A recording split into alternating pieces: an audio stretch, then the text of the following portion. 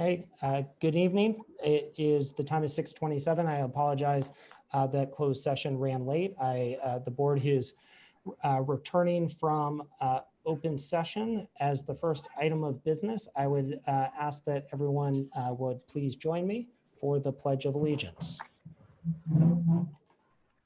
So, I pledge allegiance to the flag of the United States of America and to the republic for which it stands, one nation, under God, indivisible, with liberty and justice for all. All right, thank you. With that, we will move to roll call. We'll start Ms. Mayo. I am here.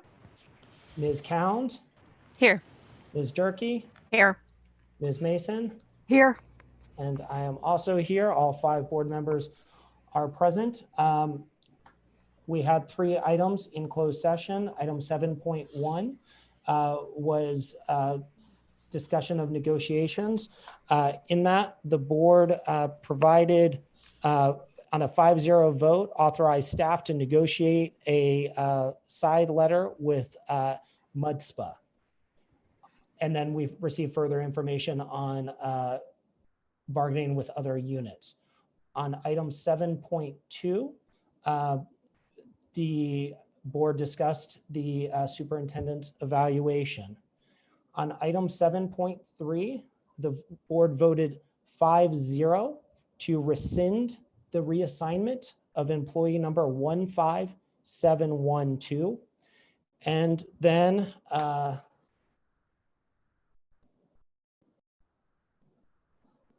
the board voted in closed session by a 5-0 vote to give the superintendent the 30 days notice provided by for in section 7.4 of his employment agreement.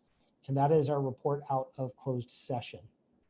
With that, we will move along to public comment. First public comment is on item 8.1. The public may address the board regarding any item within the jurisdiction of the Board of Education of the Mount Diablo Unified School District that is not on this agenda. These presentations are limited to 3 minutes each, or a total of 30 minutes for all speakers, or the 3-minute limit may be shortened. If there are multiple speakers on any one subject, the public comment period may be moved to the end of the meeting. As I understand it, we have 60 or so public comments on voicemail in addition to the emails. It is a bit tricky to determine and sort exactly which ones they are on. So what I'm going to do is we will go forward with item 9.1 and item 10.1, and then we will go ahead and move to the public comment and go through all the public comment. It is with 60 voicemails averaging 2 minutes. We're looking at probably close to 2 hours on public comment, but the board does want to make sure that every person has a chance to be heard. So with that, we will go ahead and move forward and as I understand it, there was no public comment that was not related to any of the items on the board docket. So everything, as I understand it, was related to one of the board items. So we will start those with 11.1. In the interim, we'll move to 9.1, which is review and potential approval of resolution 1920-65, recognizing June as Pride Month.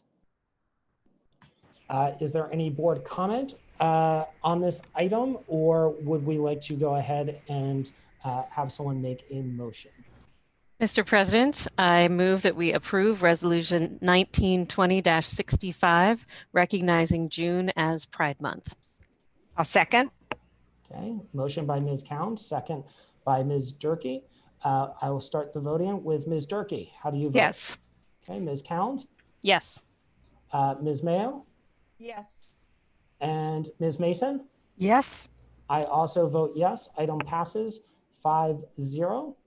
And Mr. President, I would yes, just like please. to say thank you to the board members who've been part of the board that created the board policy, supporting our transgender youth and our LGBT you through our various board policies that are mentioned in the resolution, as well as to thank organizations that support those students in our schools, including Clayton Concord PFLAG, the Rainbow Community Center, and I know that at YV High School, Senior Bianca was part of the group that organized the district-wide GSA forum this year. So Right.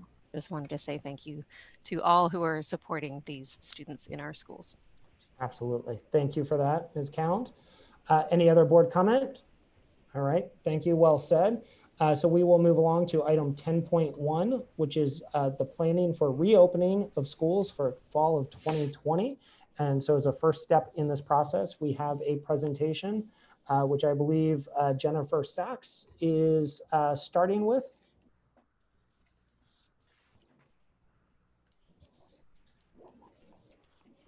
And we have the PowerPoint up. Well, we're in the middle of it. That's a great slide, but if we can maybe go Okay. to the beginning. It's one of my favorite slides. Okay, Sneak wonderful. preview, built a little teaser for everyone. No, don't do that. I will be asking for support from my compadres, Dr. Wendy Aguili and Dr. Lisa Gonzalez as we go through this presentation. But good evening, board members, as well as the public. So this is a very exciting topic.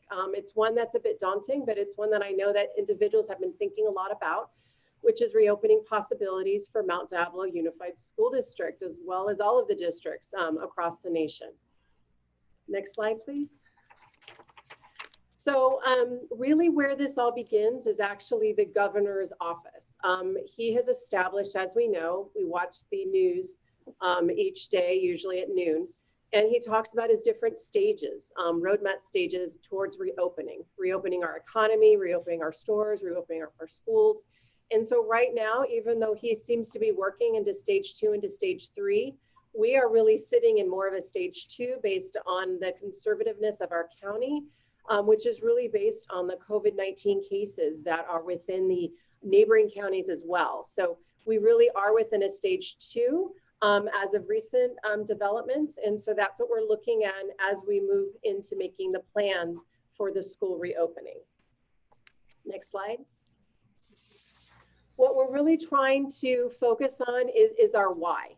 Reopening of schools, yes, it's important for our economy. It's important for a lot of different reasons, but most importantly, it's so critical for our students. They're the center of everything that we do.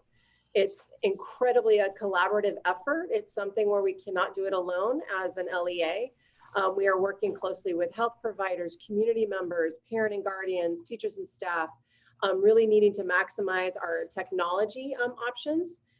So all of these are very critical partnerships as we embark in these planning phases.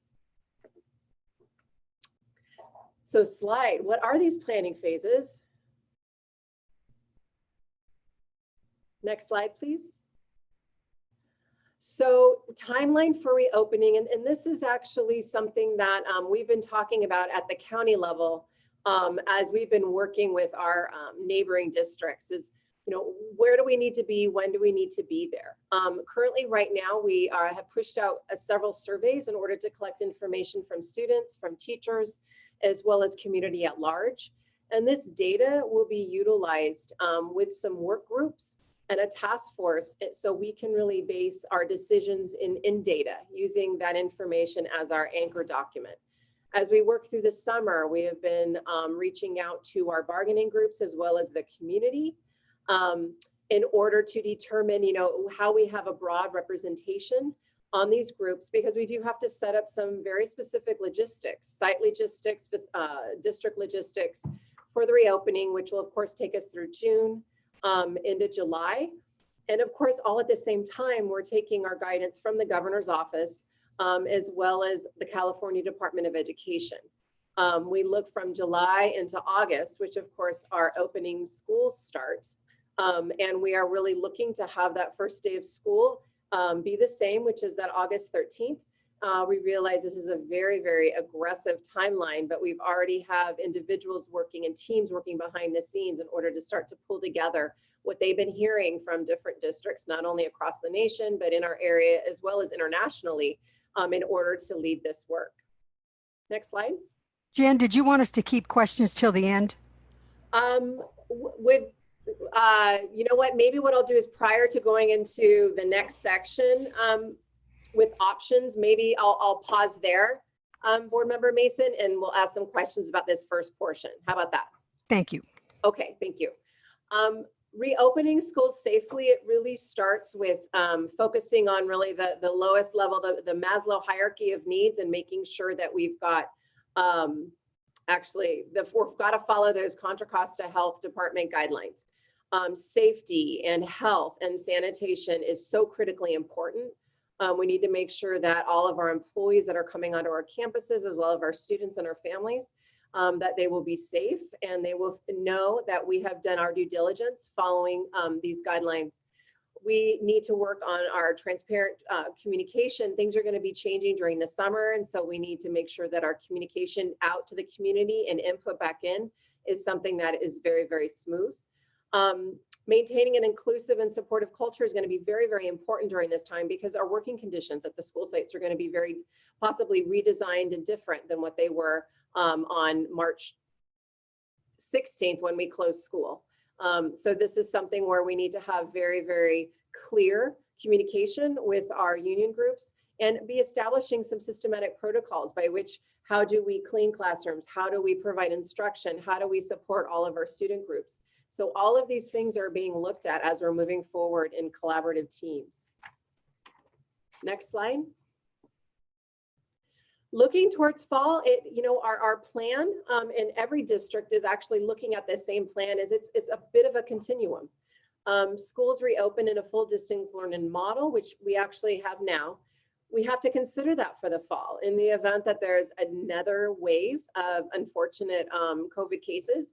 But as we take a look at opening in the fall, let's say in more of a blended model, which is in the middle, or even a full reopening, if there does happen to be a COVID situation across our district, or we've got smoke days, or we have brownouts, this full distance learning model, we need to have that locked and loaded as something that we can turn to in the event that one of these other circumstances happen, or that we have families that are not comfortable to send their students physically to school in August. So even though it seems that, oh, we're going to reopen in a particular way, let's say the blended learning model, this absolutely might be something that's going to be a fluctuating continuum depending on the circumstances in Mount Diablo and in our county. Next slide, please. This is kind of, our mission as we continue to kind of look at the reopening, that Mount Diablo will take essential actions to ensure operations support a safe, organized transition back to classroom instruction through systematic protocols, procedures, and emergency preparedness. And it is really important that we want to make sure that everyone is feeling safe, supported as they come back to campus. Of course, we want to see everybody, but we want to make sure it's done in a very thoughtful manner. And these are all of the different areas that we're taking a look at as we're going to be embarking on these task force groups in order to, again, focus on that student success, which is paramount in the center.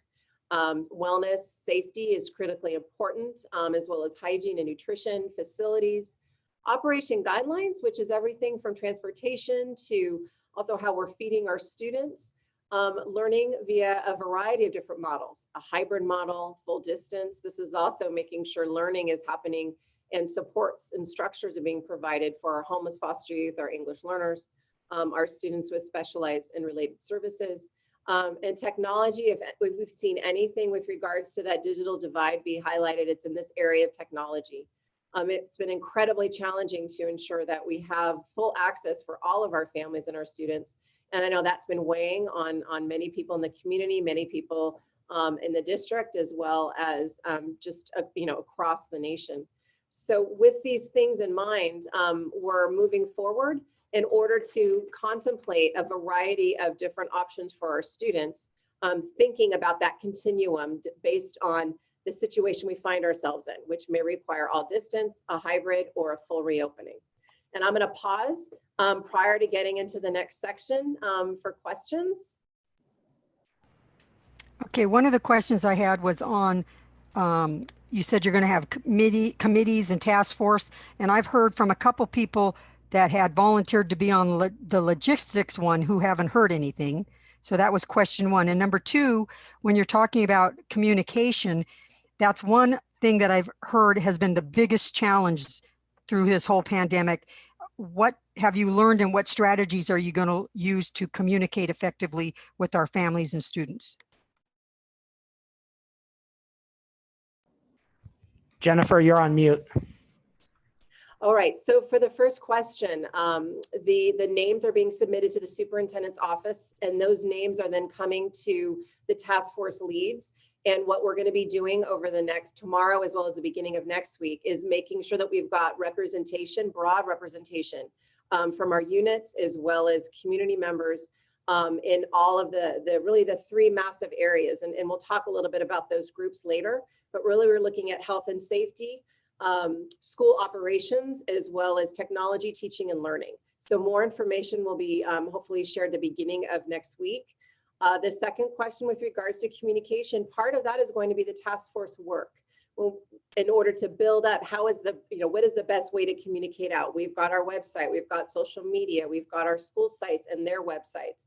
But part of that is that work group's charge is to create a solid communication plan in order to push out what are the options for the fall, how do parents get updated information about what's going on at their school, and providing a multi-layered plan for that, regardless, mailers home possibly. So we're going to be looking at that as we work together.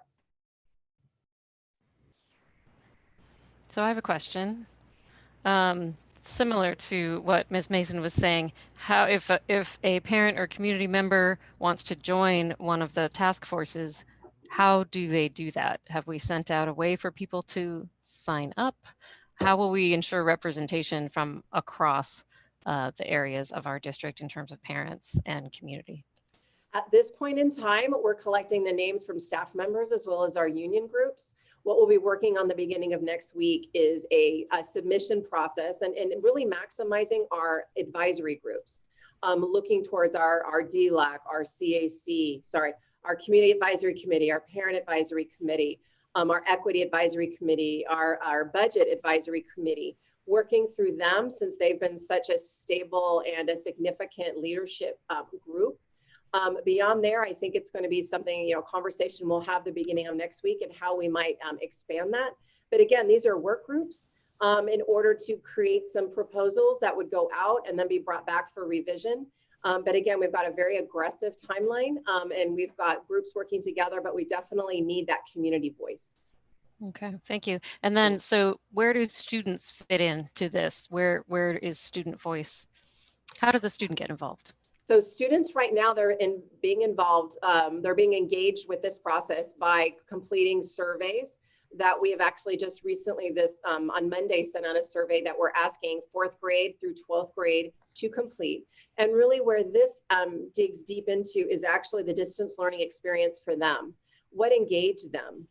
How were they receiving feedback? How did they feel connected to their teachers in our school?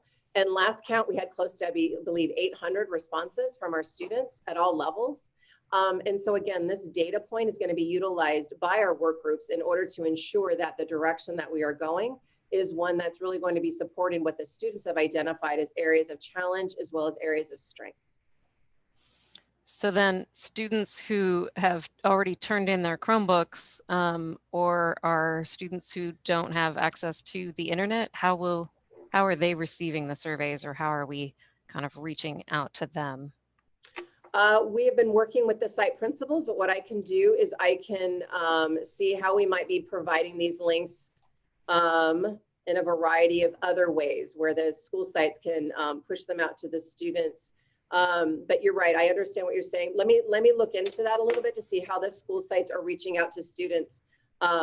And again, we've had a lot of schools that continue to have their devices this last week, but I do understand there's been groups that have been turning them back in kind of a cycle. So we'll explore that a little bit more about how we can provide that access and that opportunity. Thank you. You're welcome. Okay, so I am going to switch. Oh, was there a question? Board Member Mayo right now, or? No, okay. We're going to switch presenters very quickly, physical distancing in mind, to Wendy Gilly. Hello, everyone. Good evening. So I'm going to start to share with you some of the different models that may become a possibility as we go into next year. Okay, got to figure out which button I'm pushing. You're not pushing anything. They do it. Okay, thank you. So if we can go ahead, the first option that we're looking at is an all distance learning option where all of our instruction will take place via an online platform. Next slide, please. Okay, so the principles that we're using in order to promote that, we're looking at the whole student. We know that kids, our primary objective is for them to learn their academics and address their standards, but we also know that those things can't happen in a vacuum. So we really are trying to make sure that they have the social emotional supports that we know they definitely need in order to continue to access their learning. We know that a lot of people are getting tired.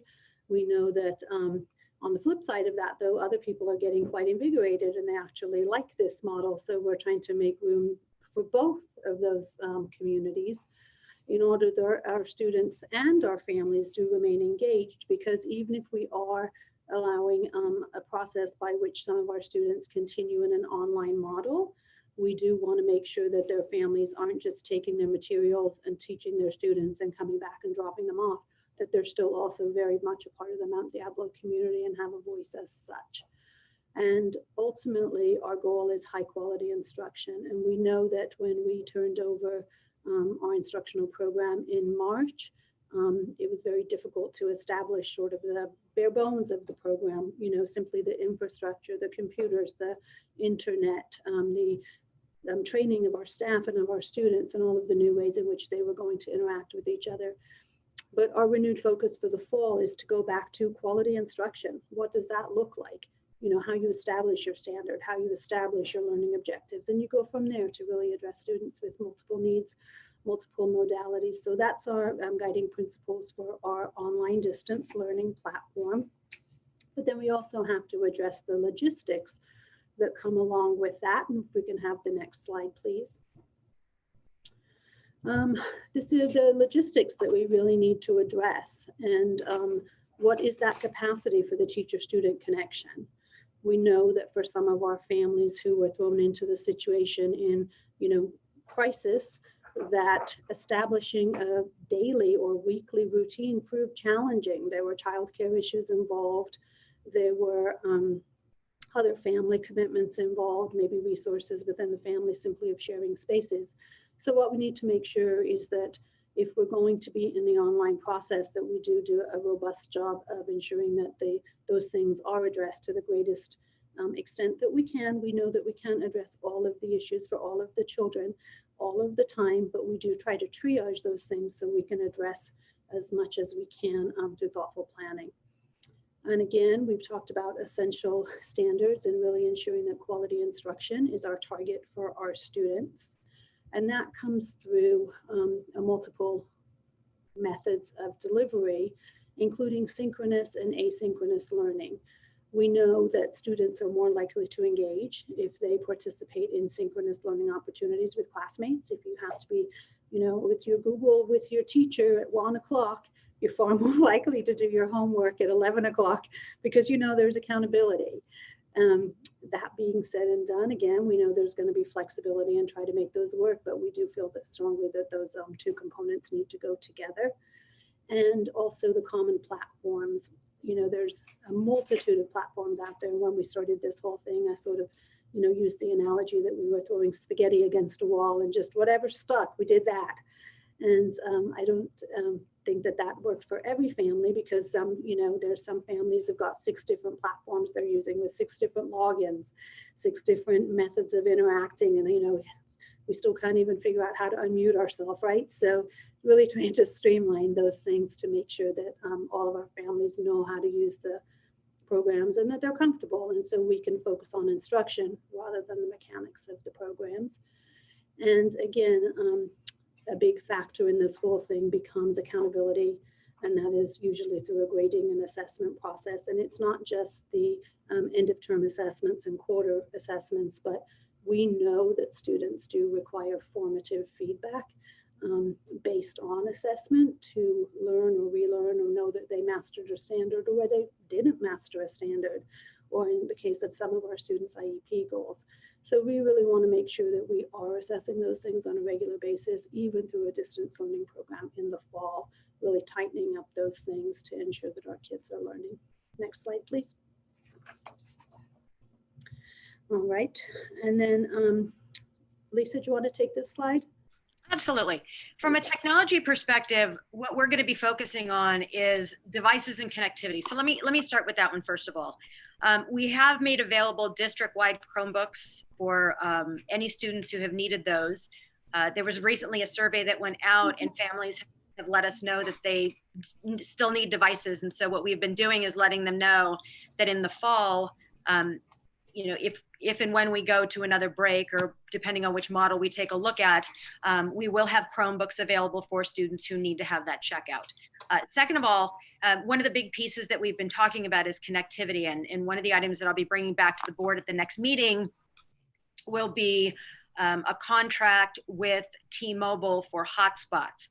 We were fortunate to receive the opportunity to access some of the Google donated hotspots. And although they are donated and that component is free, it is going to be a cost to the district for those plans. So we've been looking at a number of plans and providers that we could get in order to try to address the connectivity issues from the hotspot perspective. We are also purchasing mobile buses, if you will. We will have Wi-Fi on some of our buses that are able to go out into communities that are of the highest need, and students and families will be able to access there, as well as we will continue with the parking lot access. We are endeavoring to do some work, and I've been talking with some of our board members here about some community partnerships and some other models that other cities have used to see if those would be valuable to us, and if there's any way that we could tap into those. So again, we're exploring every option that comes forward. Regarding privacy and security, this is one of the reasons that we're taking a look at specific hotspots, because we do need to have the filtering components there to make sure that our students aren't wandering places where we wouldn't necessarily want them to be going on the internet, as well as security to make sure that we know where all of our devices are. If I can go back to devices for one more second, this is also a device component for our staff. We know that we have a number of teachers who have been working from home who have devices that are older that need replacement. And so that is certainly something that we are working toward as well. We for many board meetings have brought back the issue of computers and purchases, but the challenge has been providing access to the companies that actually have those right now. So we will continue to work on that.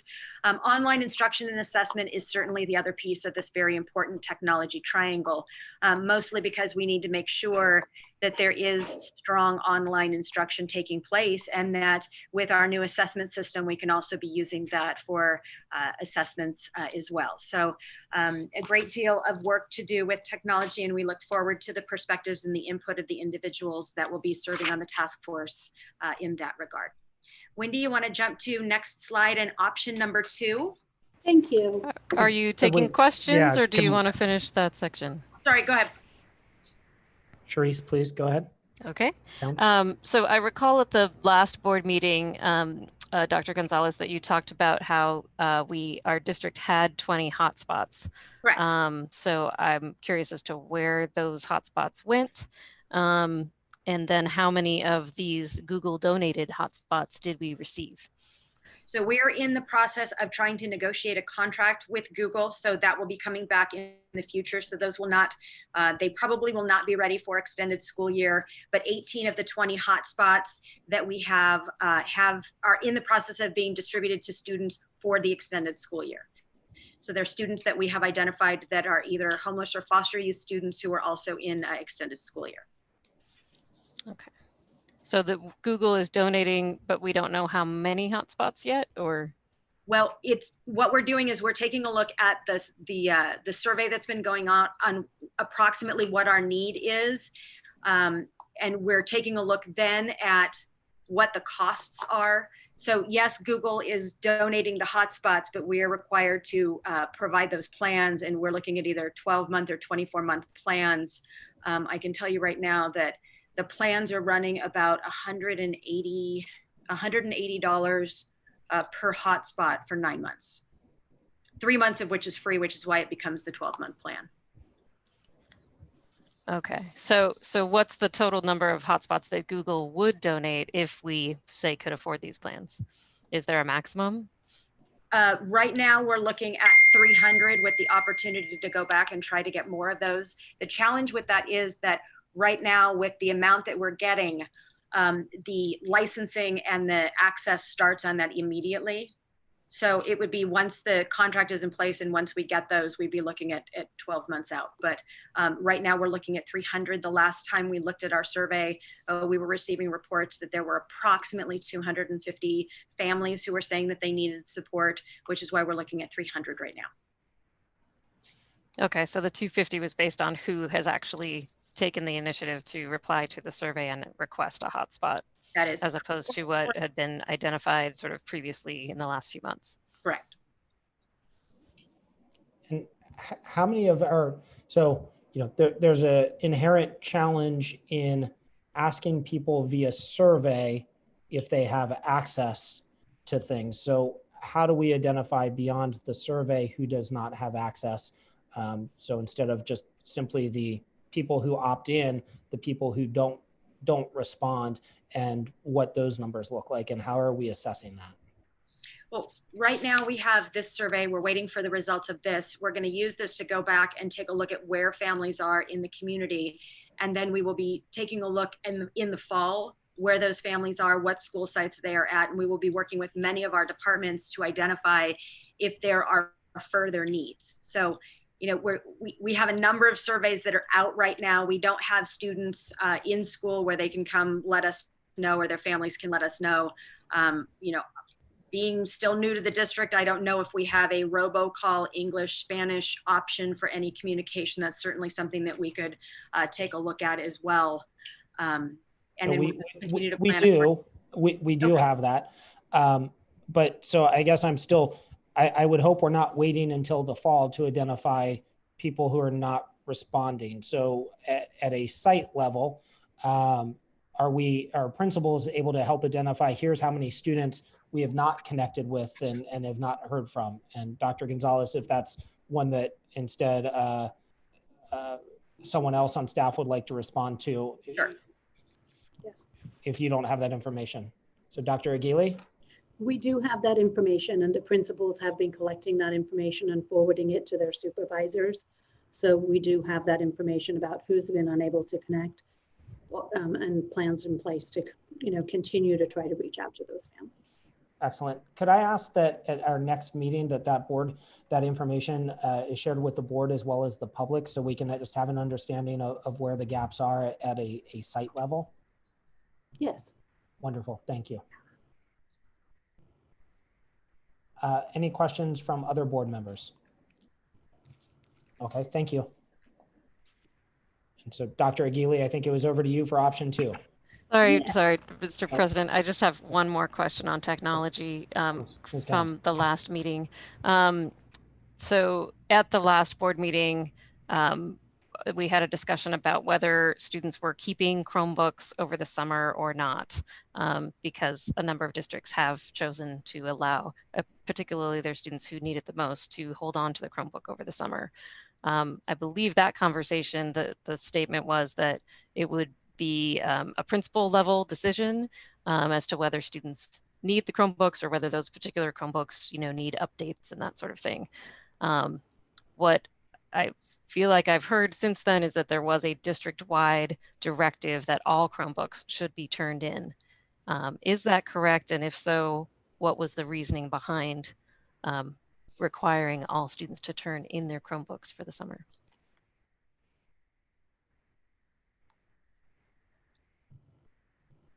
So I'm going to turn to my colleagues over on the other side of the wall. It's my understanding that it was a principal decision to allow those to be, as a matter of fact, I thought that there were 2 or 3 principals who said that they were not going to collect them back, but quite honestly, I haven't been part of all those conversations, so I can't respond to that. Jennifer, can you? Right. So with the discussion of the devices, we understand that they were critical for families to have access to. What we also knew is if we were going to launch what we needed to do with regards to a hybrid program or distance learning in the fall, that there did need to be a checking in of the device in order to make sure that the repairs were needed, that we had their replacements available for the students and families, and that once that was done, utilizing the site staff as well as the network techs that have been working not only through the school year, but will also be doing the summer, then they can be checked back out to families, and they will be in a condition where we know that they are going to be, top notch. What we did also, but we did have one consideration, of course, is with our students that are enrolled in extended school year. That those students, as well as the ones that are enrolled in our high school credit recovery program, they could continue with those devices, but at the end of the program, they would be going through the same cycle of bringing them back in and getting them out. With certain school sites, what they've decided to do is put that on the fast track, get the devices in, and then work with their families to get them back out after they've been inventoried, they've been checked, and all of that to make sure that they are tip-top shape and that they do know how many more devices they need to bring in the event that we need to do a hybrid model or a full distance learning environment in the fall. Okay, so what I hear you saying is that in some instances, they will be checking them back out for a period of time over the summer for students who need it. Is that correct? And it is really quite site specific. Right. Board member count, because each site is a different situation with their devices. How many come in, what kind of condition that they're in. But that was something that a couple of the schools did reach out to me or reach out to the team on whether or not this was a possibility, but it really depends on the amount of site tech support at the school site. Can they bring them in, the condition and all of that? So, but there was a cycling idea. Thank you. Okay. We're switching seats again, excuse us. I probably should have checked in on my own computer. Safety first, no problem. Thank you. So our option number 2 that we're considering, and of course, none of these models will be implemented without certainly, going through the whole process and the task force to, come up with what our model should be, and also looking at what the county is advising when we return. But the next one would be a blended or a modified model, also known as a hybrid model. And if we can go to the next slide, please. What we envision for this one will be where students are actually in the classroom for part of the day, and then they are working at home for part of for the rest of the time. And this could certainly be looked at split in a variety of ways. It could be looked at split sort of like the early bird and late bird model, where some kids come in the morning and others come in the afternoon. Of course, there's inherent risks with that, such as, time to sanitize the classrooms between groups. So a more likely scenario might be an AB schedule, where students come to school 2 days a week or 3 days a week. And again, as we're looking at building out this model, we don't anticipate a one-size-fits-all model. We anticipate that different groups might have different learning needs. And so if we can accommodate smaller class sizes for particular groups, we can certainly do different parameters for that. And then what we're looking at is that, again, when we do that, we'll have very clear guidelines for when children come to school and don't come to school, as far as, if they're healthy or not feeling well, so that we have sort of the reduction, hopefully, in spreading any viruses that may still be around at that time. And also, we need to make sure that the environment in both the classroom and on the online platforms build those healthy relationships with the class as a student body, right? So it'll almost be like 2 classes within 1 class, but definitely trying to make sure that they still build that cohort feeling. We're still going to be paying special attention in this model because we know it'll be a challenge for our families as we go forward, again, focusing on the social emotional learning and even addressing the actual stress that comes along with the pandemic and invoking the trauma-informed practices, because we know that many of our families are experiencing certainly unemployment, home stability types of issues. And we know that that has an impact on the child's ACEs score, which is the childhood, adverse childhood experience index, which, leads to further problems as we go down the road. And again, our main goal as a school will always continue to be teaching children and helping them grow academically. So we'll continue to use the blended approach as we move to provide quality instruction in both the in-person and in the online platforms, encouraging engagement, and encouraging again the use of formative and summative assessment to ensure that our students are making progress both towards standards and also IEP goals. If we can have the next slide, please. And part of the built-in model for this will continue to be collaboration and alignment across grade levels. But it's our belief that this will actually need to be more robust at this point, simply due to the complexities and the inherent challenges that come with not seeing each other face to face and not having the entire class together all at one time. And again, we also want to make sure that our families continue to remain engaged in learning, because we know that the more our families continue to remain engaged, the more our students continue to remain engaged. So that'll be a huge piece of this. And again, I want to reiterate the fact that we know that one fourth grader is working on the same standards, that every single kid in this district has different needs, different family structure, different internal forces that are acting on them, different external forces that are acting on them. And we really need to make sure that we're addressing each of those unique groups individually. So while in my role as the District for a Special Education Director, I certainly am cognizant, and I know our whole district is really trying to make efforts to ensure that all of our needs of our students are met, paying particular attention to our English learners who we know have challenges, particularly in accessing a lot of the online supports that are available for families, and also our foster and homeless youth that, again, as we pointed out with the surveys, if you don't have a computer, it's hard to access those things. So making sure that we're reaching out to the people who need it the most. And even the learning models, as I said, could look different. We also know that special education comes with its own prescriptive eligibility criteria, and we know that many students have learning needs that fall outside of that criteria, but nevertheless they need support in order to access their education. They might have a different learning style, or they might just simply need additional academic instruction. So we want to make sure that whatever blended model we use is sure to address those things, and we do believe that this model gives us the flexibility to be able to design some pretty good programs in order to do that. Next slide, please. And again, we went over these considerations as we looked at the online model, and in the interest of time, I won't go through each of them individually for this one, but we do certainly plan to pay attention to all of the mechanics behind it, as we mentioned, without being repetitive, making sure kids are engaged and learning the right standards. Next slide, please. And again, I've already talked a little bit about what the schedule will look like on a day-to-day basis for the AM versus PM, or the 1 or 2 or 3 days a week attendance for certain groups, maybe more for others, I don't know. That would be the differentiated schedule based on learning needs. I'm looking forward to working with the task force to putting some of these things together. And also another option might be to restructure the course offerings. So instead of taking semester courses, we could look at taking quarter courses over a shorter period of time. We do know that if the county guidelines were to stay in place as they are now, that group activities are going to look very different. And that includes things like brunch and recess and lunch. We do not know what that's going to look like when school opens.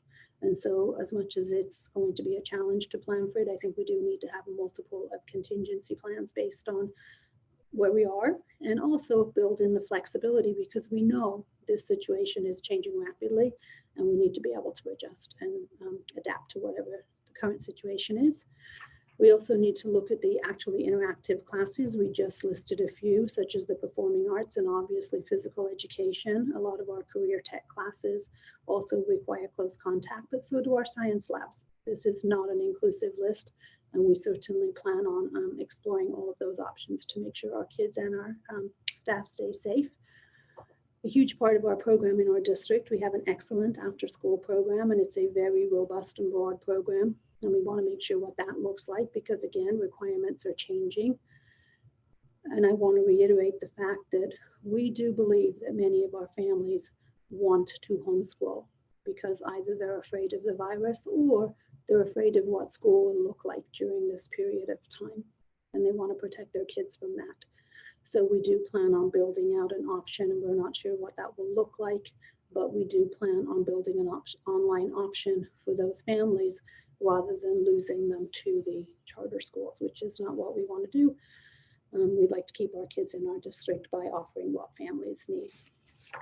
And then the third option is everybody's dream come true, which is the full return to our physical campuses, the day we're all looking forward to.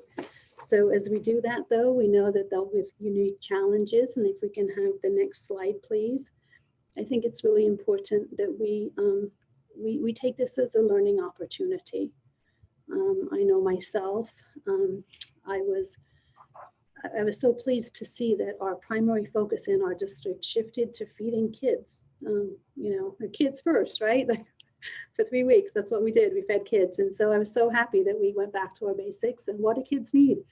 And so I really am looking forward to continuing to learn from that and taking that forward and not just looking at it as this short chapter of time where, you know, okay, that's over, now we move on. I want to take that with us into the future. And I know our whole staff here does too. And we know that when our kids come back again, those ACEs scores, those adverse childhood experiences, we're going to need to address this, and not just for the children, also for their families and our teachers. We want them to continue to grow too. They've had a loss, and we want to recognize that for them too. And while also, we've always said that we use technology in instruction, but I don't really think until this point in time, we realized what sort of support it could be, what kind of tool. And so we want to continue to take that into the future. All right, and I'm going to turn it over to Lisa for the next slide.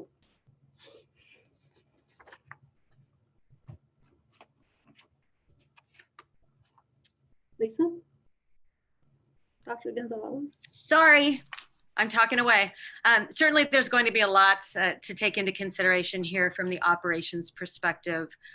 We know that our teams have been attending a lot of webinars, taking a look at the best advice from insurance companies and legal firms, and even field trips to other districts to see how they're setting up classrooms, what they're doing for food service, health checks and the like.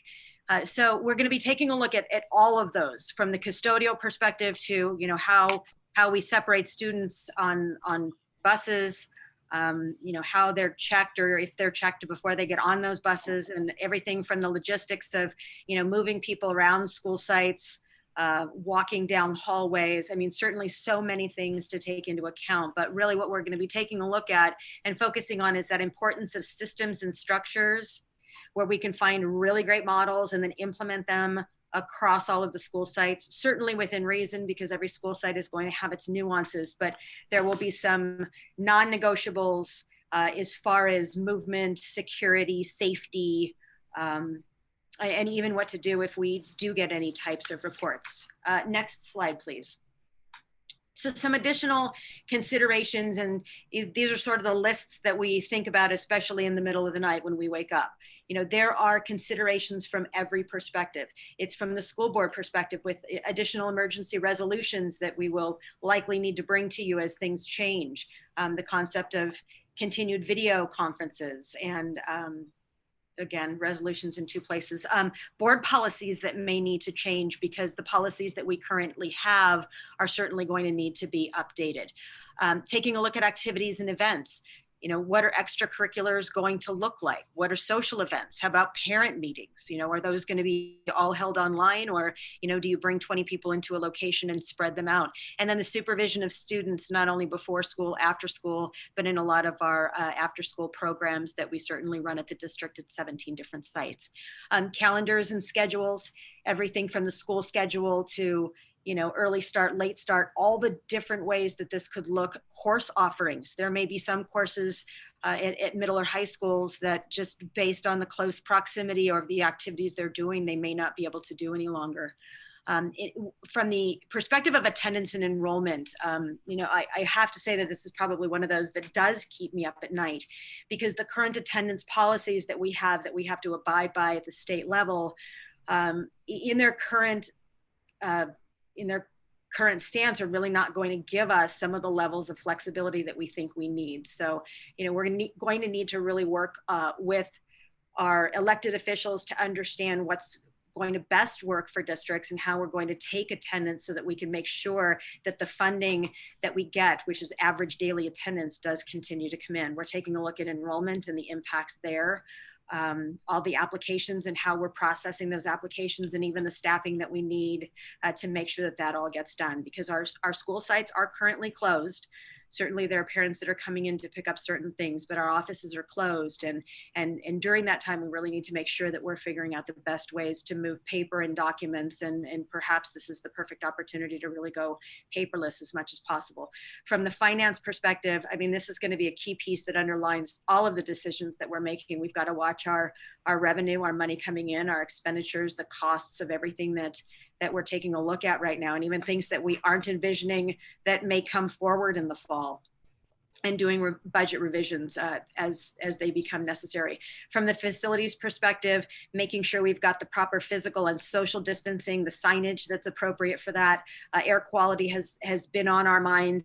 And we're clearly looking into the amount of times and the types of air filters that we need to make sure that we're circulating air as effectively as we possibly can, and new products that we're able to use not only with adults but also around students, because there are differentiations there. Facility rentals, this is the time where individuals external to the district start letting us know that they want to rent our facilities, and childcare programs as well. And so, we're having to take a look at all of these as they're coming up. From the human resources perspective, the hiring needs that we have. We've gone to, a lot of Zoom interviews, if you will, and sometimes we're bringing people in with the appropriate distancing. And so we're looking at it from that perspective, reallocation of some of the duties for individuals who can or cannot come into work, and individuals who are now on leave, where it may make it difficult for us to provide or find adequate substitutes for them. Contingency plans left and right. It's always plan A, B, C, or D. Really managing our expectations of what we need across the board. And a lot of that does work into those protocols for movement and cleaning and everything else. The evaluation process, and then certainly looking at collective bargaining agreements and how they may be impacted with some of the things that are certainly going to be coming our direction. And then from a legal perspective, compliance, civil rights, certainly FERPA and HIPAA compliance, especially around a lot of the things that we're looking at doing with technology and meeting the needs of our students. And then certainly from the risk management perspective as well.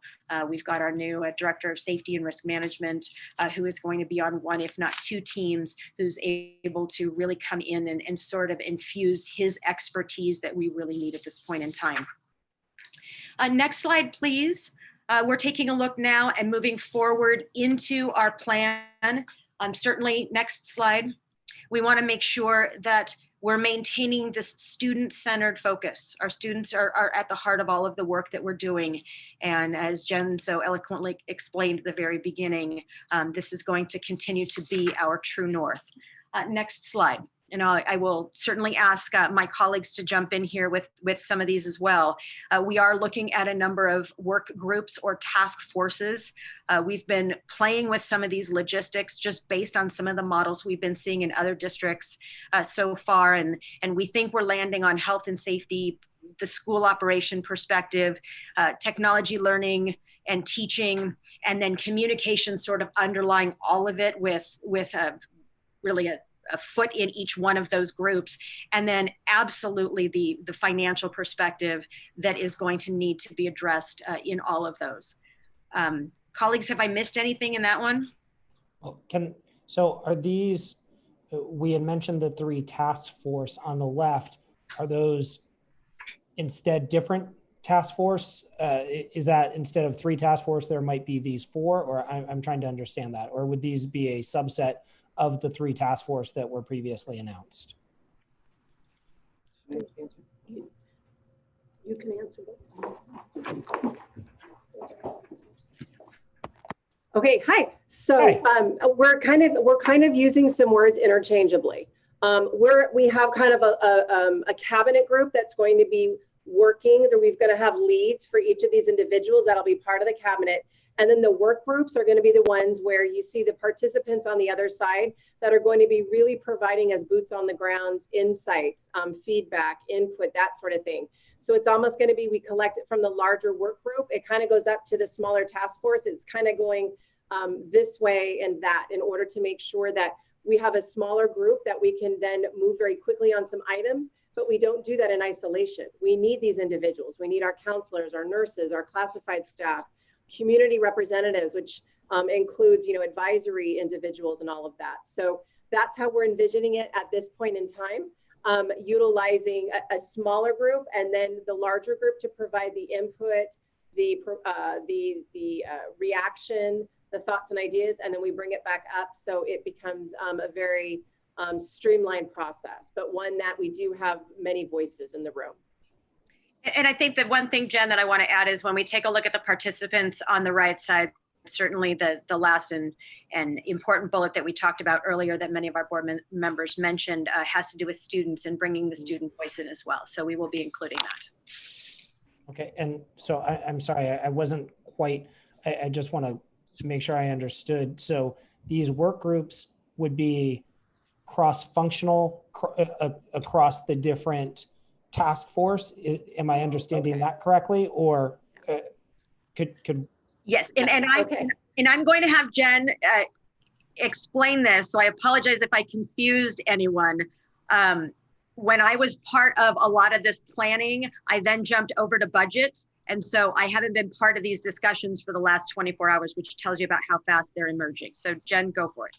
Absolutely. So when we look at a committee like health and safety, we're going to have representatives from the participants list working with that area in order to provide us information on proper sanitation, proper health procedures, what to do in the event that we have a COVID situation at one of our school sites. So, for the health and safety committee, of course, we would absolutely want nurses to be represented, parents, as well as custodial representation, all of this. So for each of these larger areas, health and safety, school operations, teaching and learning, we're going to have a variety of participants work on that team in order to provide that level of insight and really expertise in some of these areas.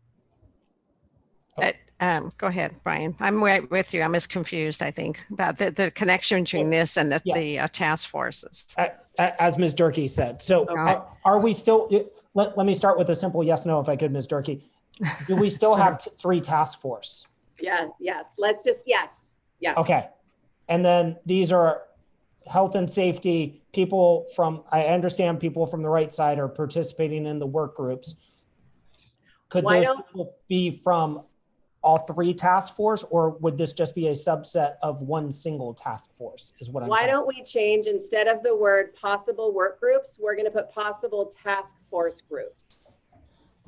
Okay, so this is proposing 4 task groups instead of task forces instead of 3. Okay, so the original task forces that were mentioned in the May 15th Friday letter were logistics, learning, education, and fiscal. So I thought under that health and safety and operations would be part of logistics, teaching, learning, technology would be learning, and fiscal would be fiscal, and then communication needs to come out of all of them. Okay, so there, I understand where the confusion lies. There's been an adjustment in the title of these different areas, and part of that has to do with the county work that we've been doing. There's representatives from each of the districts working with the County Office of Education in order to dig deep in some of these areas. So I believe some of the titles have shifted. So to that end, what was mentioned in the letter, health and safety being an area, instead of pulling out fiscal or budget specifically, that's been embedded within the school operations. And school operations would also include things such as transportation, things like food service, teaching and learning, and technology got moved underneath that because we're utilizing technology specifically for teaching and learning. So I think it was a renaming of some of the groups that might be the confusion, and I do apologize for that. Let me just say, I think we all recognize this is moving very fast and there's not a playbook for this. And so, and I think, all of the board members have expressed we would rather have transparency up front and understand that things are changing. But so as I hear this, that actually what we're proposing is based on what we've heard from the county and some further assessment. Instead of 3 task force, there may be 4, and these are the 4 proposed task force. Is that? Yes. However, the communication piece is one that's really threaded throughout. So that's one that we might agree that, whichever way we need to address communication, it might be more something embedded within the 3. But those 3 hefty ones are the most critical ones. But communication is absolutely something we wanted to highlight to make sure folks understood that's going to be the most important thing. And we can't forget that we have our entire school community that needs to know what we're doing, how we're doing it, what the plans are, how to provide feedback. Understood. Okay. Thank you. Other board questions on this one? So I think maybe another way to move forward with the conversation about this is to think about the timeline, because I know it is a very short timeline as far as who would meet when, what are the specific tasks that we're asking each of these groups to do, and when will they report back. So for example, we have a school board meeting on June 8th, and we have a school board meeting on June 22nd. And before June 30th, we need to submit our budget for next year. So, perhaps we could task these groups with setting some specific meeting dates before June 8th for check-in reporting to the board on June 8th, and then before June 22nd again. And then I would ask for clarity about, as you schedule out the work groups, then how do people join the work groups?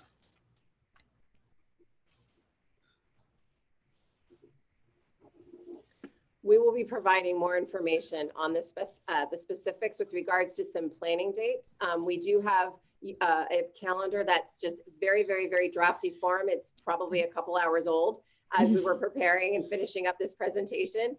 Utilizing the board meetings is actually those anchors. And so the idea being that we would be having meetings in between the board meetings. And so information could be provided to the board, providing clarity on the areas that we discussed today or this evening, such as the facility concerns and physical distancing, what we would need to do with regards to the sanitation and all of that. So that point is very well taken, and we will be working with the with how we pull out or how we collect names of individuals that would be interested. We do know that we do have some individuals that have already submitted names. So thank you to our unions that have already started to do that. So more will come. So if they submitted names for the 3 task forces, you'll be sort of reshuffling them for whatever the new groups are then? There was an area of interest already identified for some of the individuals. So what we would do is reaching out to say it's kind of been renamed. So is this an area that you would still like to support and help us formulate? Yeah. Okay, great. Yeah. So if health is their specialty and they were asking for the logistics team in that case, now it would be health and safety. That makes sense. That's what we would do. Yes. Yeah. Okay. And then the one model that I saw in another district was they had something that they called the district nerve team. And this was a group that, separate from kind of the focus groups and task forces and planning, would be an ongoing team that kind of monitors real-time data and continues to be a team through the fall to be able to make quick decisions, like if we need to shut down. And they had on the nerve team a nurse, a teacher, classified, an admin, and the cabinet. So that's just something to consider as we move forward. Who who would be that team that would be able to advise the superintendent and the district for any kind of quick decisions that may come up. Well, and we appreciate the feedback. We actually pulled a lot of this information from other presentations that have been done, not only in the area, but also in other counties that are embarking on this same journey. And that's kind of the good news, bad news of it, is we're all in the same situation, but we can also benefit from each other's experiences and best thoughts and ideas. So anything you'd like to share and to send forward that to help us move forward with this daunting task, just let us know. Okay. Next slide, please, unless there are any more questions. So just want to jump real quickly into communication, because we really do see this as being this underlying component that weaves in through all the groups and could certainly be a part of, a district nerve team, if you will. And we really see the communication falling into 4 main buckets. The first one is really as much information about COVID-19, what parents can do to make sure that their students are staying healthy, even the practices around how to wear face coverings. We certainly don't know what that's going to look like in the fall, but we're hearing some guidance from the CDC and the state. And so really being able to respond to that and sharing that information so that the expectations are clear and we're really using this as much as possible as a teaching moment. The second part of communication is that back and forth that we constantly have with the guidelines from the Department of Education, from Contra Costa Health Services, and even from our county office. The third part of that would really be the planning component.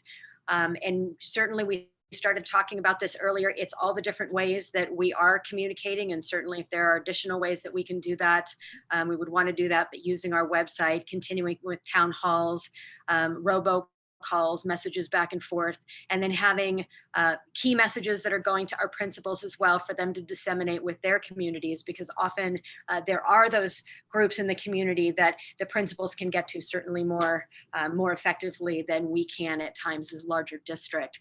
And then moving into that last component there that you see on the left around equity and access, we really want to make sure that all of our communication and all of our support continues to hit the key areas of making sure that students and families have access to nutritious meals, that the technology is available as much as possible as our budgets can cover, that we've got language accessible learning options for all of our learners, including our English learners, mental health supports. At least the preliminary information we're hearing from the state, from the county, and from so many groups out there is that mental health support is going to be needed even more so now than ever before. And how can we creatively do this for the needs that our students are going to be coming back with in the fall? And then other community resources that can help us help meet those basic needs and the partnerships that come with those. So that's pretty much it for communication. If we advance to our next slide, it's really an opportunity for us to see if there are additional board questions, considerations that the 3 of us can assist you with this evening and to move this work forward. Board questions and comments? Yeah, just on the communications that you were just on, that's fantastic. I really appreciate that you put so much thought into not only what we need to communicate, but who we need to be communicating with. So looking at the community partnerships and the communication with parents, would you think that one of the members of the communication team should be our community liaison and our parent liaison team? Oh, absolutely. We will be reaching out to them for representation. And we certainly see that many of our parent liaisons and our community liaisons are the key individuals that really have the pulse. And so again, it's just another layer of the ways that we can be communicating on a regular basis. So yes. That's fantastic. Yeah, thank you. Thanks.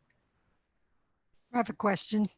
You Yes, presented 3 possible options. So is it going to be the work of these groups to determine the option, or how are you going to decide what option you're going with? Because, if we're ever going to get back completely, if they say, oh, parents can go back to work, but our parents can't go back to work because they don't have anywhere for their kids to go, it's going to be a much harder bounce back from this than, so there's going to be equity issues where I think some parents are going to have some place for their kids to go, and others are going to opt just to not send their kids at all if they don't have to. I think that at this point, it's probably too early for us to answer because we're in the beginning stages of forming our task forces. I'm also very, very cognizant of the timeline on this. I was reflecting earlier today that it was only 2 months ago when we were looking at the junior prom and how do we make it so that the junior prom can go on.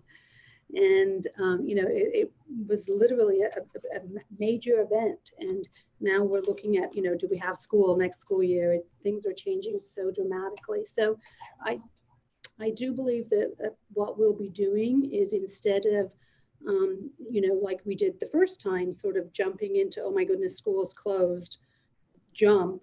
What we're trying to do is really plan for all three scenarios, knowing very well it could be even a combination of all three, depending on the particular needs. We know that our teachers are going to have a very hard time teaching if their children are home, and we know that our community will have a hard time unless their children go back to school. But we also know that safety needs to be considered, and so trying to balance out those two. And I really honestly believe that by taking into consideration the most recent updates and the trends across the county and the state from our health departments, along with input from our community and all of our stakeholders, our employee groups too, that we'll come to a decision that will hopefully serve the needs of our community the best we can with the information we have at that time. And we also know that even when we build those plans and we open up schools, it's going to change. If we open up with an online or a hybrid model, eventually we'll come back full time. Or maybe, you know, we'll have a second week. We don't know. There's too many unknowns. But what I do know is that I don't want us to be caught in the fall without having a plan in place. And we're no further along than we were in March. So that's what we're trying to do, is really make sure we have the best information and the best set of planning available to us. Thank you. Of course, knowing that plans are subject to change. Mhm. I think it was the great philosopher Mike Tyson who said everyone has a plan until they get punched in the nose. Right. Other board questions and comments? So I'll go ahead and just say, you know, first of all, thank you to the three of you as well as the rest of staff. Obviously, you know, there's a great deal that goes into this. You know, a couple thoughts. You know, one, I've been sharing with people, you know, anyone who's ever used the phrase, you know, I'd love to rethink education. Well, here's the chance, because that is certainly what is happening. And, you know, there are going to be a whole lot of twists and turns to this, but it's also an opportunity for us to really think about what we want our schools to look like. And, you know, Dr. Aguili, I absolutely agree with your statement that I think this has to be a hybrid model, because I think we need to recognize not that one size will not fit all. And, you know, for our own teachers, our own employees, for first responders, for, you know, younger students, kindergartners, first, second grade, distance learning can be a real challenge, and they're going to need a on-site presence of some form. And, you know, I can share from my own experience with a third grader that, you know, my wife was working full-time as a you know, technology assistant to help manage the 10 different applications and passwords associated with that. And that's not a support that all of our families have. And so we need to allow for that. On the other end of the spectrum is the fact that there are going to be many parents who are not, potentially in April or August, are not going to be comfortable with sending their students back to school full time. And, you know, I think we need to have a online offering that looks very different from what we kind of made up on the fly for these last few months, but is one more equivalent to a homeschool that, you know, because there will be charter schools, there will be private schools, there will be online offerings. And I think we need to make sure that we have one of those. And it's something, you know, I've kind of said that it has to pass the mom test, because realistically in most households, even in two income households, what we've seen is that most of the educational support has fallen on moms. And, you know, if anyone wants a glimpse into the power dynamics of the Lawrence household, I guarantee you that I do not have the final say on whether or not, we're sending our kids back to school.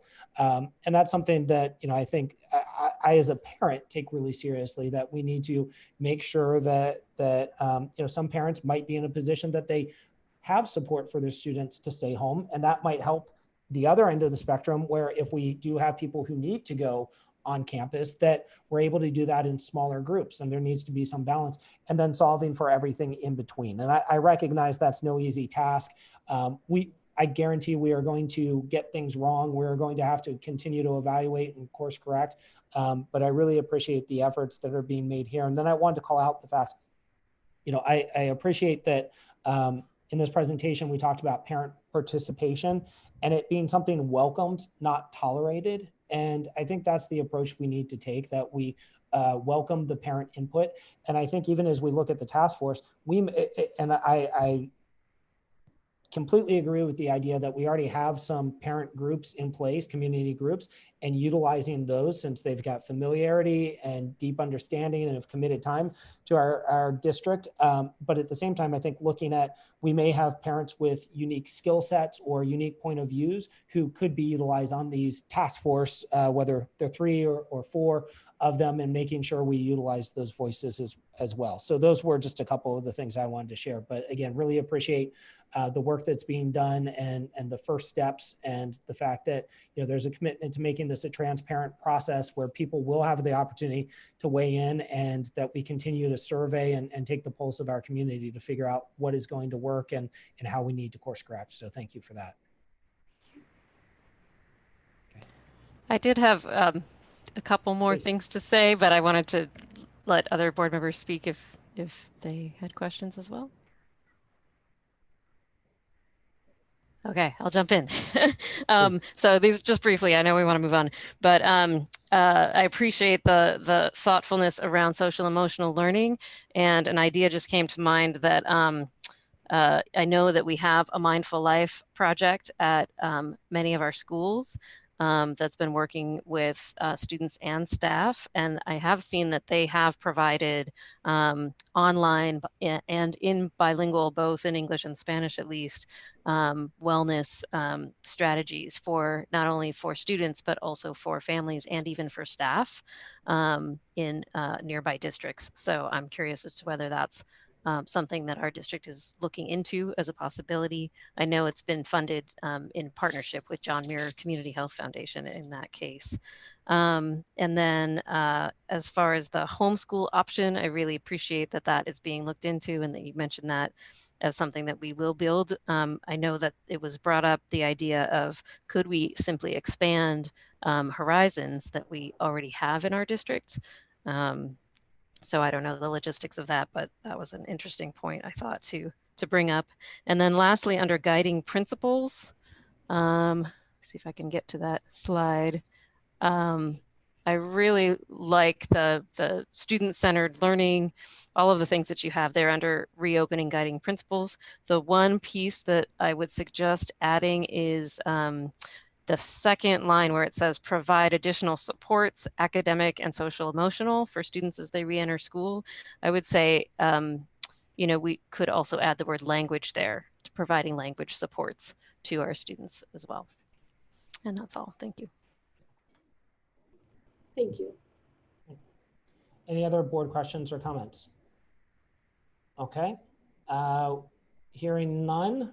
With that, we're going to move to the next item on our agenda, which is the business action item. So it's number 11.1, determination to adopt or reject the mediated tentative agreement between MDUSD and the Mount Diablo Education Association. As I said earlier, we have at least 60 or so voicemails averaging about 2 minutes.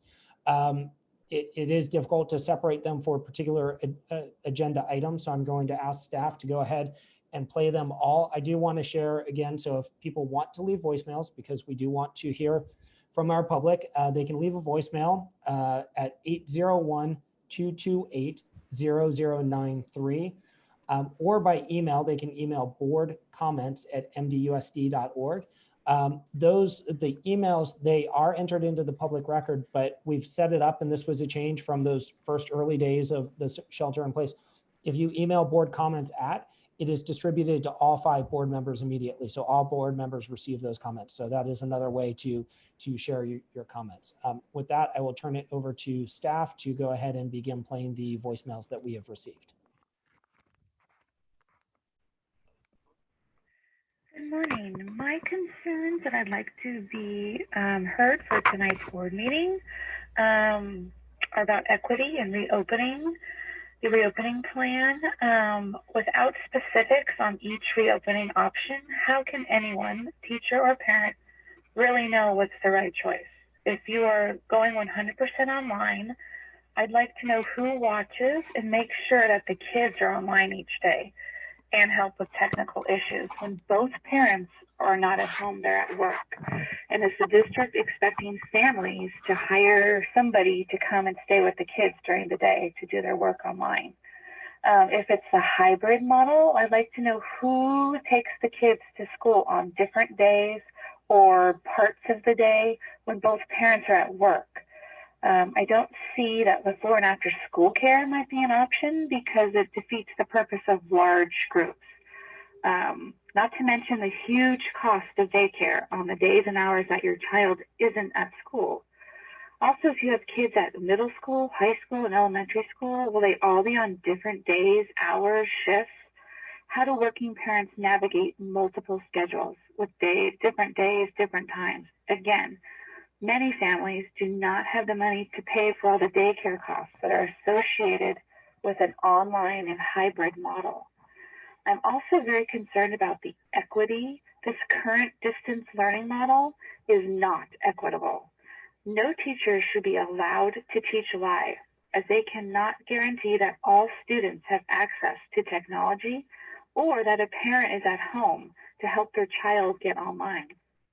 The district cannot expect the parent to cover the cost of printing out online materials. The resource teacher at my child's school suggested that I go to Staples each week to print out the math materials, as my daughter, who has an IEP, works better on paper. That's not something the district can say. Many students do not perform well working on the computer, and they need pencil and paper in their hand. Thank you for your consideration. Hello, my name is Krista Miller, and I am a teacher and parent in the Mount Diablo Unified School District.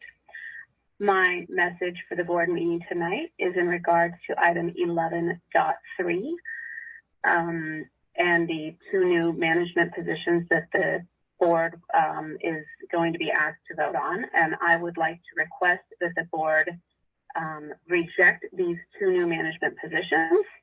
If there is $170,000 in funding to fund these positions, that money needs to go directly to support students through teaching positions, not through management positions. Thank you. Hello, this is Jane Enlow from Sequoia Middle School. I would like you to ratify our TA, please, the tentative agreement. And that's going to, I haven't had a COLA in many years. I don't know how you expect me to live and some of our newer teachers to live in this area on the rate you are paying. They cannot keep up with things. This isn't fair to your teachers. Also, you will be, yes, so please ratify our agreement. It's time. It's time to support your teachers. It's time to be the board that you were meant to be. Please ratify our contract. Thank you.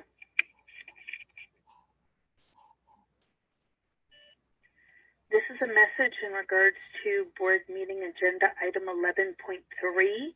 How dare you think about 3 administrative positions when you have teachers who have been laid off? You need to think about the students and who's closest to the students. This is Jane Enlow from Sequoia Middle School. I've been teaching in this district for 25 years now. This is ridiculous. You should be ashamed of yourself if you're thinking about funding 3 positions for $170,000 when you could do 3 positions to provide direct support to students? Should be ashamed of yourselves if you're doing this and not ratifying the contract. It's time to stand up and be a board that cares about kids.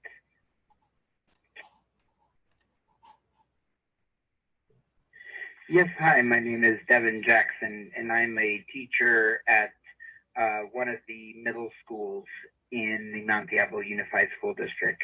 And I am calling because I am a member of the Mount Diablo Educators Association and also a science teacher, 6th grade science teacher. And I am hearing that tonight at the board meeting,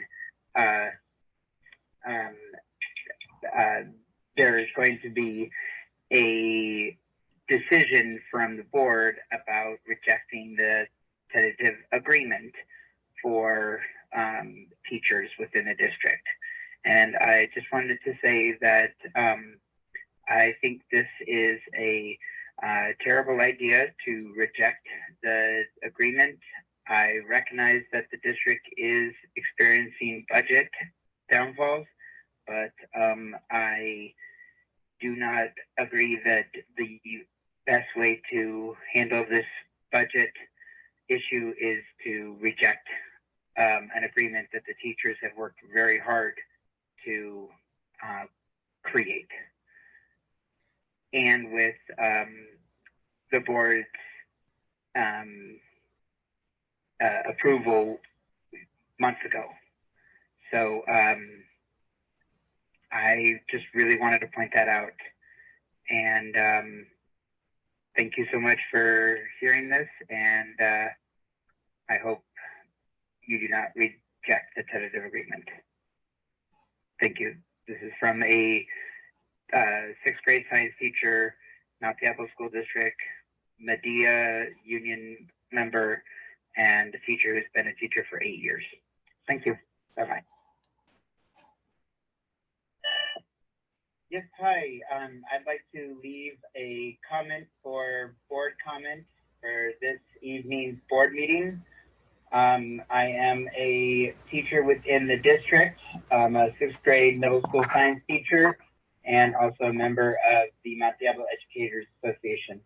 I would like to leave a comment about the item 11.3, and 11.3 is referring to the board will be voting on proposals for management to add 2 new management positions in addition to the 3 management positions added at their last meeting. I'm asking that the board rejects this proposal, and I don't see the importance of voting to add new management positions, even if the district has found an additional $170,000 in funding. This funding should go to bringing back 3 positions to provide direct support to students.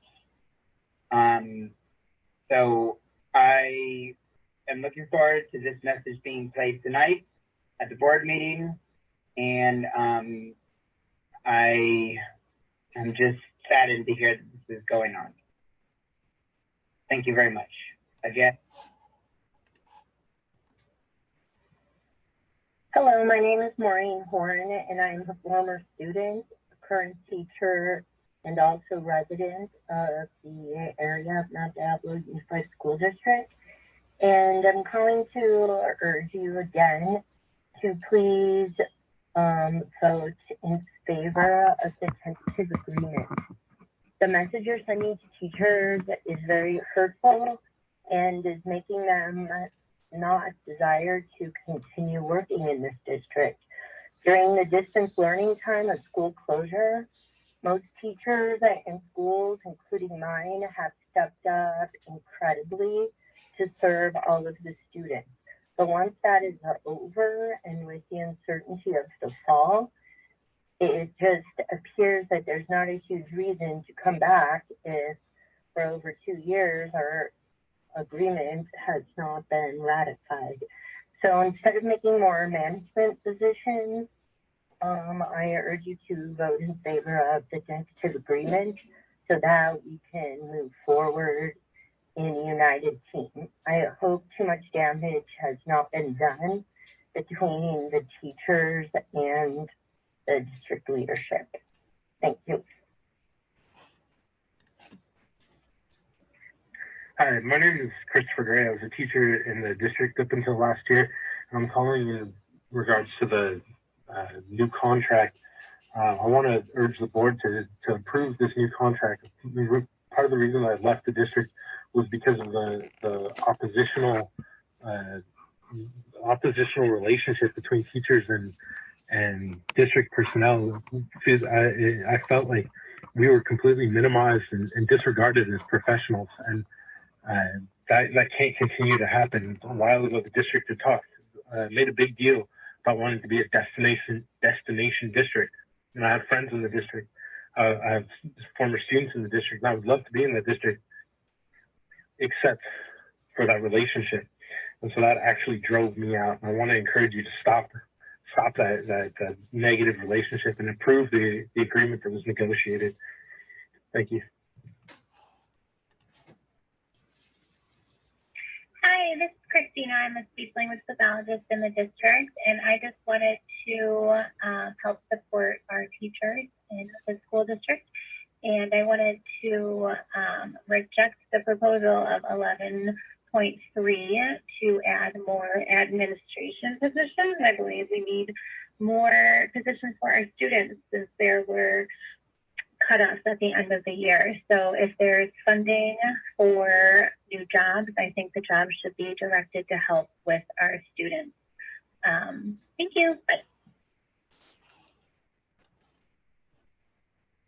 Hi, my name is Christopher Gray. I'm calling in regards to board item 11.3, I believe, the creation of 3 additional administrative positions at the district level. I want to just voice my opposition to that. I think that the money should be much better spent on teachers. I think it's ridiculous how many positions have been cut. And when you're talking about $170,000 as 3 teachers, you know, at a middle school or a high school level, those 3 teachers are having 450 direct contacts with students per day. They're changing lives. They're influencing families, influencing the community on a direct level. I think that it's ridiculous that given all that's being cut, given all that's been additionally asked of teachers, that this money that's now appearing is going to that district level when it needs to go into the classroom. It needs to have that direct contact. Thank you. Hi, my name is Janine Cherokee, and I'm a teacher in the Mount Diablo Unified School District. I've been teaching for 22 years with this district, and I understand that the Mount Diablo School Board will be voting today about our tentative agreement that we signed back in January. And I'm also under the understanding that perhaps the board is going to reject this tentative agreement, and I am so upset and defeated by this news because we just finished, my fellow teachers and I just finished saving your butts by pulling together some distance learning and making you look so good and working our tails off while doing it without a contract, I might add. And this is how we get repaid. The idea that you would reject an agreement that we agreed to that was offered to us is ludicrous. And I honestly don't know how much longer I can do this. You're going to lose some good teachers unless you give us the respect we deserve. Thank you. Hi, I'm a special education teacher, and without having this tentative agreement ratified, there's no way that I can afford to live and teach special education for your district. This is absolutely ridiculous to even think of hiring new management, and if you have funding for that, then where's the funding to come to ratify our contract and to give us all raises and to continue teaching for these poor children? This is a huge impact on all the kids that are in Mount Diablo Unified School District. I'm calling to implore the board to accept the teacher's tentative agreement. We've been working in good faith the past several years without a contract, believing that it was in the best interest of the students and their education. Teachers are already overworked and underpaid. We oftentimes purchase supplies with our own money to supplement the shortage at our sites. Although we understand the impact COVID-19 has had on our country, that does not negate the fact that we should have had a contract years ago. The board needs to start making decisions that are in the best interest of the students and staff. Approving the tentative agreement is a step in the right direction. Thank you. Hi, I'm a teacher in the district, and I just wanted to say I think it's really shameful and inappropriate if the board meets today and votes to reject our tentative agreement that we approved after almost 2 years in negotiations. The teachers in this district have been without a new contract for almost 2 years. It's incredibly disrespectful. I think I have sympathy for the fact that we are in a time where it's uncertain what our finances would look like, but I think that the teachers should be the priority, considering they've stepped up during this pandemic to create brand new curriculum to care for students who don't have internet, who don't have access to the curriculum. We have been doing everything we can in order to assist the students, and to tell us that you cannot approve something that we had already agreed upon is a slap in the face, really. And I think during a pandemic, the last thing that you want to do is harm your teachers and possibly have them go on strike for a new school year where everything is going to look different. I think you'll incur wrath from the community. I think that it's disappointing and frustrating to be a teacher in this district right now, particularly when we have administrators and people working in the higher ups who aren't qualified, who are earning far more money than they deserve, and the teachers are being lambasted and forced to teach without a contract for almost 2 years. I think that you guys need to do the right thing. I think you need to look and see where can you make cuts aside from teachers, because teachers are the most valuable part of this district and any district in the United States. And I think that you need to consider the negative effects of rejecting a proposal that you have already agreed to accept. My understanding that the board will likely reject our tentative agreement is a slap in the face as an educator. While we are increasingly adding on to our responsibilities for the best education that we can give our students, this school district continues to undermine what our worth is, and it is utterly ridiculous.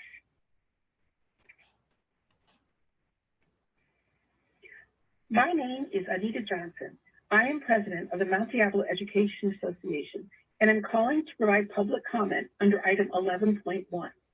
I have seen the information that you are being given about the district's finances and know that you believe that you have no choice but to reject our tentative agreement. Your choices in the last 24 months and your delays and the delays you have permitted have gotten us to this point. I have heard some of you blame this problem on teachers for having the audacity to explain what students need. I believe that the needs of students should be the foremost factor in any decision you make. It is tragic that you could not find a way to use the information from teachers about what students need, but instead found this information as a nuisance. You are stealing $13.1 million from your employees. You are breaking your promise. This theft may not have been premeditated, but it is theft based on incompetence, class warfare, bad management, and poor governance. You are destroying what little trust your employees had left in you. I ask that you begin to rebuild trust by committing and taking action to reach a revised agreement as soon as possible. The revised agreement should include all of the portions of our original TA regarding improvements in services to students, including lower class sizes and caseload. The revised agreement should also include a provision for salary increases if the district finances turn out to be better than projected. The sooner you take positive action, the sooner we can start to work together collaboratively. We are facing a huge challenge to try to reopen schools in the fall. We need to know that people will keep their promises. Please let us all know what each of you is willing to do personally to make sure that the work of getting this agreement finished and ratified by both parties gets done quickly. Thank you.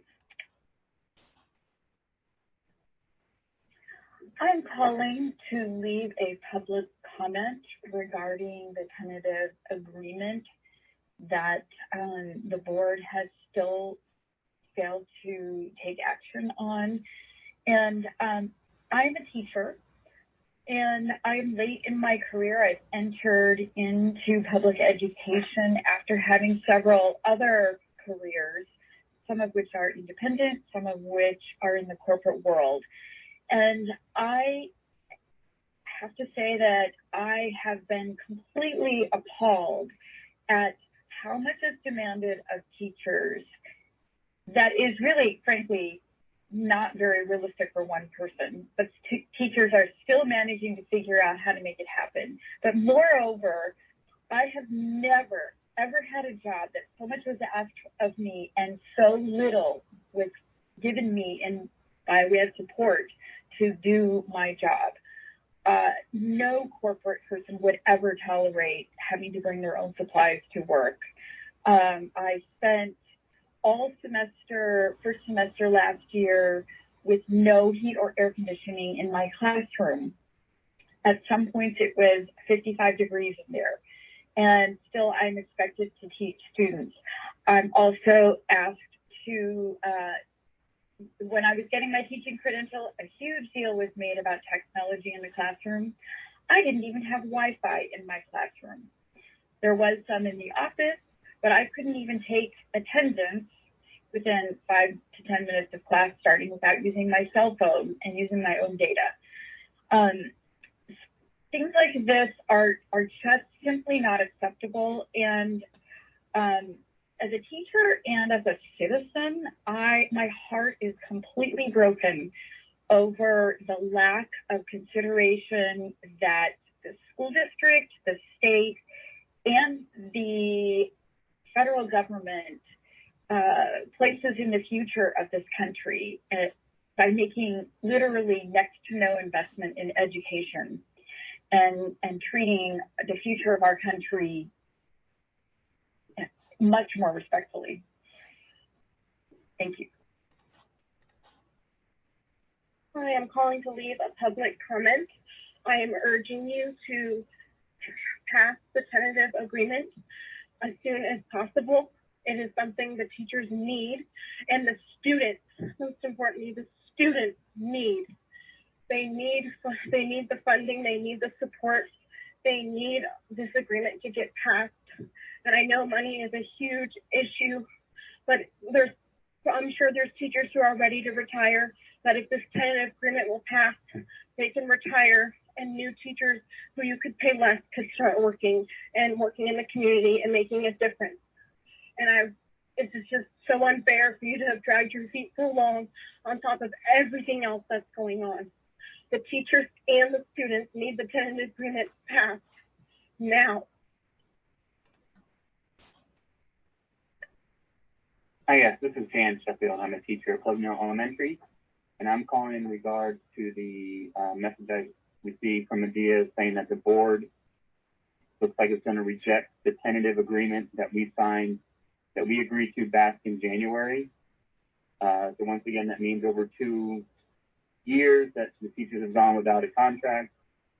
And again, the district is mistreating the teachers and saying they want to do what's best for the kids, but putting more people, adding more positions to the district office that least affect the children, and not putting more teachers in the classroom, psychologists in the schools, librarians, PE teachers, whatever, that directly affect the students. Now, I've been a product of Mount Diablo when the district actually treated the teachers with respect, and now working for Mount Diablo when they don't is very disheartening. And again, it's a huge joke that the district is adding more admin people at the district office and not going to approve the tentative agreement that we reached in good faith back in January. And it's going to make very, very difficult for myself and I believe many of my colleagues to move forward with a positive attitude and be excited about teaching the students. This is a joke and you need to get your act together.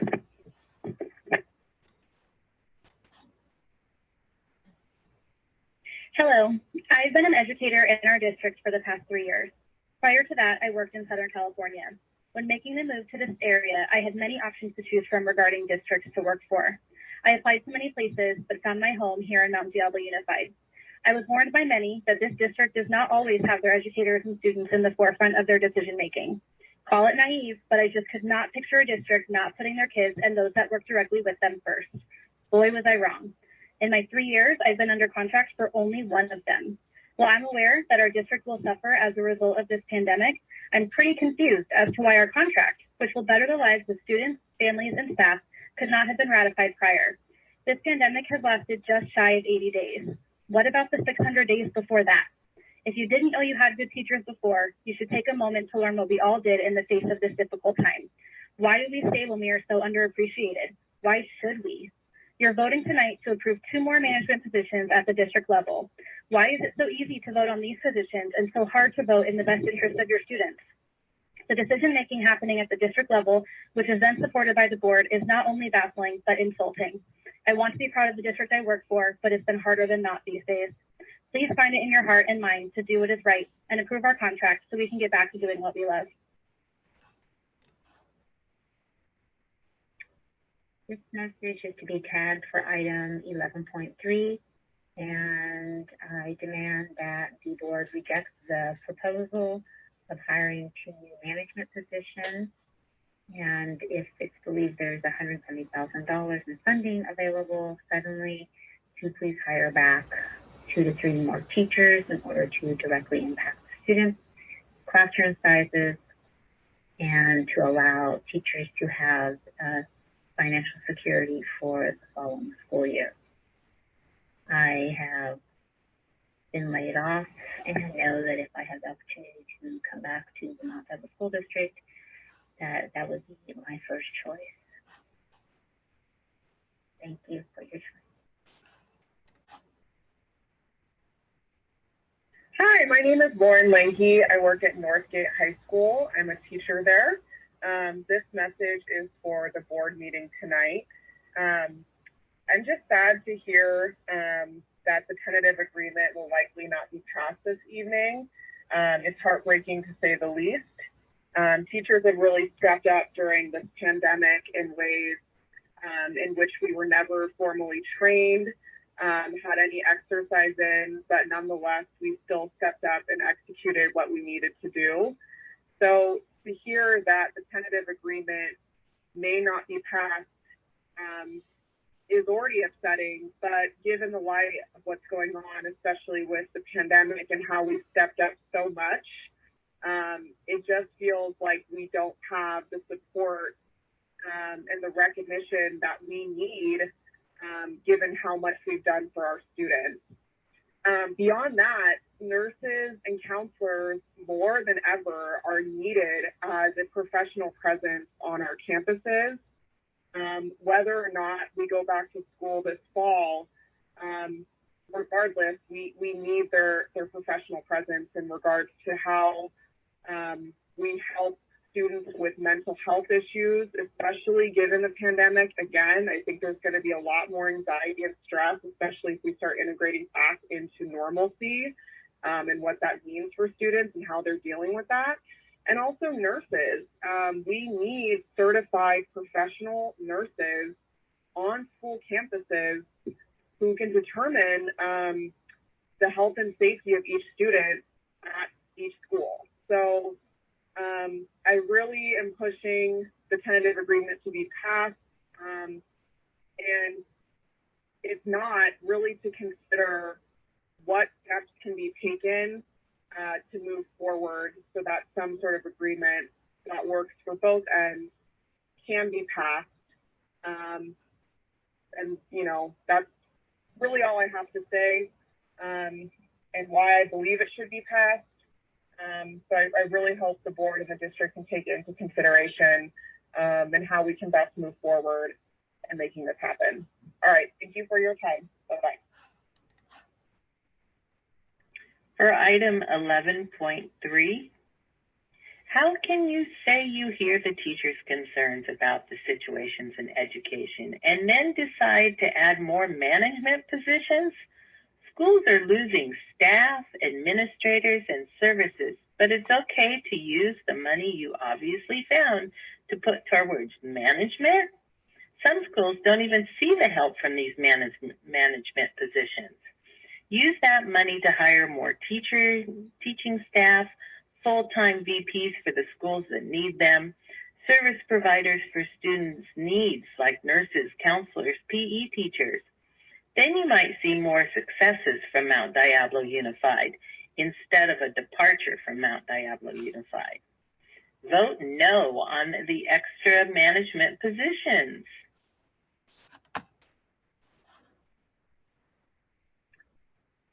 Yes, I am calling because the board needs to ratify our tentative agreement. You're putting many people in an awkward position, including students, teachers, and people that need to refinance their home, prove that their mortgage is good because they have a contract with a school. I mean, verifying that they have to work there without a contract is just, it's silly. It's absolutely silly. So do everybody a favor and please ratify our agreement. We've gone 18 months, almost 2 years now, without a contract at all. And this is way beyond controllable on our part and controllable on yours. So you need to do something about this. You're putting families at risk, children at risk, students at risk. It's not acceptable. So think again, please. All right, board members and Superintendent Martinez. My name is Josie Bromley. I'm the music teacher at the Elementary Instrumental Program. I'd like to just say a few words. The last few months have shown us all that running a school without students is twice the work and half the fun. As we approach the end of the school year, on behalf of the district's VAPA Steering Committee, I would like to express our thanks and gratitude for the work you are doing to ensure student safety and instructional continuity. As our district, community, and country begin the discussions related to reopening our schools, we're facing a whole new set of conditions, obstacles, and problems. And while our students will return, we all know that it will likely be under different circumstances. As we engage in making the hard decisions, safety comes first, but it is important to remember that emotional and mental health issues are going to be every bit as crucial as physical health. Our visual and performing arts programs will serve a vital role in coping with emotional issues related to the ongoing pandemic. Every study known shows that arts education is broadly beneficial in both of these areas. You might have some concerns related to how we will teach safely in this new environment. I want you to know that I've been collaborating with my colleagues on a local, state, and national level to address potential obstacles and provide real solutions that will allow our students to return to making music safely. Under the California Ed Code, we have a legal obligation to offer access to standards-based curriculum in visual art, music, theater, and dance, and I can assure you that this can be done in a safe and meaningful way. I'd also like you to know that we are here to support in whatever capacity you need. We are members of this district first and teachers second. We would like to be an active part of helping our students and school move forward through and past these turbulent times. In view of the range of challenges ahead, I would like to respectfully request that VAPA leadership be included in the ongoing task forces regarding school reopening planning.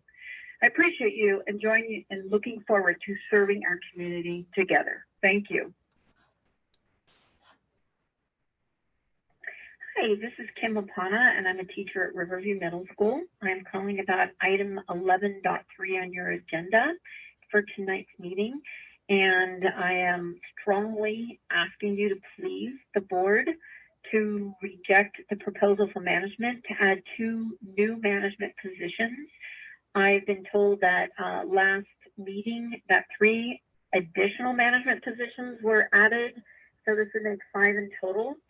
And because we have not had a tentative, or our agreement has not been ratified for the past almost 2 years, that if you're able to find $170,000 in funding to be able to add more people in management, that you can please take a look at that, because the money, I would think, should go directly to the students. We have our school, for instance, we had so much trauma in our school because of the students, their socioeconomic level, the other things going on with them. We didn't even have enough staff in the office to deal with it. So we're asking for the staffing in our office to not be cut. And I understand that that is possibly not even an option, that they might have to cut their hours, but then you're asking for an additional $170,000 in funding for management. This doesn't make sense, because our school, everything that we do and all the staff that we have, including the teachers, directly affects our students. So please, please take a look at what you are voting on and make sure whatever you're doing, at least financially, you make decisions that are directly affecting support to our students. Thank you. Bye-bye.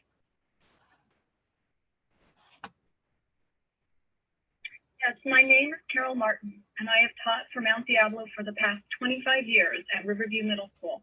I also attended Mount Diablo schools as a student, K through 12. I am completely discouraged as never before at the level of how the tentative agreement has been handled.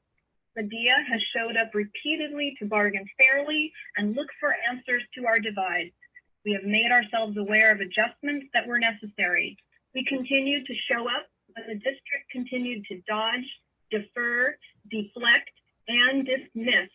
All of these Ds have now turned to S.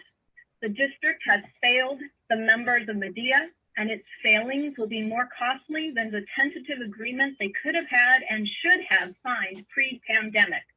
You have coasted to see just how late you could turn in the work, and now you're hoping for the same no fault we are giving our students. But there is fault. There was inaction. This inaction will now be felt to the depths of the district and definitely to the most vulnerable of the children. How?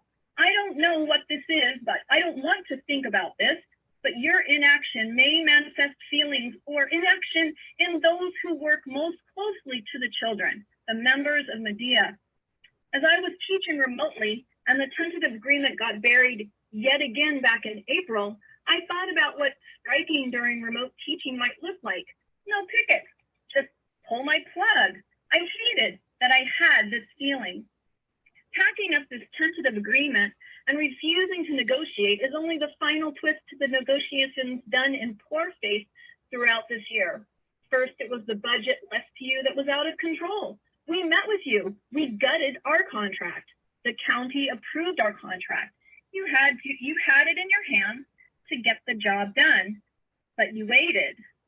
Then the pandemic came along and you waited too long. Our financial needs as a people living in the Bay Area were real before the pandemic.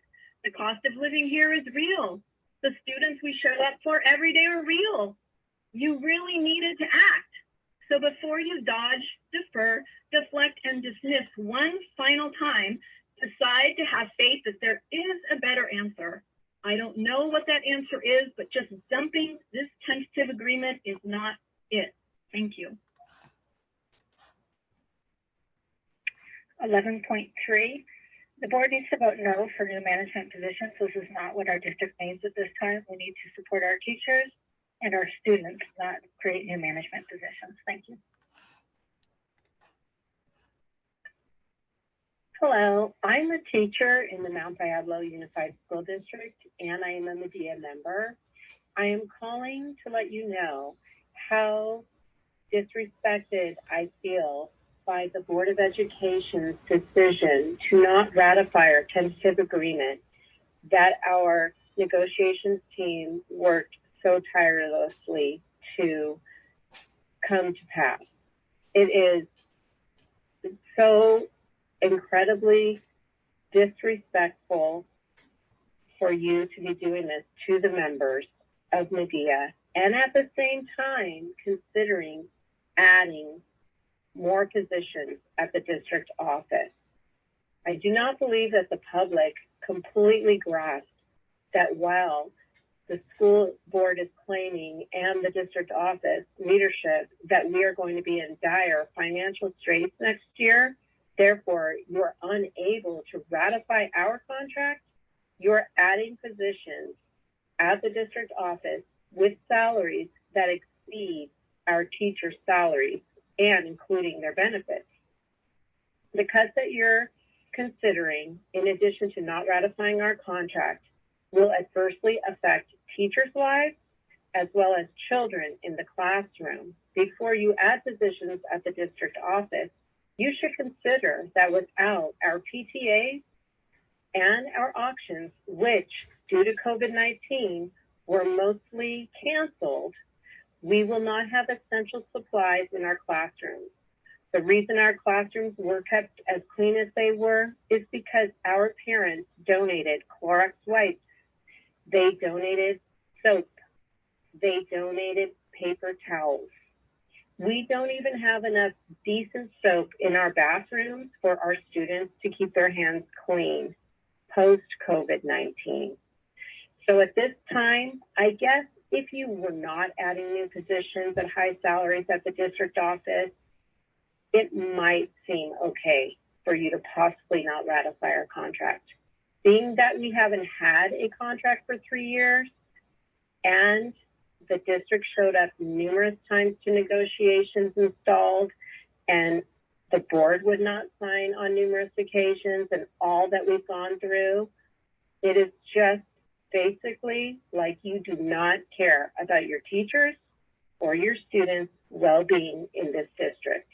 And I can tell you that teachers went above and beyond with what little they were given from district resources to provide quality online education to students post-COVID-19 shelter.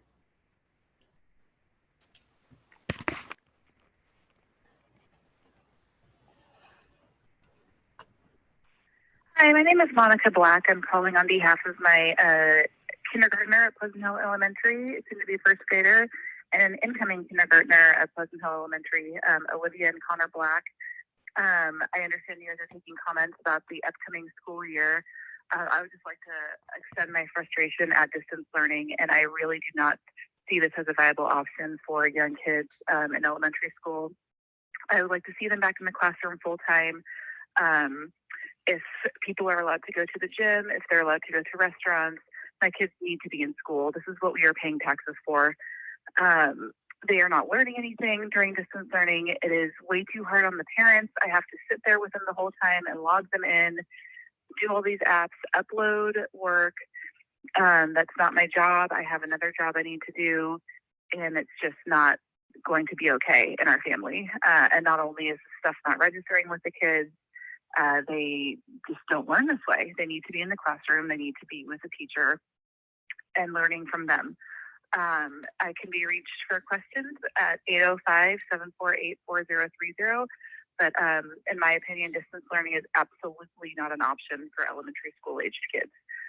Please do not include any distance learning in this upcoming school year's plan. Thanks and goodbye.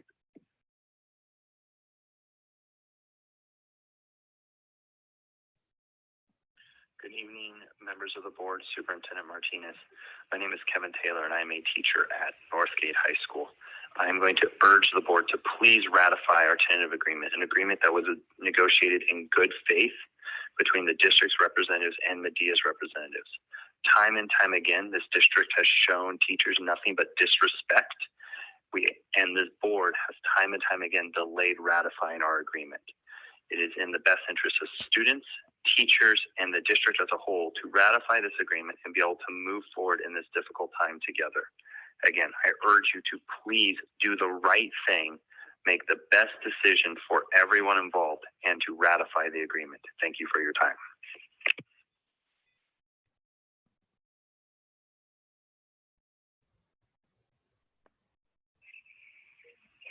Yes, this is Eliza DeBianca Selinger. I teach at Northgate High School. I'm calling because I'm imploring you to please help us get a contract. It doesn't bring me a whole lot of faith that I'm working without a contract. So I'm asking you to please ratify our contract. I am calling you in between helping my daughter, who's a Walnut Acre student. I have two daughters who are Walnut Acre students. I graduated from Northgate, and my mom taught at St. Terre School for 30 years. We are a strong proponent of the district, and we want that to continue. So please ratify our contract. Thank you so much. Bye-bye.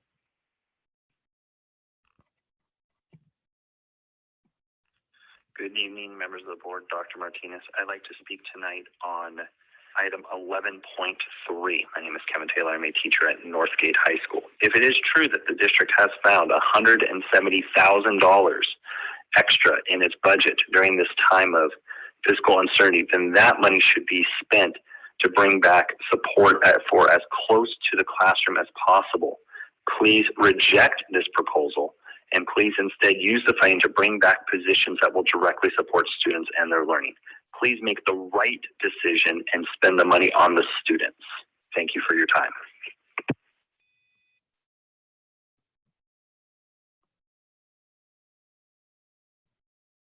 I'd like to share my opinion for the board meeting tonight.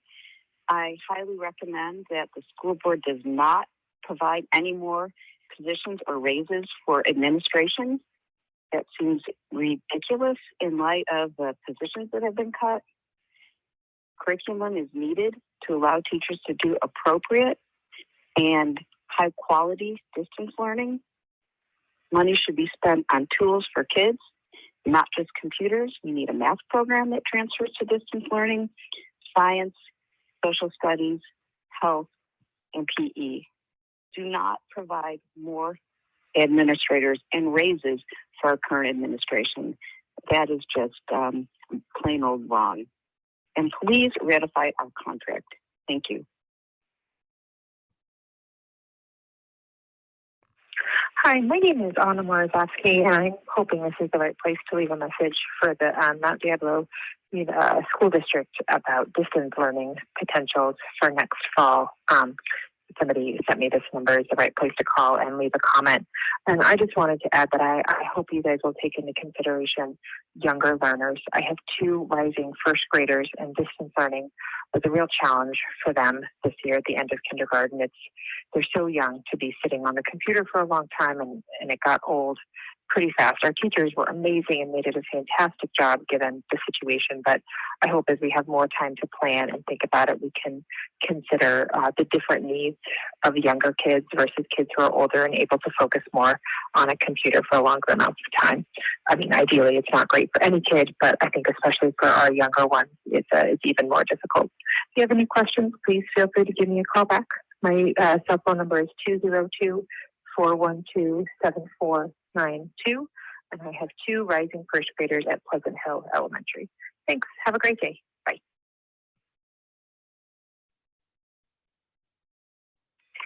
Hi, I'm a member of the public, and I just wanted to voice my dismay that you're considering adding more management positions in the schools while you're making these drastic, crazy cuts. I want the schools to be clean and safe, and I don't think spending more money on management is the way to do it. This is crazy. I'm really disappointed. I hope the board will vote this down. Thank you.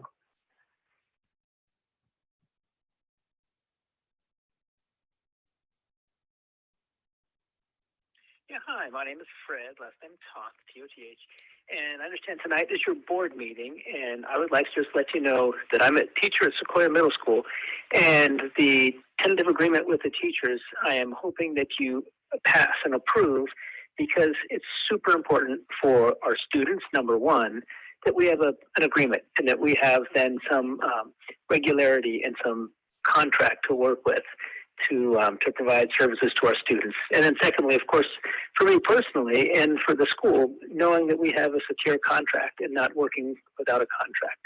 So I'd really appreciate you passing it. I hope you do. Thank you very much. Have a nice night.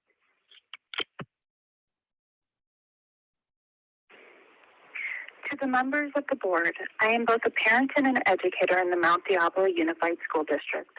Over the past few years, I have become increasingly disheartened with the lack of support coming from the board and the superintendent. Cuts always seem to come to the classroom and the teachers who are fully committed to their students. I personally buy classroom supplies and even materials needed to run my Life Skills program. We do not need more administration and more oversight. We need teachers, classified staff, and custodians more than a chief. Sad part is PTAs and PTOs are having to step up and fill the voids caused by the cuts and the lack of support you guys are providing. Yet again, these are funded by parents in the community, example of Dine and Donates, and not by the people who should be supporting and funding these programs, i.e. you, the board. At the rate that the cuts are occurring, enrollment will continue to drop when families leave to move to another district with smaller class sizes and support from the staff. Please vote to ratify the teacher's contract that you guys tentatively voted on and agreed on, and we have in the best interest of the staff, and vote down the other non-essential positions. Put the money back into the classrooms and give the students what they desperately need, the teachers that care and support them. Thank you so much.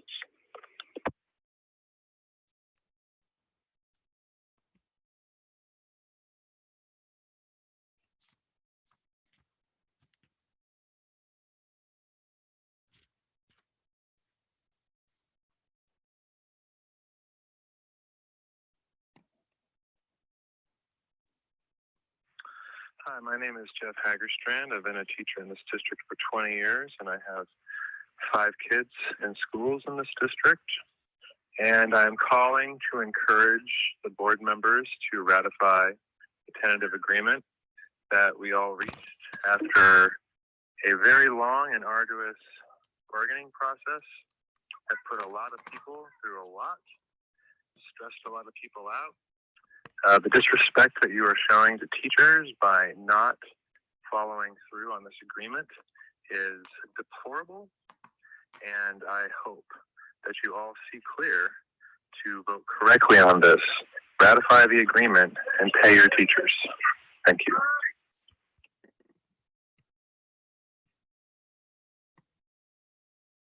My name is Anita Johnson. I am president of the Mount Diablo Education Association, and I'm calling to provide public comment under item 8.1. This is a tragedy, but it's also a farce. The recommendations from the County Office of Education are based on worst-case scenarios and hypotheticals not supported by the Governor's May Revise. Taking action based on fear is never good for the community, but can benefit a few wealthy individuals and drive corporate agendas. These actions will wreak havoc with our schools and will diminish the services we are able to provide to students. To deny this reality would be dishonest. If we allow our schools to deteriorate, more and more charter schools will continue to pick off the students that are least expensive to serve and who will generate profit for them. I know that you believe you don't have a choice, but the first important step is to acknowledge that you are being manipulated and to choose to try to protect students and schools. I call on you to roll up your sleeves and try to understand these issues yourselves and stop relying on highly paid managers who don't understand the situation and don't seem to understand the importance of our district's primary goal, to meet the educational needs of our students. I know that each of you really care about the students. How is that being factored into the decisions you are making? Please don't pretend that you are only making minor accounting decisions that won't impact children. Your decisions will impact children. The children of this district need you to think outside the box and find a solution that protects their education. We are facing a huge challenge to try to reopen schools in the fall. We need to know that people will keep their promises. We are in a very dark place right now. I am committed to finding a way through. I would like to hear from each of you what your plan is to rebuild trust in this district.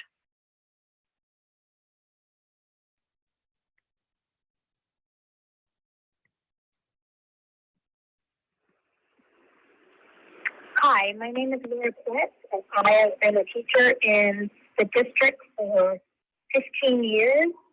I understand that the board is voting tonight on whether or not to approve the tentative agreement that we agreed on.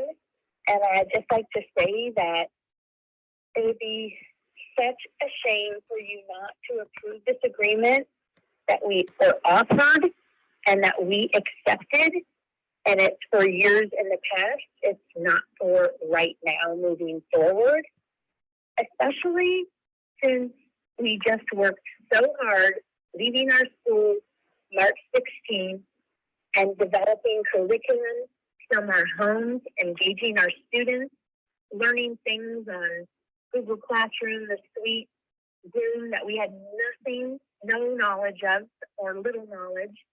And, doing a great job.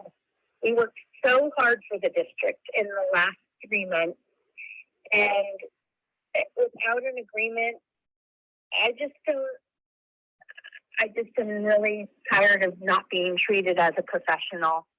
So I hope that you listen to my message and please reconsider and consider approving our agreement.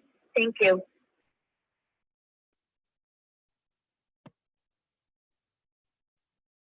Hi, I'd like to leave a message for the board. I want to urge you to ratify the teacher's contract. I am a teacher in the district, and dissuade you from adding more top management positions without a contract going out to the teachers. Thank you for your time.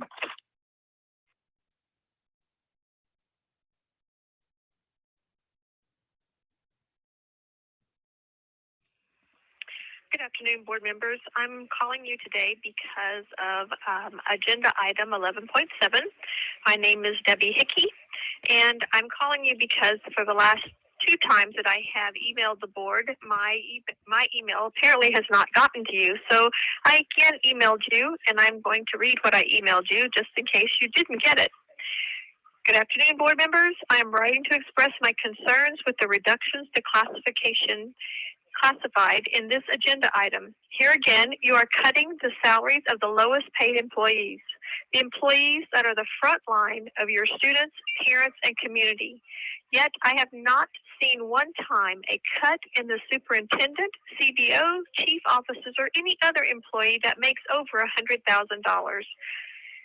Being cut, forced to take a pay leave, furloughs, or cut their pay. Yet you cut the employees the students, the parents, and the community depend on. You may justify it by saying that it will be school days only, but who will be there to answer the phone calls, answer the questions, register the students new to the district, and get the site ready for the teachers? Will you? Can I leave your phone numbers for our parent calls about grades, medicine, and other concerns? I was raised by the rule, lead by example. You are not leading by example. You are sending the message that only the top employees of the district are valuable. The rest of us are expendable. Sounds like you are setting the district up for your employees to distrust you and your top officials. Thanks for making that transparency. Here's a suggestion. Cut your district leaders by 20%. That should help with the budget and stop the cuts to the classified. But I've made suggestions before and been ignored, so why would I think you would change now? Again, I thank you for listening. Debbie Hickey.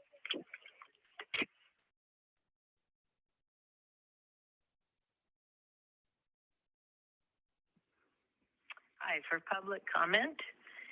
Here we are again, realizing that our voices have not been heard.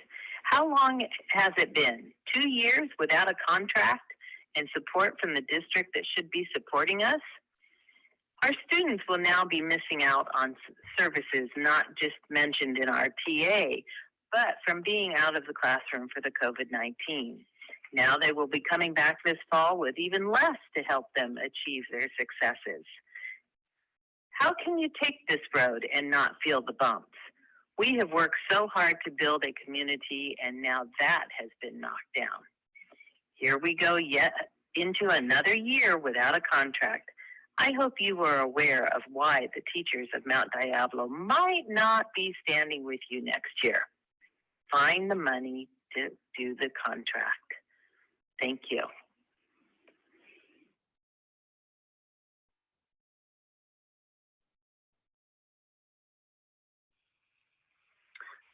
Hello, members of the school board and Dr. Martinez. This is Dylan Bland, College Park High School, current Teacher of the Year. I'm calling today to share my opinion about how the stalled contract vote is impacting teachers. I'm discouraged that we've even gotten to this point. While I'm glad it's finally on the agenda again, this has simply taken far too long. Picture the situation. Back in fall, when at long last we reached a tentative agreement, I was practically doing backflips that we wouldn't have to potentially strike to get what we deserve. The longer it dragged on, though, that enthusiasm started to disappear, and at this point, I'm just left deflated. Where was the motivation at the district level to get this done when it was actually feasible? The harsh realities of our current situation are impossible to ignore, and we, of course, must do the best we can for our students. But the pandemic shouldn't have had an effect on this vote if it happened in a reasonable timeline. To pin the timing on the shutdown is disingenuous at best. The countless delays of the vote put us between a rock and a hard place, and I worry it's our students that will suffer most from this. What effect will this have on our students when they need their teachers most? It's nice to hear the board's statement that teachers should get raises or that you want to get this contract ratified, but words only go so far when this vote should have been wrapped up a long time ago. Essential work like teaching is coming to mean work that we can't live without but don't want to pay a fair wage for. And calling us heroes right now rings hollow when it's clear the insultingly low value the district already placed on teachers. Not to mention, these budget cuts make us wonder what other shoes are about to drop. It's impossible not to compare situations in other districts around the Bay Area. These budget cuts from the state level are depressingly deep across the board. And yet, the fact that other districts already did right by their teachers by ratifying their contracts makes it hard to swallow here. Teachers in NDUSD are working harder than ever to keep our classes moving forward and to reach all of our students in an equitable way. Dealing with this existential stress is magnified by the district's lack of action over an unforgivably long 2-year period, which even then, by the board's own admission, our raise fell short of the Bay Area's cost of living increases. I acknowledge and do appreciate all that you're doing for our students during distance learning and understand how difficult this is. But please understand the perspective that teachers have during all of this. I'm proud to work in this dynamic, diverse district, but the message coming to teachers loud and clear is that you're just not proud enough of the work that we do. I fear that the end game is that qualified teachers like myself will have to look for a district that does right by their teachers and properly values what they add. I genuinely hope it doesn't come to that. We need a contract done. Teachers deserve that much. Thank you for your time.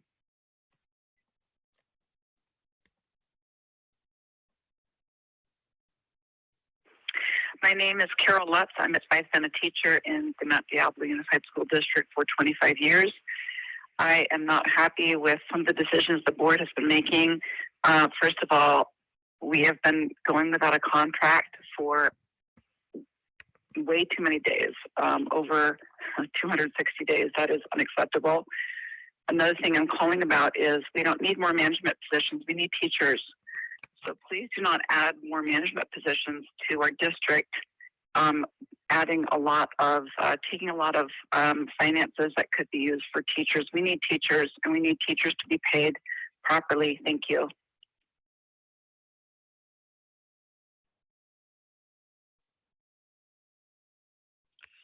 Good afternoon. My name is Jeff Wico, and I teach at Coco Middle School. I am against the board's decision that they will not approve our tentative agreement. We already lost a lot during this pandemic and now more. The tentative agreement that Medea and board agreed is vital for the strengthening of district's commitment to its employees. And now more positions being approved and the agreement still out and not signed. I don't agree to this.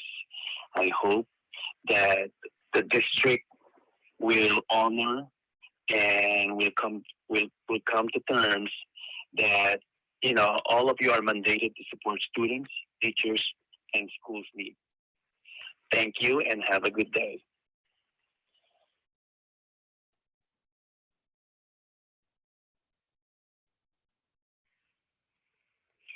I'm calling regarding the tentative agreement and the fact that we've been waiting for 2 years to have a contract. Since I've spent 20 years in MGUSD, was also a graduate of MGUSD.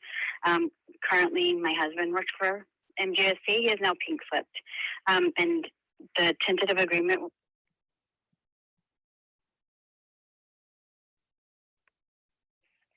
something that we rely on right now. Having 2 kids in college, it is something that we need to actually be able to live in Contra Costa County at this time. We need to be able to support my family as well as be able to support my students. And if I can't support my family, my own family, there is no way I'm going to be able to emotionally, physically, or monetarily support anything that I do in the classroom. So I really want to stress that this tentative agreement that we've been waiting on, that I've been hoping for, that I've been counting on to get us through this tough time, is going to be passed.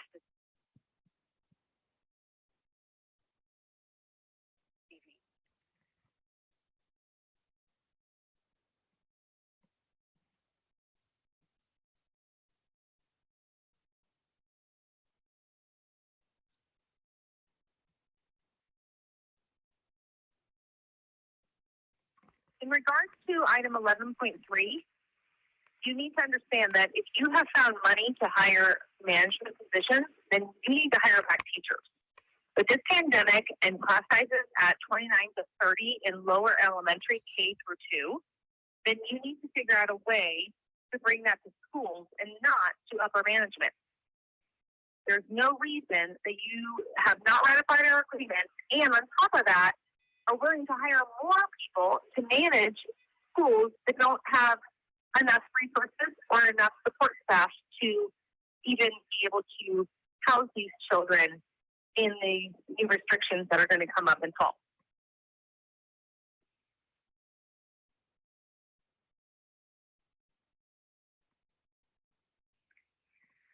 Hi, my name is Kim Lapana, and I'm calling about the tentative agreement for the teachers. I know that you are voting on that tonight, and I know that is a difficult decision.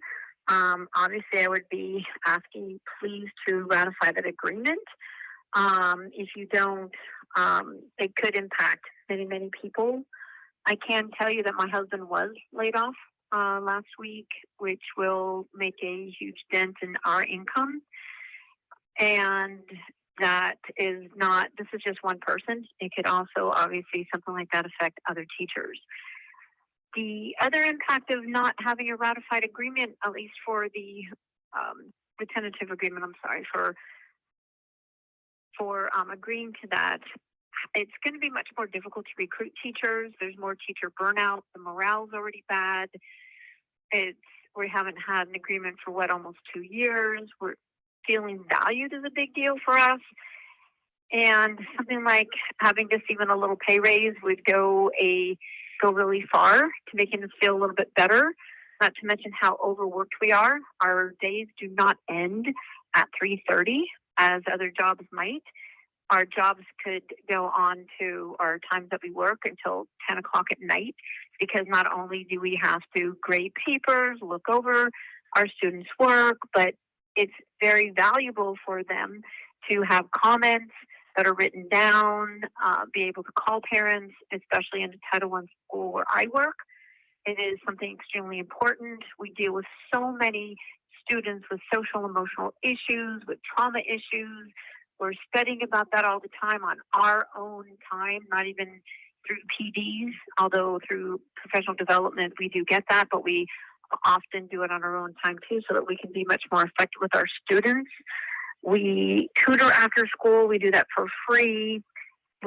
there's just so many things. So we're just asking, please, that if you can ratify the agreement or come to an agreement. If not, I understand because of all the COVID-19 that's going on, and all the issues surrounding the money, but this is something that's really important. If the district would please take a look at how they are spending their money. Thank you.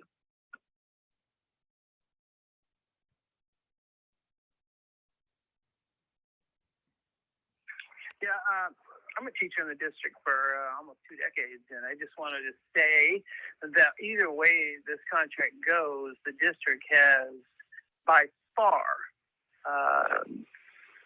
acted inappropriately, dragging their feet, being disrespectful, being bullyish. They wanted to make a phone call.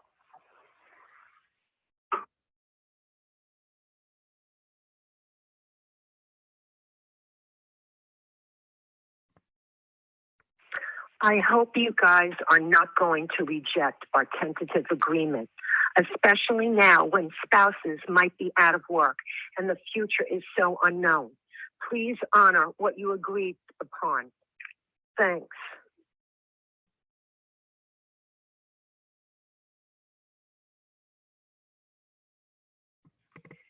Hi, as a 20-plus year teacher in this district, I would like to say that I am disgusted, no, not surprised, that teachers are not a priority for the district, particularly in these difficult times when we are being asked to do much more than usual.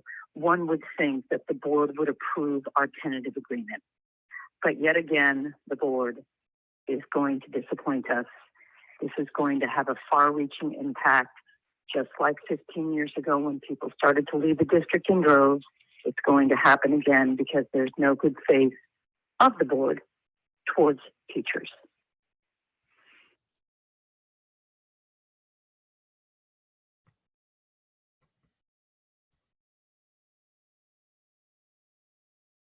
Hello, my name is Corrine Starr. I teach at Northgate High School.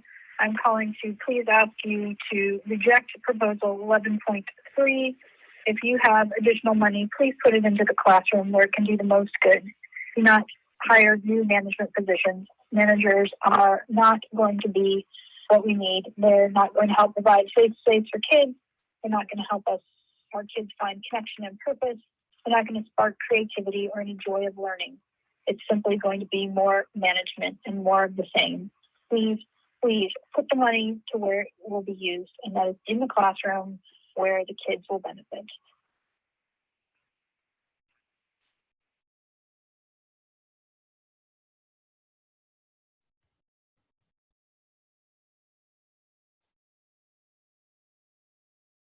This is for public comments. The board needs to vote yes on the tentative agreement with its teachers. To vote otherwise is unjust to teachers and who have been thinking the agreement would be voted back in January. Thank you very much.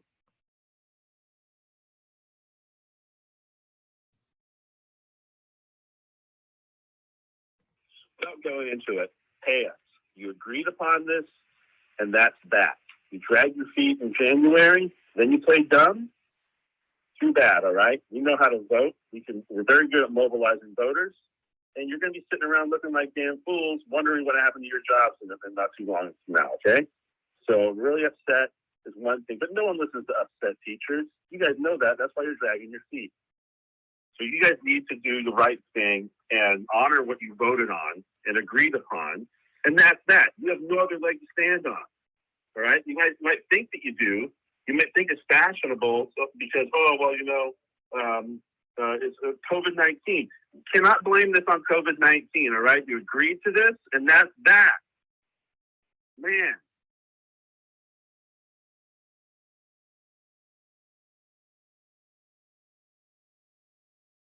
Hi, this is Craig Yen. I'm calling in regards to the meeting today underneath public comment 8.1. Interestingly, they have a total of 6 documents that were updated or added to this agenda within the past couple of days. Many of them just added today. the latest one being at 1:12 p.m. And earlier, Brian Lawrence had addressed this and stated that these documents, if we are really being transparent in what it is that we are doing, should be disclosed. So not only the board members have time to review them, but also the public has time to review them as well. I am concerned about the PARS program and the public employee. I don't even know what it stands for, but I know that it's a company that is providing the service. I'm curious as to why it is, if this is saving the district so much money, why it is that more districts are not offering this to their employees, not only like this year, but like even next year or even the subsequent years, because you're still going to have people that are in the same retiree position. So that piece is very interesting to me. And it just, the numbers are very confusing. And then when you toss documents that you were saying that you really should have disclosed earlier, it doesn't really make much sense to me. It almost seems like you're just trying to push something on through. And so, yeah, I appreciate you doing what it is that you can do to go ahead and move the district along within the right direction. There's been many years at this point of mismanagement. That's what it is that I'm going to say. And this mismanagement is on the board. And this board has been in place for a while. It's on the superintendent. I know he's been there for a year now, about a year, but it's on the superintendent. A lot of these decisions that have been made that are affecting the district, not only to get ourselves within this position right now, approaching 700 days without a contract, it's because of the actions that you have made leading up to this point. Deficit spending has its consequence. And unfortunately, the teachers and the other employee groups are the ones that are paying for it. Please do what's right. Thank you.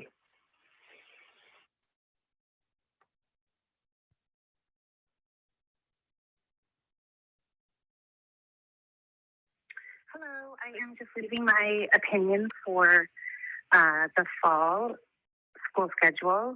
I have 2 children, an incoming kinder and second grader at PHE, and my options for coming back in the fall would be to have full days, regular school, and if we need to adjust that and half days or every other day, which was, I believe, option 2, and not starting the year with distance learning.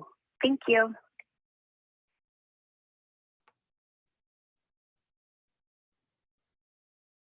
Hi, I'm a parent in the Mount Diablo School District. I'm calling in regards of recognizing the LGBT community in June. I think it's a great idea, and as a parent with a child within the community, I think it's important to embrace and learn about the LGBT community. They should be aware and feel welcome and supported by their school district because they spend most of their days there. I'm in vote in support of recognizing June as Pride Month in the school district. Thank you. And that concludes the list of voicemails on our telephone. Thank you.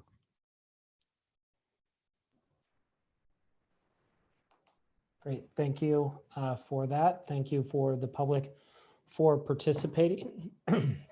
So we are at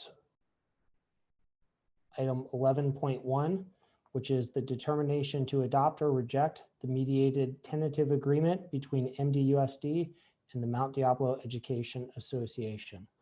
Do we have we have 3 items attached to the agenda. Dr. Gonzalez, is there any presentation from staff or any comments from staff from you or from Mr. Berg on this? I believe that our attorney is presenting the bulk of this information. Okay. Thank you. So, Mr. Alvarado?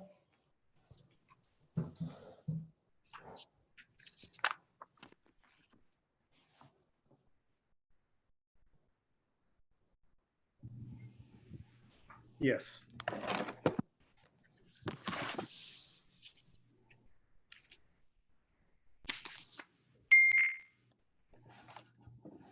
Can you hear me? Yes, we can. Okay, great. Thank you. Sorry, I had a bit of a connection issue right there. By way of background, on December 18, 2019, the district and Medea reached a tentative agreement on the successor to the collective bargaining agreement that expired on June 30th, 2018. The TA was reached through the state's impasse procedure facilitated by a state-appointed mediator. The TA reflects a 3-year term from 2018 to 2019 through 2020-2021 with compensation increases every year. Now, since that agreement was reached, the district's first interim budget reflected the need for the board to make deeper than expected cuts to balance the district's budget under the state's multiple year projection requirements, including reductions that were necessary to meet existing and tentatively agreed to contractual commitments with the district's labor partners. Excuse me, I'm checking my notes. With the labor partners. In March 2018, the board approved budget reductions, including the approval of deep certificated and classified layoffs in order to meet those commitments in good faith based on the projected fiscal condition of the district at that time. The time staff have anticipated or had every anticipation and expectation that the TA would be presented to the board with a staff recommendation to approve it upon completion of the AB 1200 review process with the County Office of Education. Unfortunately, in mid-March, federal, state, and local emergencies declarations were issued as a result of sudden emergence of the COVID-19 coronavirus pandemic and the imminent and substantial threat to public safety that they created. As a result of these unprecedented emergency declarations, in-person classroom instructions to district students to prevent the imminent threat of the spread of the virus to students and to staff was suspended. Classes were suspended and replaced with distant learning for programs for students. This month, the governor released his 2020 to 2021 state budget. The governor's budget includes drastic reductions in K-12 LCSFF revenue for all school districts. It also includes a negative funding of the statutory COLA by 10%, resulting in an estimated reduction in revenue of 7.92% for MDUSD, and deeper reductions are expected. The governor's May revised budget, which will be further discussed today, also includes deferring the last apportionment of the state in the current year to next year. The deferrals have had a great adverse impact on the district's cash flow ability this year. This abrupt, drastic, and material change in circumstances was beyond the district's control and has caused radical and unprecedented material changes in the economic and operational circumstances of the district. The County Office of Education has completed its AB 1200 review and has communicated to the district that it cannot afford the increases included within the TA. As a result of these drastic changes in circumstances, the TA is being presented to the board without any staff recommendation to approve. Nevertheless, the board is requested to take action on the TA to conclude the step of the impasse procedures.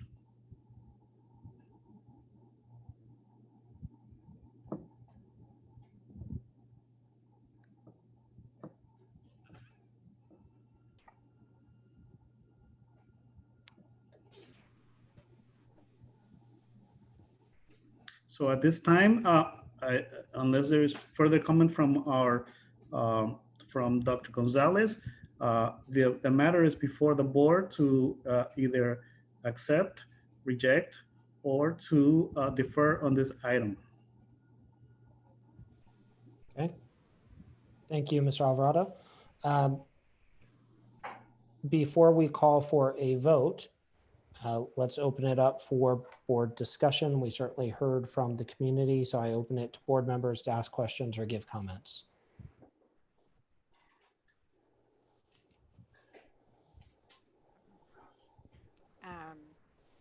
Well, I appreciate the comments.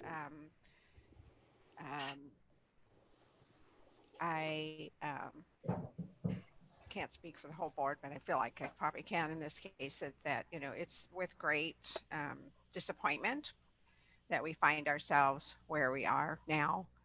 You know, I think as was stated, it's a tentative agreement. It's why it's called that. And there was a lot of work put into it on everybody's part.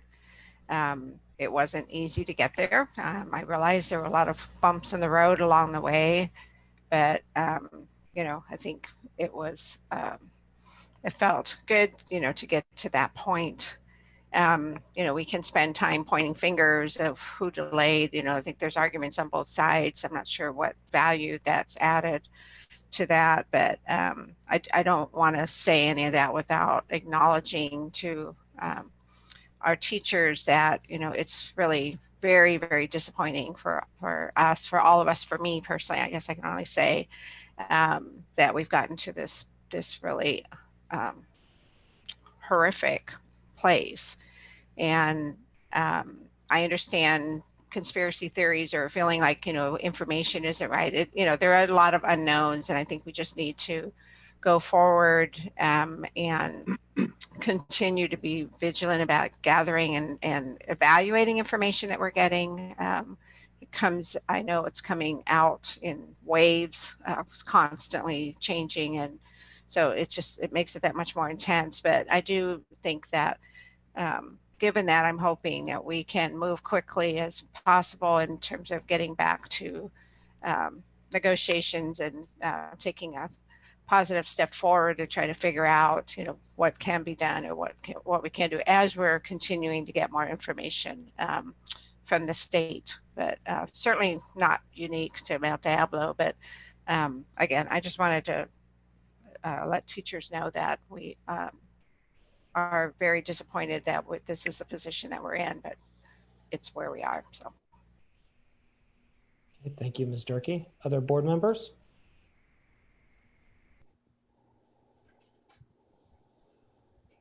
I would just say, Joanne, I think you kind of do speak for the rest of the board. We're all frustrated.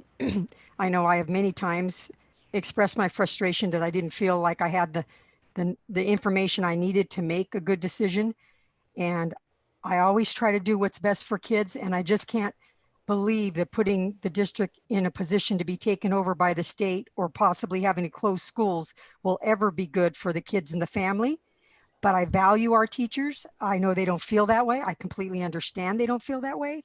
But as soon as we get our hands around what this budget's going to look like, I want to compensate them as soon as we can. I don't see it as walking away and saying we don't value them. It's like, give us a break and a time to get our heads around what we're really dealing with. And then let's sit down collaboratively and do something that's good for everybody. Okay. Thank you, Ms. Mason. Ms. Calendar, Ms. Mayo? Yeah, I would agree with what people have said so far, that it's just heartbreaking. It really is. You know, hearing from our teachers who are working so hard right now, many with, you know, their own kids at home or taking care of family members who are ill, all the while trying to keep teaching through these difficult times. You know, and trying to keep up with, you know, being able to afford to live in this area is very difficult when our pay raises aren't keeping up with that. The teacher who said tonight, you know, my heart is broken at the appalling lack of investment in education, you know, from our state and from our national government. I totally agree. You know, it's really tough to be, I feel like being on the school board is being caught in the middle, because we don't really control the revenue. The revenue, vast majority of the revenue comes from the state, some from the federal government. We have not passed a local parcel tax here, so we don't have a lot of local funding other than, you know, a bond for buildings that can't be used for teachers. So we don't control the revenue side. So our only choice is, you know, to lay off other employees or teachers in order to give teachers or employees a raise. And we worked really hard, I think, to do that, to find the $20 million in cuts. I mean, and I want to thank everybody from teachers and community members who were there until 2:30 in the morning on March 9th and in all the discussions leading up to it. I think all of us together worked really hard to make the best decisions we could to make enough cuts to make the tentative agreement possible. And so it's just really tough to be at this point to say, even though we made the 20 million, you know, it's still not enough. The only way that we could afford to give teachers a raise right now is to, and employees, right? This is talking across the board, is to lay off even more people. And we've heard tonight also from people who've been laid off. And that's really tough as well. So yes, it's heartbreaking, it's difficult. It's incredibly frustrating that education is not more highly valued in our country and in our state budget. So I would just say, you know, and the other piece is, you know, our teachers deserve a contract, right? I mean, that number of days keeps going up. That's not okay. Our teachers deserve a contract. So what I would like to see us do is get to a contract right now. We cannot do a contract that involves money in terms of salaries, but there were a lot of other parts of the contract that were discussed over long periods of time. And so perhaps, you know, when people go back to the table, we can come back with a tentative agreement for at least to have a signed contract with all the other pieces in place. I would like to see that happen sooner rather than later. Thank you. Okay. Thank you, Ms. Gownd. Ms. Mayo? Oh, I too am very discouraged about our budget situation. And I think although the COVID matter does affect our budget, we did not intend for COVID to happen. It was not something that we opted for and expected would affect our budget. We were on track in early March to move forward, and then the situation happened. We shouldn't blame COVID, but it's still part of the equation that we cannot ignore. And even in in January, the county had said we needed to make more reductions. That's why we moved forward with the reductions in March. Now, with the current budget situation and the information we're getting from the state and federal government, we have to take all of the new information into account, or the county will take the school district over if we cannot meet our budget requirements. So yes, we are all heartbroken. We understand that there are individuals who are without jobs in our community. We also know that there are parents and families that want to get back to school, and we will work to the best of our ability to make that happen. But currently, we have to deal with the budget and meet the requirements of the state government in providing a balanced budget if we can. So at this point in time, I do not believe that we can ratify the tentative agreement. I do hope that we will be able to go back to the table and, as Ms. Cowan said, work on the items that were not financially, that didn't impact the budget so much. However, we have to remember that even those items do have a financial impact at some point in time. So we will have to look at those carefully too. But let's get back to the table and see how we can move forward together. Okay, so thank you, fellow board members. I would like to share and draw anyone's attention to the attachment. If you look at the one attached, AB 1200, so this is part of the process. This was from 2 days ago from the Contra Costa County Office of Education, and I'll read a couple of the highlighted parts, which was a letter they sent to Dr. Martinez, and then they also had sent to me separately as board president. So based on our analysis of the disclosure documents as outlined in this letter, the proposed tentative agreement will result in an unsustainable increase in district operating expenses. Reading further through, so I'm jumping around here, but to grab some of the highlights, but the projection of a negative fund balance is a serious matter which should cause a high level of concern for the board as they consider their responsibility to maintain the fiscal solvency of the district. Furthermore, it says that based on the governor's May revise, so what has just come out in the last few weeks, that passing this would be triggering a negative budget certification, which as other board members have alluded to, could potentially lead to a county takeover.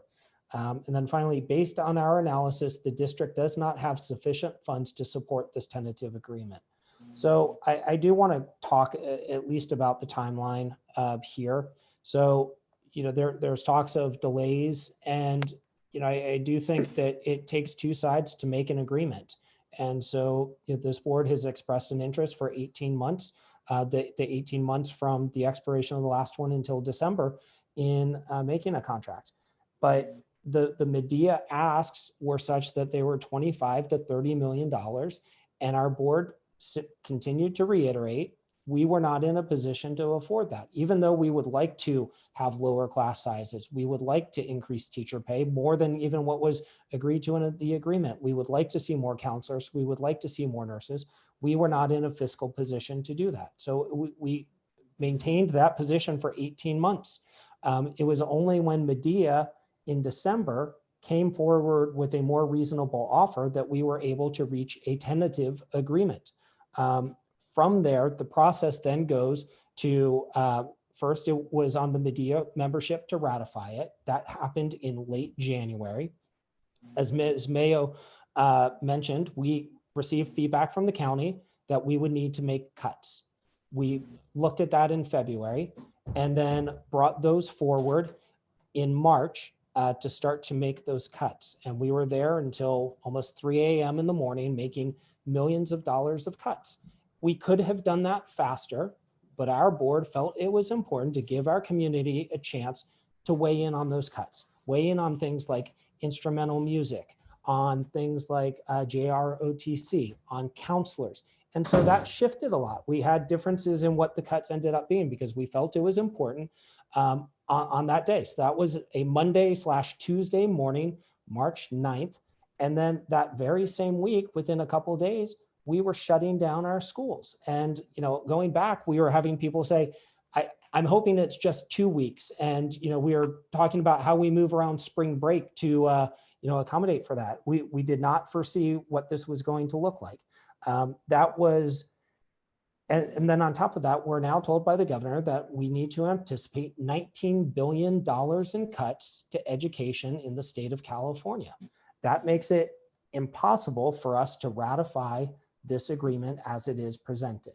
But I do, again, despite personal attacks from the president of Medea, I'm optimistic that we can go back to the bargaining table and reach an agreement, given the constraints that we have. And we could certainly build things in that if we see more funding, that would trigger certain levels of raises. To Ms. Mason's point regarding we needed more information, I think that board has been saying that consistently. And I think if you look at our actions earlier tonight, we've reflected that we need to have a team in place who provides this board with the information they need so they can move forward.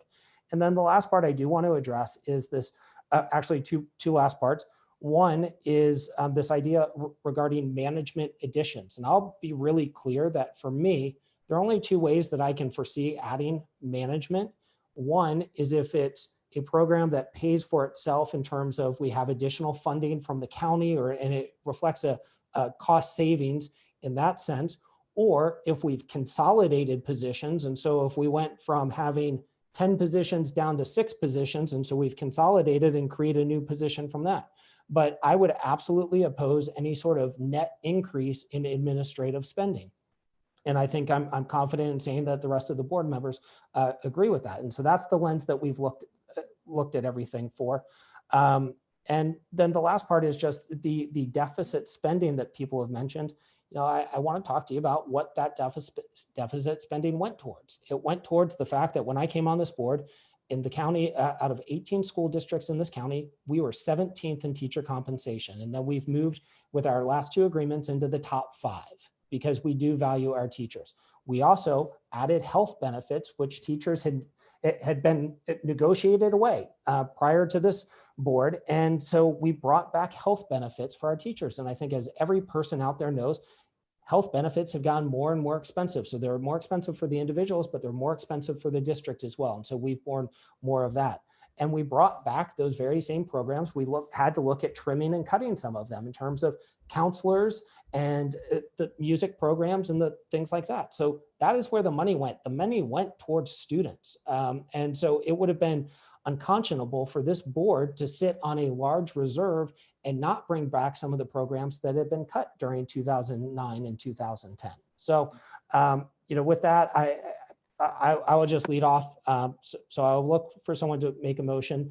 I don't think that as much as we would like to, there's in any good conscience that this board could approve the tentative agreement. And if we did, at the county level, it'd be rejected and we would be looking at losing local control of our school district. So with that, I would entertain a motion on this. If someone as our council shared, we could have a motion to approve, or we could have a motion to deny. So I would entertain either one.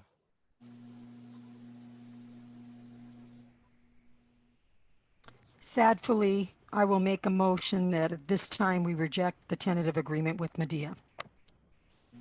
Okay, motion by Ms. Mason. Is there a second? Second. Second by Ms. Cound. I'll ask Ms. Cound to start the voting. How do you vote? Yes. And to clarify, the vote is to reject the proposed tentative agreement. So a yes to reject from Ms. Cound. Ms. Mason? With much regret. Thank you. Yes. Okay, Ms. Mayo? Yes. Ms. Durkee? Yes.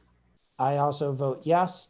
Item passes 5-0 to reject the tentative agreement.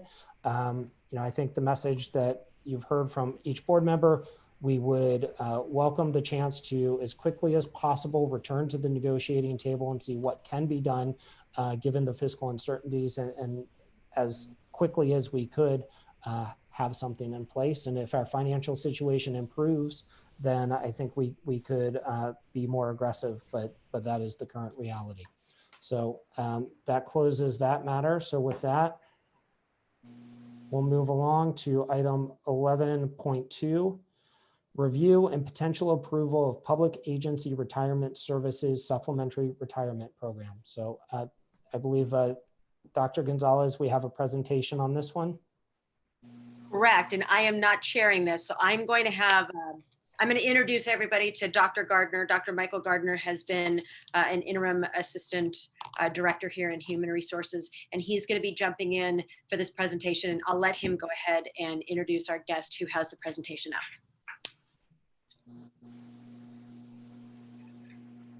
So Dr. Gonzalez and I are switching chairs because we're distancing like we should. I just thought earlier that, you know, I've been to, in my career, probably hundreds of board meetings, but this is the first one like this. So I guess you can teach old dogs new tricks prior to what they say. So coming on, I was brought in as the HR consultant to oversee the layoff procedure that was happening because of the budget deficit. And one of the first things that we talked about, I talked with the superintendent and cabinet, was a early retirement incentive program that might mitigate some of the layoffs. So since the district hadn't had one in a while, it looked like it might be promising. I had talked with the superintendent, and he gave me a permission to research it. I brought forward the same kind of program to two different districts, one in 2008 and one in 2011. And you know what the problems were at that time. And I worked with PARS, and they were really successful at the time. So we took a look at the district and their natural attrition for different groups, whether it's certificated non-management or classified non-management, and what were the numbers that we needed. So I know you're aware that you need a larger number than the natural attrition. And usually it's 2 or 3 times that amount to make it beneficial, because you have to pay for the program. And it's never meant to be a huge savings to the district. Sometimes it is, but it has to be cost neutral. And what it really does is kind of mitigate a little bit of the layoffs. It won't alleviate all of them, especially when you have a tremendous budget deficit like we have here. And it's even gotten worse with COVID-19, but it may be able to bring back some teachers that received layoff notices, and some classified people, and even some administrators received layoff notices. What we determined for the certificated non-management was for us to break even was about 70 participants. And so we also took a look at that as classified non-management, the same amount, 70. So we needed 140 participants in those two groups, and probably another 20 in the management groups. And so it led to about 160. As of the deadline, which was extended a couple times and was 5 o'clock last night, we have about 200. So what I'm going to do right now is I worked with PARS in these two different times that I did, and it was highly successful. And so I contacted PARS, and the person that's been spearheading this whole thing is Rachel Sanders, and from PARS, and she's going to have a demonstration and tell you what our final analysis is on this. So Rachel, go ahead.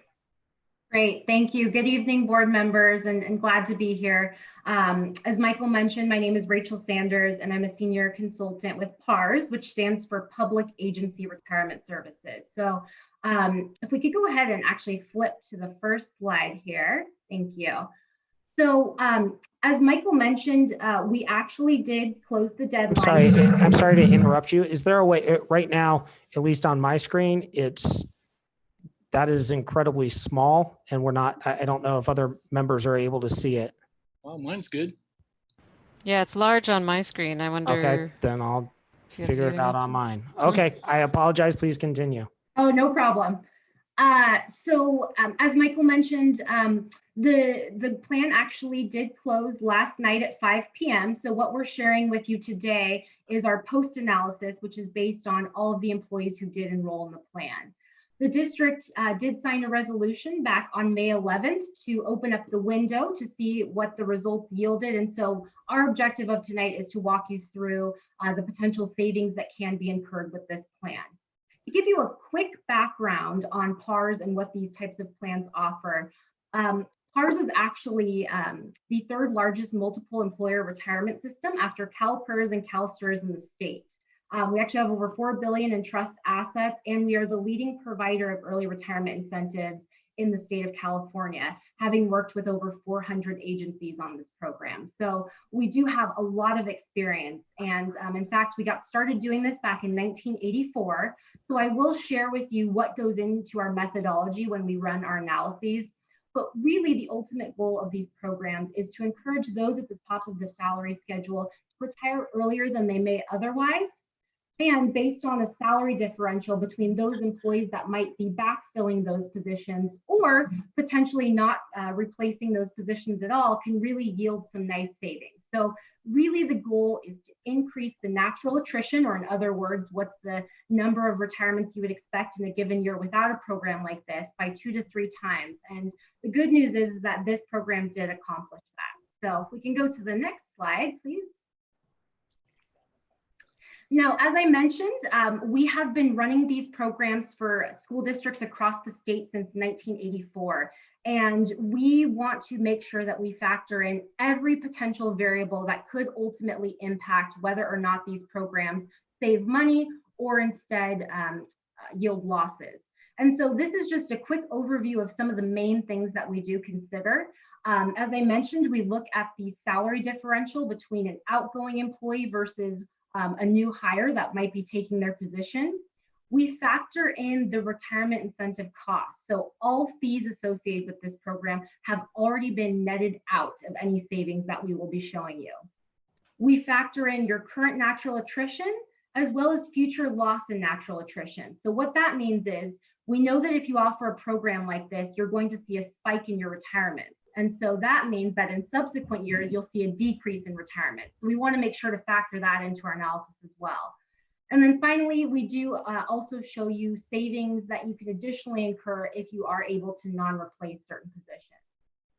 So next page, please.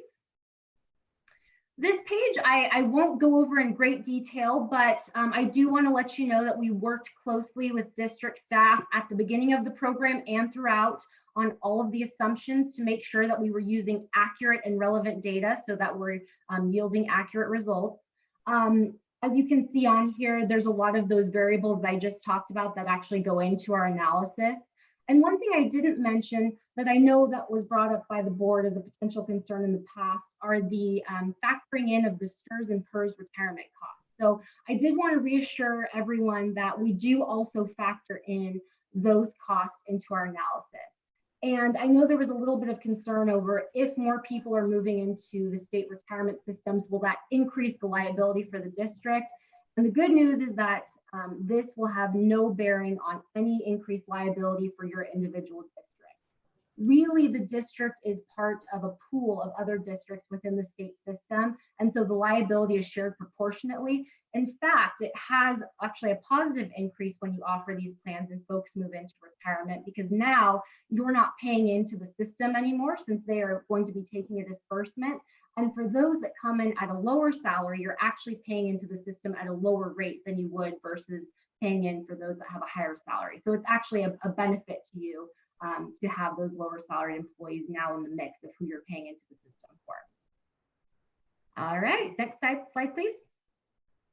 Okay, so let's talk about the results now. So this plan was actually offered to over 1,200 eligible employees at the district. And this chart gives you a general sense of how many employees per each group took the plan. Now, it was agreed upon that each group would be evaluated individually. So in other words, the district has the ability to approve a certain group to move forward and not another group if they so choose. So group by group, you can see we got 84 teachers that took the plan, 1 psychologist, 7 certificated management. For your classified non-management and your clerical, secretarial, and technical group, which is the group right below it, we got over 100 retirements. And then for classified management and confidential, an additional 4. So as I mentioned, this certainly exceeded the expected natural attrition for the district. Next slide, please. Let's start with the results for certificated non-management, which is on the next slide. Okay. So what I want to show you as we look at each group individually is what the costs or savings look like based on fully replacing the group of employees or only doing partial replacements. So starting with certificated non-management, as I mentioned, 84 total employees took this retirement incentive. And if you were to backfill all 84 of those positions, we project that you would still save money. So that is a great starting point. Projected savings in year 1 over 500,000, and those grow to projected savings over 5 years to over $1 million. So it's always nice to show districts that regardless of what type of flexibility you have for not replacement, if you're starting off at that point, it can only get better. We did chat with district staff this morning, and they agreed that we would show you non-replacements up to about 50 to 60% for each group. There are ongoing discussions, as I understand it, at the staff level to ultimately determine, based on those that enrolled, which positions they may be able to leave vacant or bring in at a lower FTE. So those are going to be discussions that are still occurring. Nevertheless, you can see that we included 10% decreasing increments of replacement. So for example, if you leave 8 positions out of those 84 vacant, you would actually save over 3 million over 5 years. So dependent upon the amount of cuts that the district is ultimately able to make, those savings can certainly grow.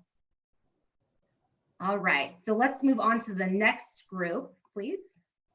And one more page. All right, as I mentioned, there was only one psychologist that took it. There were losses if the psychologist who took it was to be replaced, but if that person was not replaced, then there are savings at that point over the 1, 3, and 5 year periods. And next group, please. Okay, one more. Perfect. All right, so this is your certificated management group. There are 7 total retirees in this group, and the break-even point is if you only had to replace 5 out of the 7. So you can see there, if you non-replace 2, that's where you do yield savings. Otherwise, there are losses in this group. And I will mention that it's very typical of management groups as well as classified non-management groups to not see savings without non-replacements. And the reason for that is that you really don't have the salary differential with those groups that you have with teachers. So just wanted to preface that as well. All right, next slide, please. And perfect. All right, so with your classified non-management group, there were 68 total retirements in this group, and to break even, it would effectively take a little less than 7 full-time FTE employees. So if you were to be able to only replace 61 out of that 68 total, that's where you would flip that negative to a positive and be able to save about 150,000. So again, we can work directly with the district as we move forward to identify which employees may be able to be non-replaced and give you an even more concise and targeted number for the savings. All right, next please. Okay, for clerical, secretarial, and technical, 37 employees took the plan, and the break-even point for this group is right around 3 employees. We show you 3.7 here, which is a 90% replacement. You can see that if you can replace just shy of 4 employees in this case, savings of over 400,000 over 5 years as well. Okay, next, please. And last but not least, we have the classified management and confidential group. So in this group, there were 4 total retirements. The nice thing about this group is that even if you were to only replace 3 out of the 4 classified management and confidential employees, we actually do show savings of about 119,000. So again, based on the objectives of the district and identifying specific positions and people that may be able to be non-replaced, the savings can certainly grow. So those are the main points that I wanted to make regarding the post-analysis. And I'm sure there's probably some questions, so I'm more than happy to answer any questions that you may have.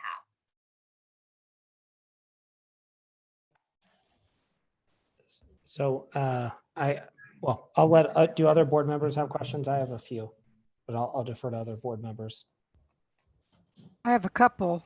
Okay. The people that have signed up for this, now, is this once the board adopts it, there's no turning back? They couldn't come back a month later and say, hey, I've changed my mind. I really want to work. Great question. So in all of the paperwork that the employees signed off on and turned in, they turned in an irrevocable letter of resignation. And the language states that if the board ultimately decides to move forward with the plan, they are locked into their resignation. If, however, the board decides to rescind the program and cancel it, all letters of resignation are also automatically rescinded. So yes, they are locked in if the plan does move forward. And then the other thing is just a concern, I guess, for my fellow board members. It seems like we're always short already CSEA staff and sometimes CST. So are we just going to be creating a bigger problem for ourselves because we're going to not be able to find people to fill the positions that need to be filled? Yeah, I could probably answer that. Yeah, that's a legitimate concern. Anytime that you have a program like this, there's good parts to it and bad parts. I mean, the good part is, that it might mitigate some of the layoffs that we have. The bad part is we're going to lose some good people. And would there have to be some hiring? Oh, yes, absolutely. I mean, we're looking at replacing 90% of those people. Well, the layoffs for at least for classified so far is not even close to 90%. So yes, we would have to advertise and hire people.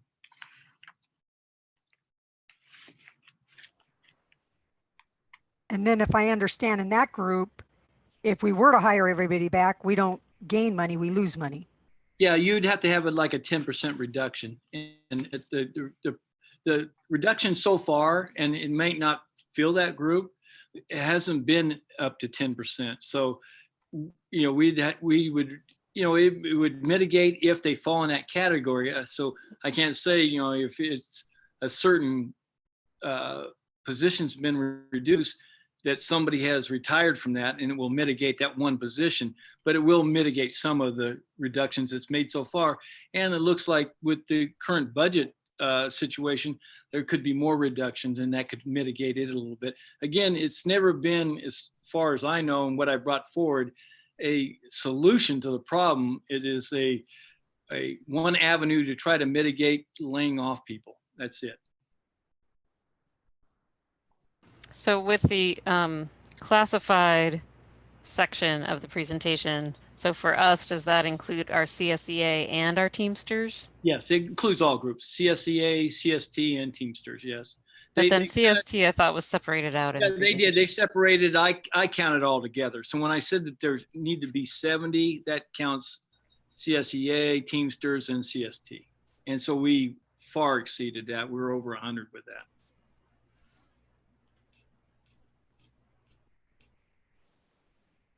Other board questions?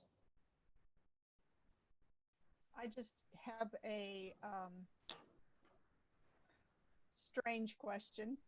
If during this process an employee's benefits were miscalculated by the district, or an error was made in entry or whatever, does the employee have any recourse after this is adopted to make a correction to their retirement information?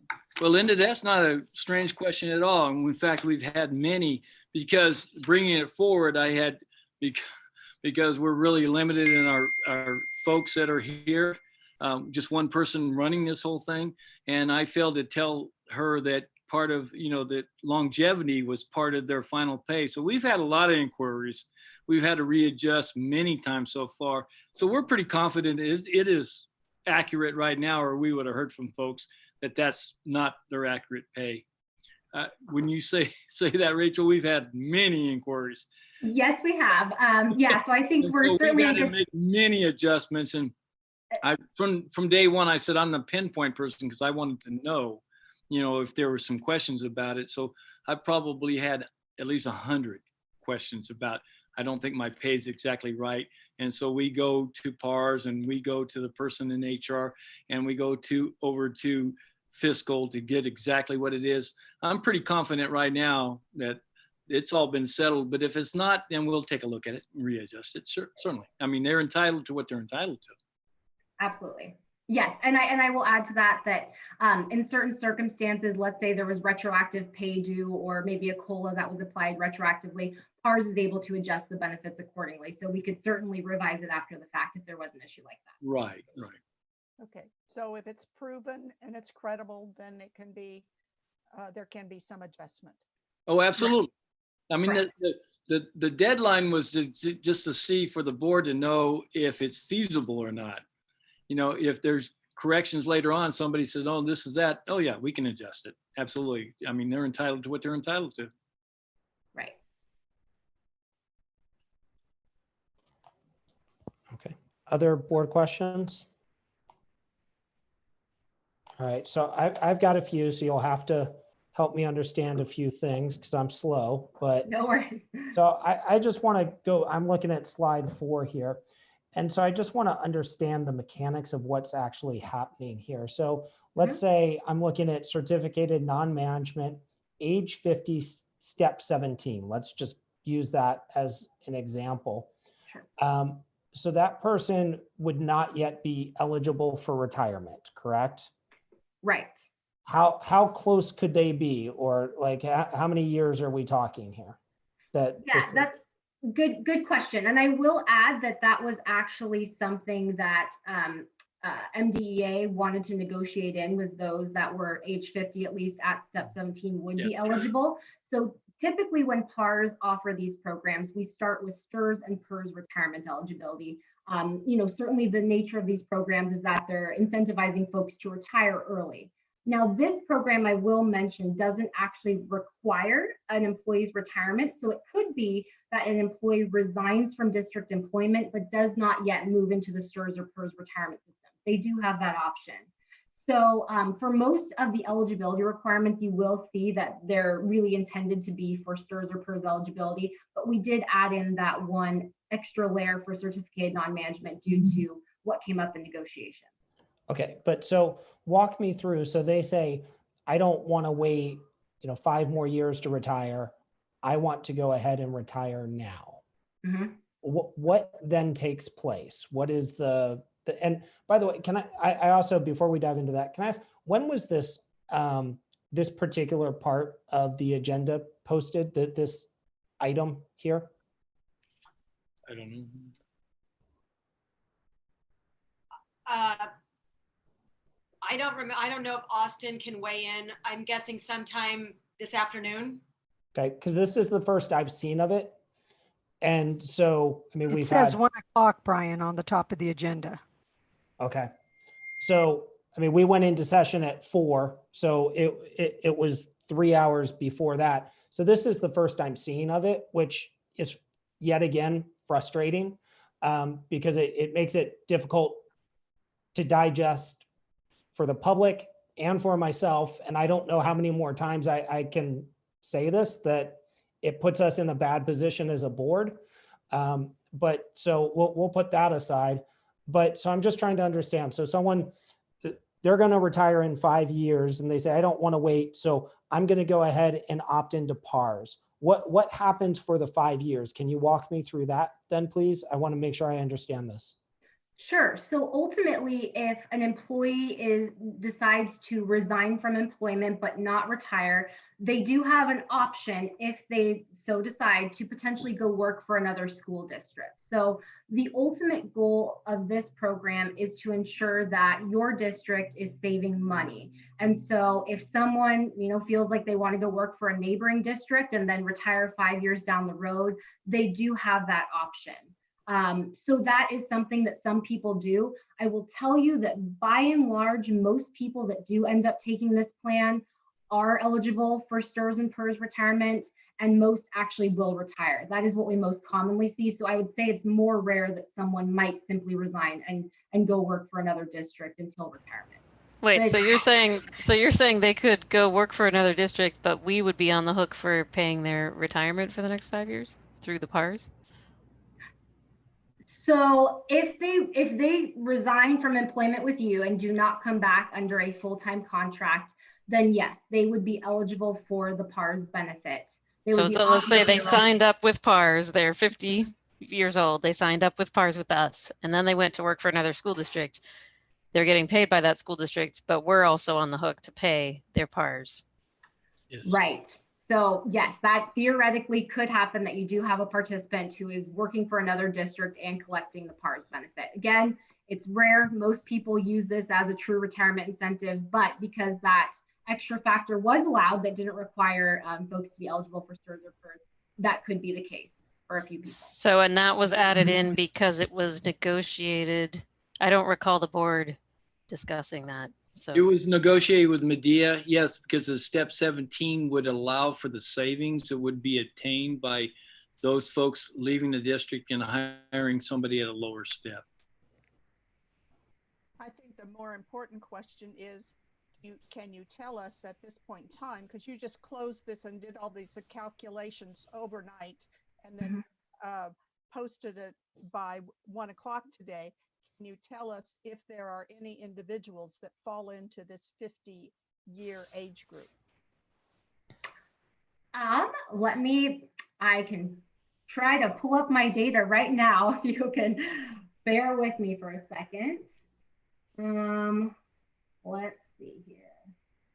You know what? I know that the analyst that worked on this is watching it right now. So let me text him and have him give me the information so that you can continue to ask questions. You don't have to watch me search for it. I will get that right now.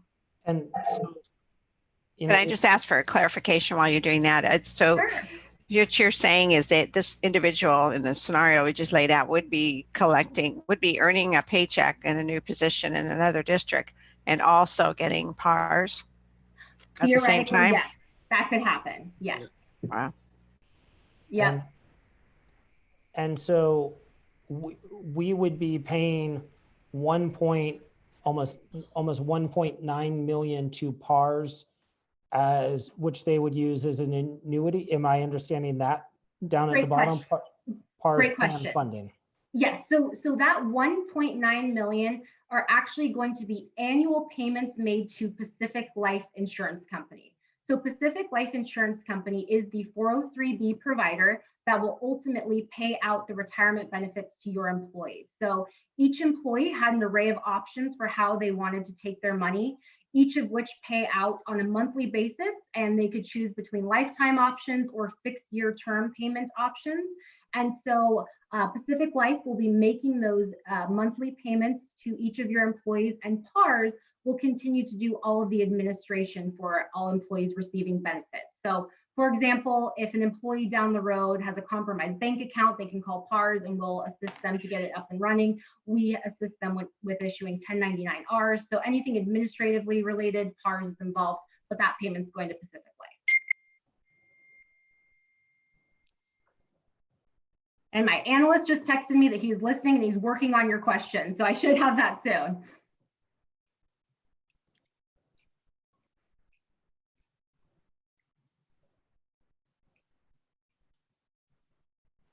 And so from a California taxpayer standpoint, the overall obligations become greater because now we have an employee who we've encouraged to retire and they're getting paid for PARs, and maybe they're going to a different district and working there.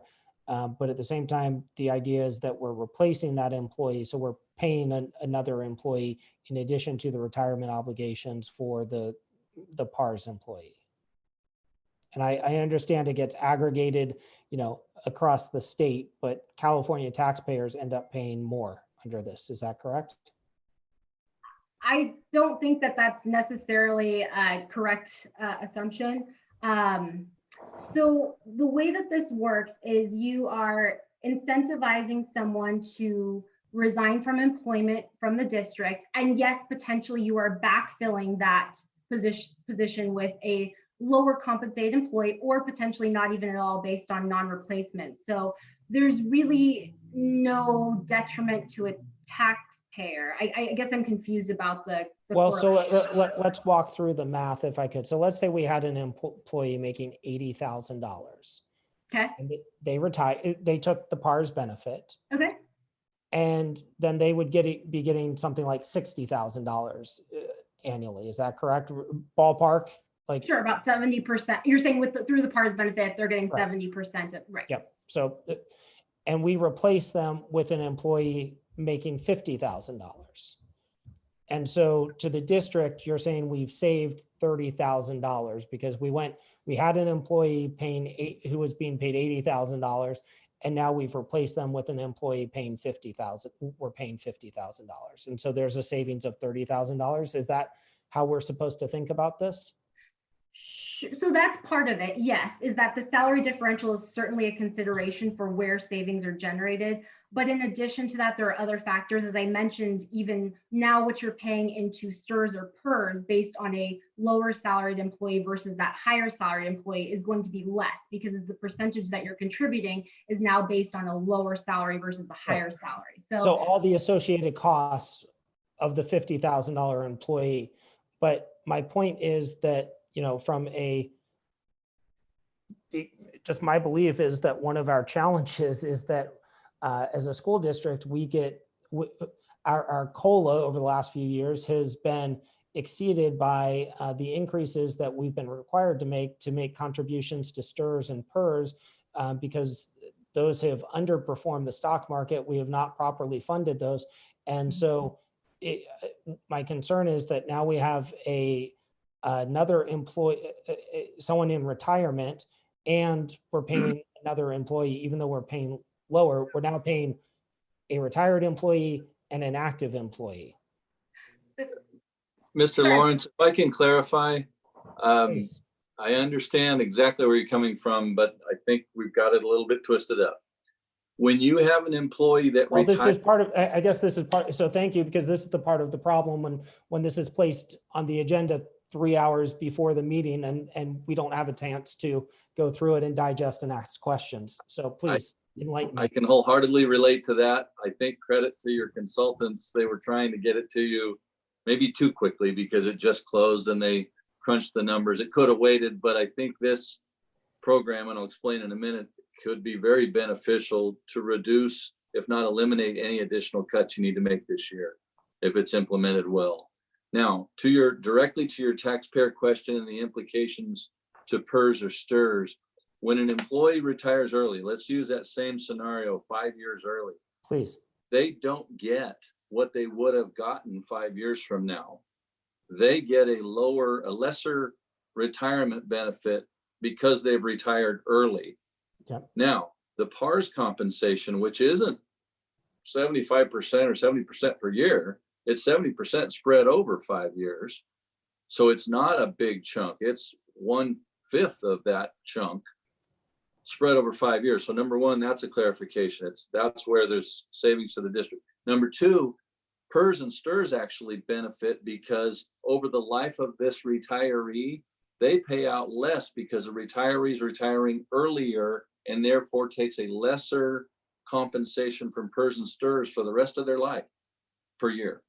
And so it's good for the district because you're no longer contributing for that employee, or you're contributing at a lesser rate for the newer employee at a lower salary level.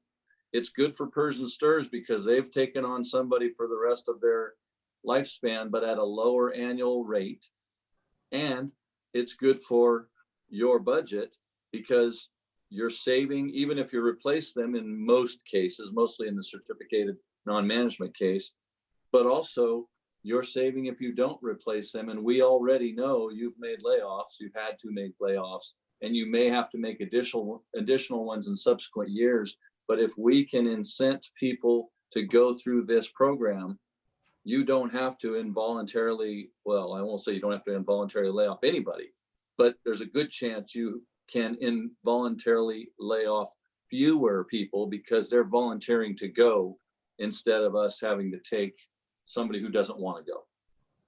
Okay. And then if I could just ask one clarifying question, and then I'll turn to other board members so I'm not monopolizing, but I want to make sure I understand. So you said the 70%. So let's say someone was making $80,000, 70%, so $56,000. You're saying they would receive that over 5 years. So they're receiving $11,200 each year for 5 years. Is that what I'm understanding correctly?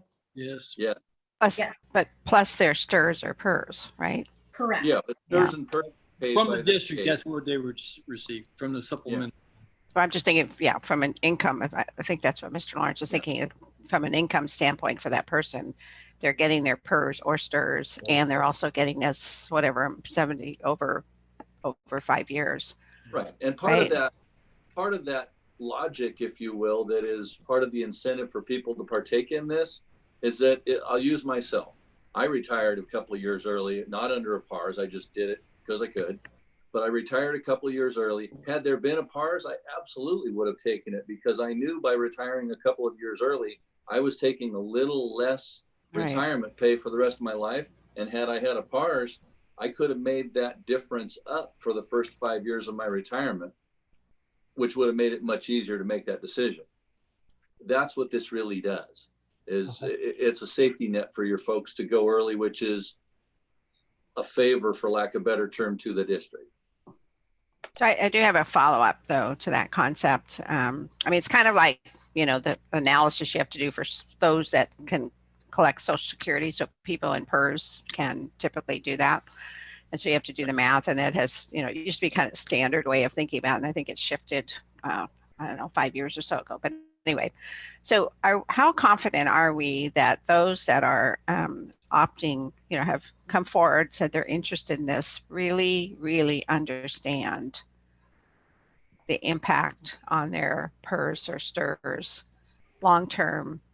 I mean, you know what I'm saying? Just like, I don't know what the process is for someone to go through to say, someone help me figure this out.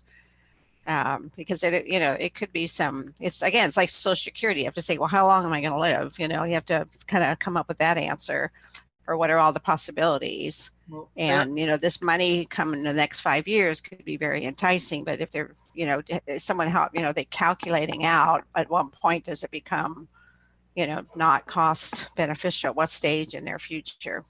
Well, Yes. we put out 5 years, but they could select, I think, Rachel, like 17 different ways to take it. It could be over the lifetime, just lower amounts. 10 years it could be, 5 years is the minimum. And so what we've told people is, and I've told people, is check with STIRS or PERS and make sure that this is the right decision for you. Absolutely. And I'll piggyback on that to further clarify. So yes, they do have a variety of options, 14, including lifetime and fixed term payment options. And I will be crystal clear that we included in all of their packets of information, supplemental flyers with the contact information for PERS, STIRS, Social Security, Medicare. And we also included a link to an orientation video that was available throughout the window that did specifically point out to employees, this is just a small piece of the overall retirement pie. You have to make sure that you call STIRS and you call PERS and you make sure that you understand what your retirement benefit will look like if you take it this year versus potentially waiting a couple years. So we, always encourage people that they need to do those calculations with the retirement system to make sure that this supplemental bonus basically that they're getting from PARS is enough to incentivize it and make it worth their while. Now that I understand that better, the idea that someone would, take it and go work somewhere else makes more sense to me. I actually get it, because they're not actually officially retiring in STIRS or PERS yet. And I will add to that point, I heard back from our analyst, and he said for all of the folks that were in that tier of step 17, all of them were 58 or older. So I don't think that there was necessarily anyone who was in danger of probably not qualifying for STIRS or PERS. That's the good news. I have a question for Mike. Mike, this is Deborah. You have suggested a couple times that if we were to go with this, we might not need to make any additional cuts. How would you know that when we don't know? Is that on an assumption that we won't hire people back? It's on the assumption that based on what your multi-year projection right now says, we think we can very likely not have to make any additional cuts for the 2021 year, but we very much still need to make reductions for the 21-2 year and the 22-3 year. So we know you're either going to involuntarily lay people off. This assumes the budget and the state's fiscal crisis doesn't get better. But if that's the case, we know we're going to have to reduce positions, programs, a lot of things in the out years. This would enable us, one, to reduce the number of those that you potentially have to make, and two, when you flip your population, the demographic of your population, to a more youthful group, be it by your most senior folks retiring, it's a foregone conclusion. And you saw in many of those statistics where even if you replaced 100%, you still realize savings. And it's likely that you won't replace 100% because you won't be able to afford to replace 100%. So you'll really realize even greater savings. Thank you. So can I ask another? So is it kind of on us to sort of go through and do the best guess estimate, given the information that you provided, or I don't know, maybe Dr. Gonzalez or somebody is going to be able to kind of get this to add up to, I know it's not in concrete, but just an estimated dollar amount that we would be saving with who has stepped. I mean, I know they just closed. I know you just got all this. So is that something we could look forward to, as something that's a little bit more specific estimate of the savings? In all honesty, Lisa's nodding. The challenge we're going to have in providing that is that, and I'll use teachers as the example, if you have a senior teacher somewhere near the top of the scale retire, one would hope we could find a brand new teacher at the very lowest end of the scale. But in some cases, you're going to hire somewhere in the middle. So it's going to be, the replacements are going to vary.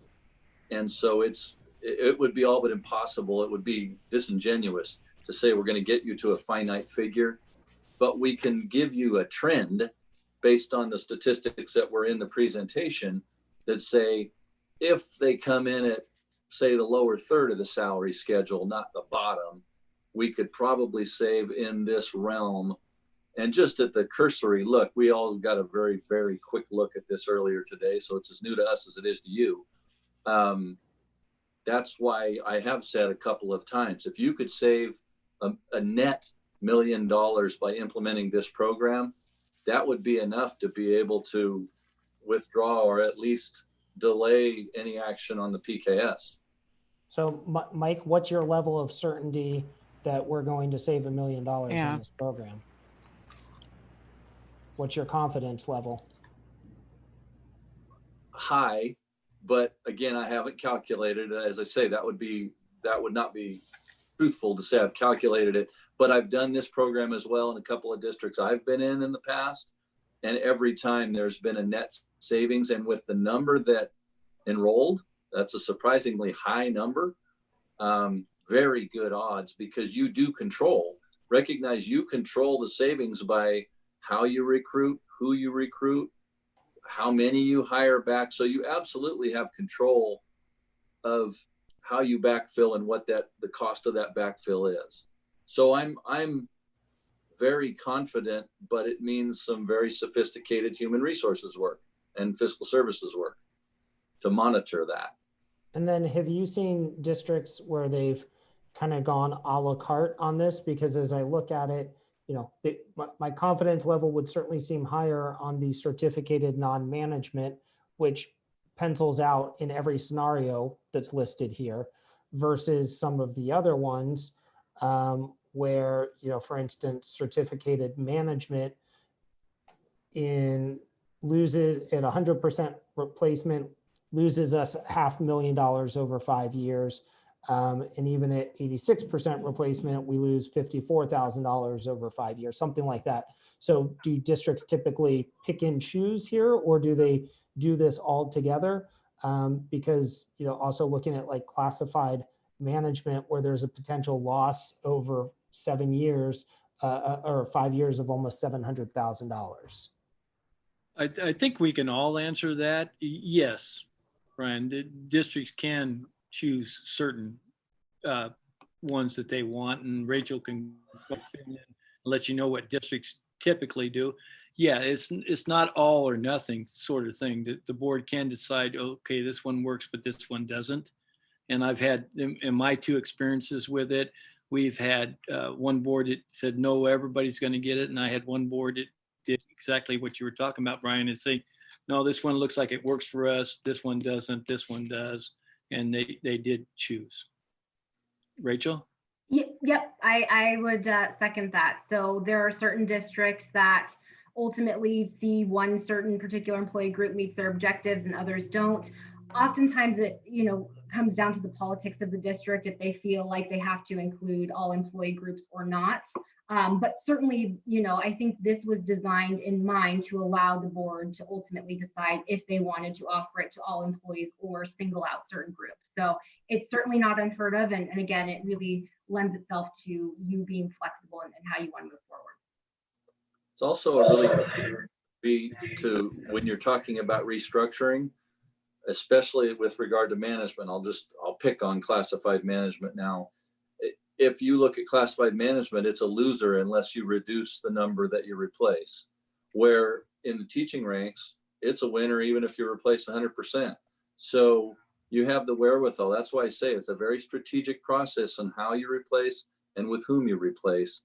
So if you're looking at a district where you want to restructure management, you don't have to forego including them, but you have to go forward knowing, okay, we'll include them, but we're not replacing 100%, where with teachers we might.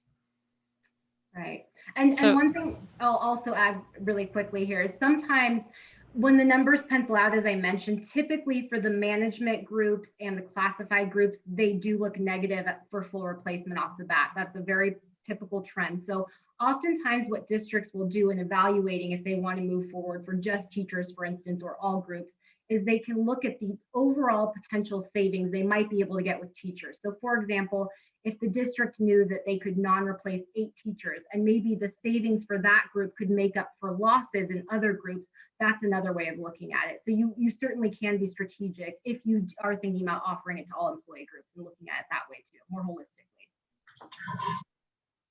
So, is it correct that the statement we were talking about earlier, it says 5 annual payments of 1.8 million paid July 10th. So we're paying that amount each year? So that is the projected annual payment over 5 years if you were to offer this program to all employee groups. Certainly, if you were to select only certain employee groups, that number would be decreased significantly. But yes, that would be an annual Okay, payment. so that's a total of $9.5 million, right? Am I doing that right? That sounds right. Yes, over 5 years. Yep. Okay, so I was just thinking if I flipped, I know probably very unscientific, but even if I just go to each of the groups, I'm just trying to get a rough idea. But didn't you say, Rachel, that the savings, that cost was already factored in when you looked at how much savings? Correct. It is. Yes. So what does that mean?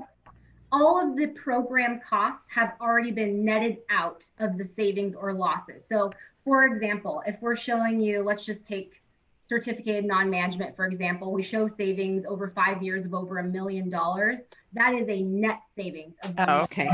That has factored in those payments. Okay, that's helpful. Thank you. Yeah. No problem. So I mean, one way to do it would be just to take, in each category, just pick the bottom, where the 60% replacement, take those numbers or take the top number, whatever, and kind of add them up and see what the potential doesn't it depend on what positions we actually plan to replace? So like if you would just look at the psychologist, since there's only one, when we are we planning to replace that position, or was that part of the cuts we already made in the reductions? So I think we really need to see this alongside the cuts that we've already made. And then from there, we can look at, are we making additional cuts in the future? But we've made a heck of a lot of cuts on March 9th that I think play into this. And even since then, right? So the classified management confidential in the reorganization that just happened, we removed multiple positions that I don't believe we're planning to replace. So that one pencils out if at least one of those positions is not replaced. So we need some district staff here to be talking to us about, in each scenario, how many replacements are we planning on at this point? So I received a list when everyone else did. I've had a cursory glance. I've been working on the budget presentations with Mr. Berg pretty much all day today. When I take my cursory glance at this right now, I know that Wendy, Dr. Gilly is in the other room. I don't believe that there's a reason to not replace the psychologist just based on the workload and the fact that we are adding another program that in the end will end up saving us. So that would be a replacement. When I'm looking at certificated management, all of these, I believe all of these positions would be replaced, especially since the bulk of them are principals. Okay, so that's principals, the certificated management where there's 7 retiring, correct, or seven opting for PARs.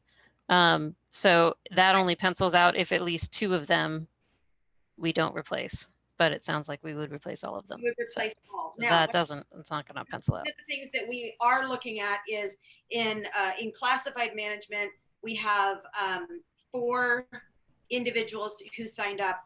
We're in the process of trying to restructure a department whereby we would not be replacing one of the positions, but in that department, we need a position elevated because we don't have that position right now. So we would take a current position and elevate that management position, but it would cover it.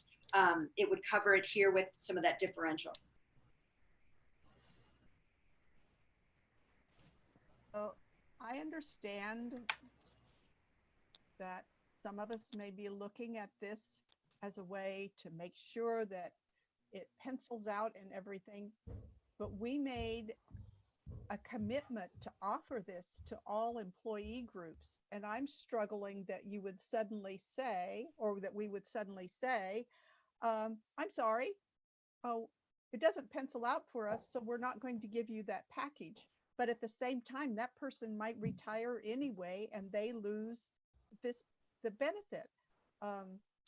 I have to understand your rationale around selecting certain groups and not selecting others in this offer. So I think I was just trying to do the math to begin with of which ones we will actually realize savings, which line items, not in terms of then deciding that position or not in terms of PARs yet, but just trying to get a count of, you know, for each category, which line can we look at in terms of estimated savings? And then we can total it all. And Well, then the we can first make thing- it, you know what I mean? Does that make sense? First thing I'd say, Linda, is we haven't committed. It was always, when it came to the board, we would decide if it was worth doing or not. Right. What I agree with you on is I don't think it's fair to say, oh, but we're going to cut this group or that group out, because that's what we're always accused of, not being inclusive of everybody. So for me, it's all in or nothing. I will say that typically in the experience I have, and Rachel has a lot more experience than I do, and I think she alluded to this earlier, it's typically because the wide range of what teachers make from the start teacher to the highest teacher, that they typically, the savings is there. It's not typically in the other groups. So it's really kind of a thing for the board to decide, do we want to include everybody with the savings made from that teacher group? So we need to take into account those losses. Yes. And see if it balances out to be overall worthwhile. So the psychologists, we should be looking at the negative 77 over 5 years. Yeah, I think they iterated it. They got to have that psychologist. Exactly. So we will lose 77,000 over 5 years. So that just needs to be one of the numbers in our math, right? I agree. Rachel, so then that's one. Teachers that the savings is really in the teacher unit. Yeah, absolutely. As you mentioned, the savings are really derived from the teachers because of that salary differential, which we just don't see in those other groups. So as I mentioned before, oftentimes when districts are considering, do we offer this to everybody? If you feel like that's what you need to do, it comes down to how much will you potentially be saving overall based on potential cuts? And then with that factored in, do those other losses get wiped away with those savings included? So I think that's probably the bigger question. So I just got to say, like, I just feel like yet again, that piece of information would have been really great to have had at the start of this process. That, hey, typically the vast majority of savings are seen in the teacher group, and in other groups, you're going to lose things. And it's like, it just keeps happening. Then we shouldn't have offered it to the other groups to begin with, and we wouldn't have been in this situation. We would have just said, here's a teacher plan. And the fact that we got this thing three hours before the meeting, and we're making multi-million-dollar decisions, which impacts people's lives and their retirements. And I'll let someone else talk, but I just don't get it.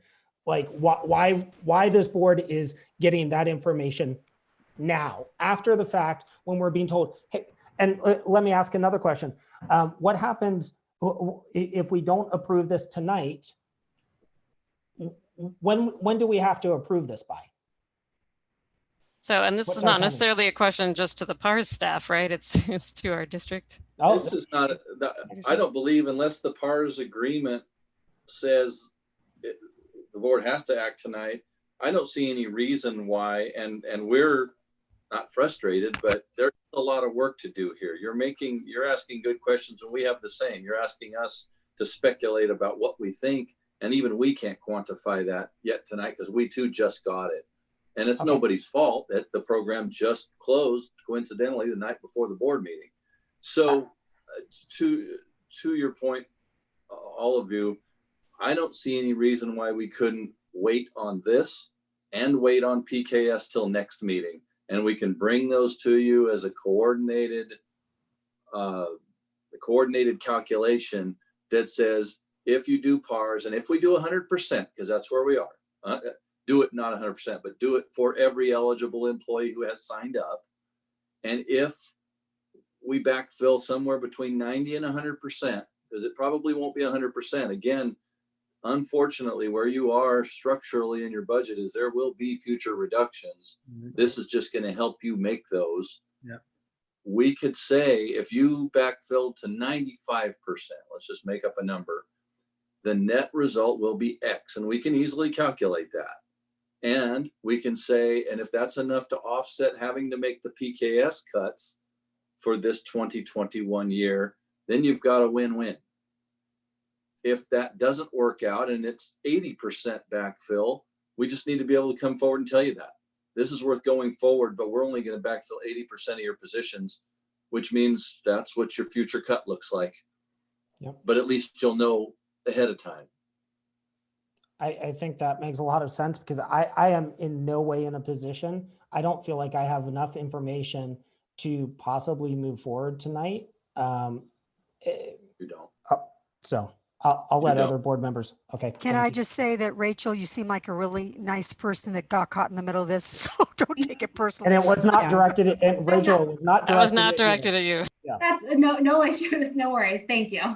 I mean, I think the other thing is, as much as we've said it here, or was said to us or whatever, I mean, I have a neighbor whose husband just said, oh, she's going to do it. She's going to take, so that tells me, people are planning, and I realize that's nobody's fault, but, I am concerned about that as well. It's like once it got out there and offered, even though someone might have said at some point, it's not final until the board, approves it.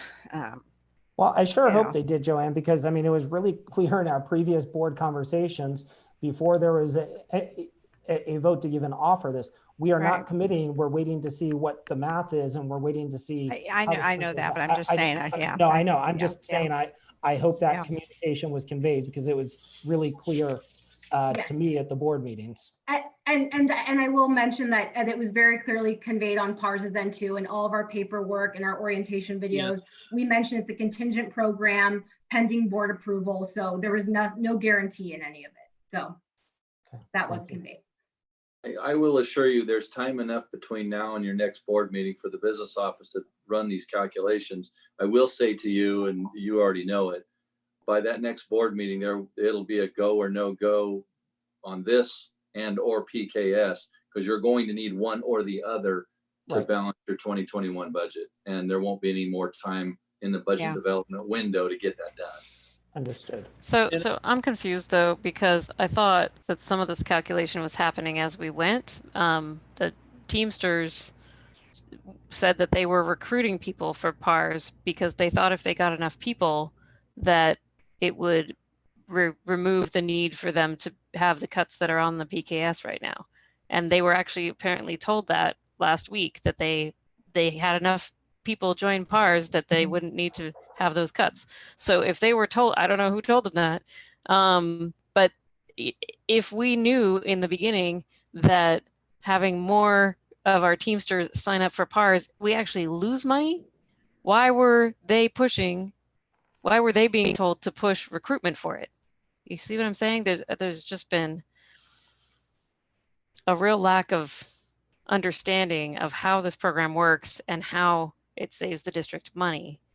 And I think our employees are feeling pretty frustrated right now about how, how they thought the program worked, what they thought was going to happen tonight, and where we seem to be right now. I don't know what communication there was or wasn't. The program can work if you don't, in the classified side, if you don't backfill with 100%.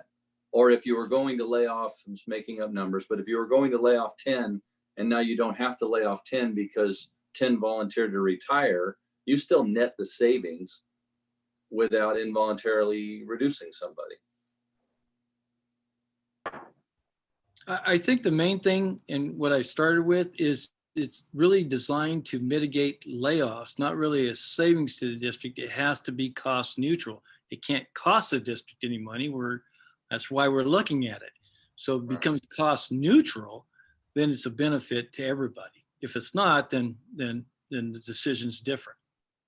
And a clarification of that point, Michael, though, is if you're mitigating layoffs, that presumes that you're replacing layoffs with voluntary retirements, which is still a net savings to the district, because the presumption is you're not replacing all those folks. Absolutely. That's already been, that's the PKS of 117 certificated people has already passed.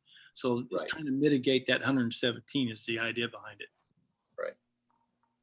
But if those were already laid off and can they even now sign up for PARS? They were already laid off. No, most of those folks wouldn't be eligible for PARS. What I'm saying is if the folks that are eligible for PARS retire, then we can rescind those notices and bring these people back to work.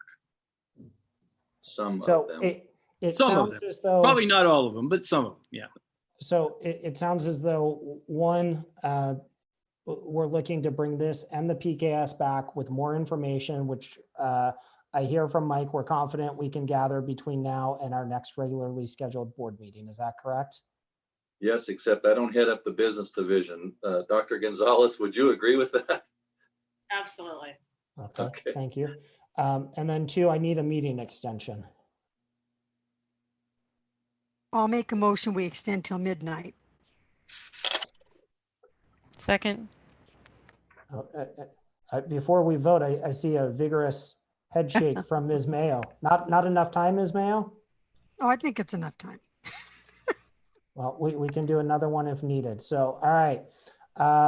Ms. Mason, how do you vote? Yes. Ms. Durkee? Yes. Ms. Cound? Yes. Ms. Mayo?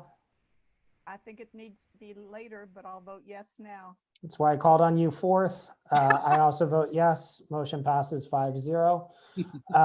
Okay, before we move on, Brian, when Yes. you're talking about when the PKS comes back with new information, Yes. it'd be nice if there's something different on it, since it's been the exact same thing presented to us every meeting. And I know what many of us had made suggestions of other possible savings. They just never seemed to surface.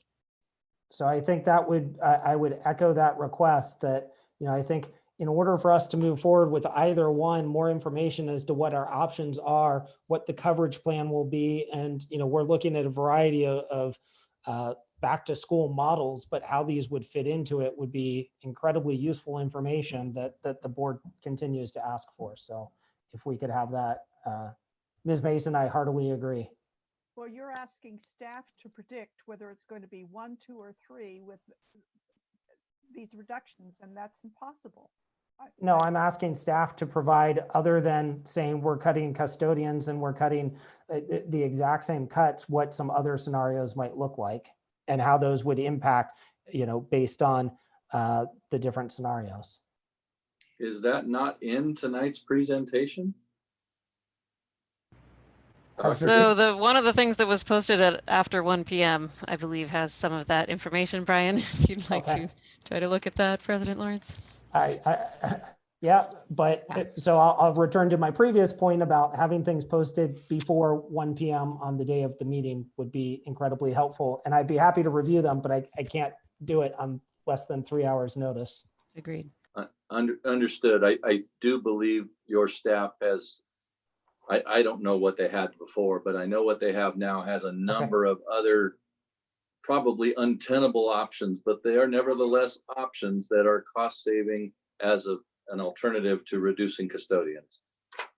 That would be incredibly helpful. So I appreciate that. So, all right. Do we have further discussion on this item? Okay. We move along. Thank you, everyone. So we move along to item 11.3, review and potential approval of job description, social, emotional, educational, collaborative program leader. I believe Dr. Aguili has information for us on this item, and we heard a fair amount of public comment on it. So I'm hoping Dr. Aguili can help address this. Hello, we just had to play musical chairs. Of course.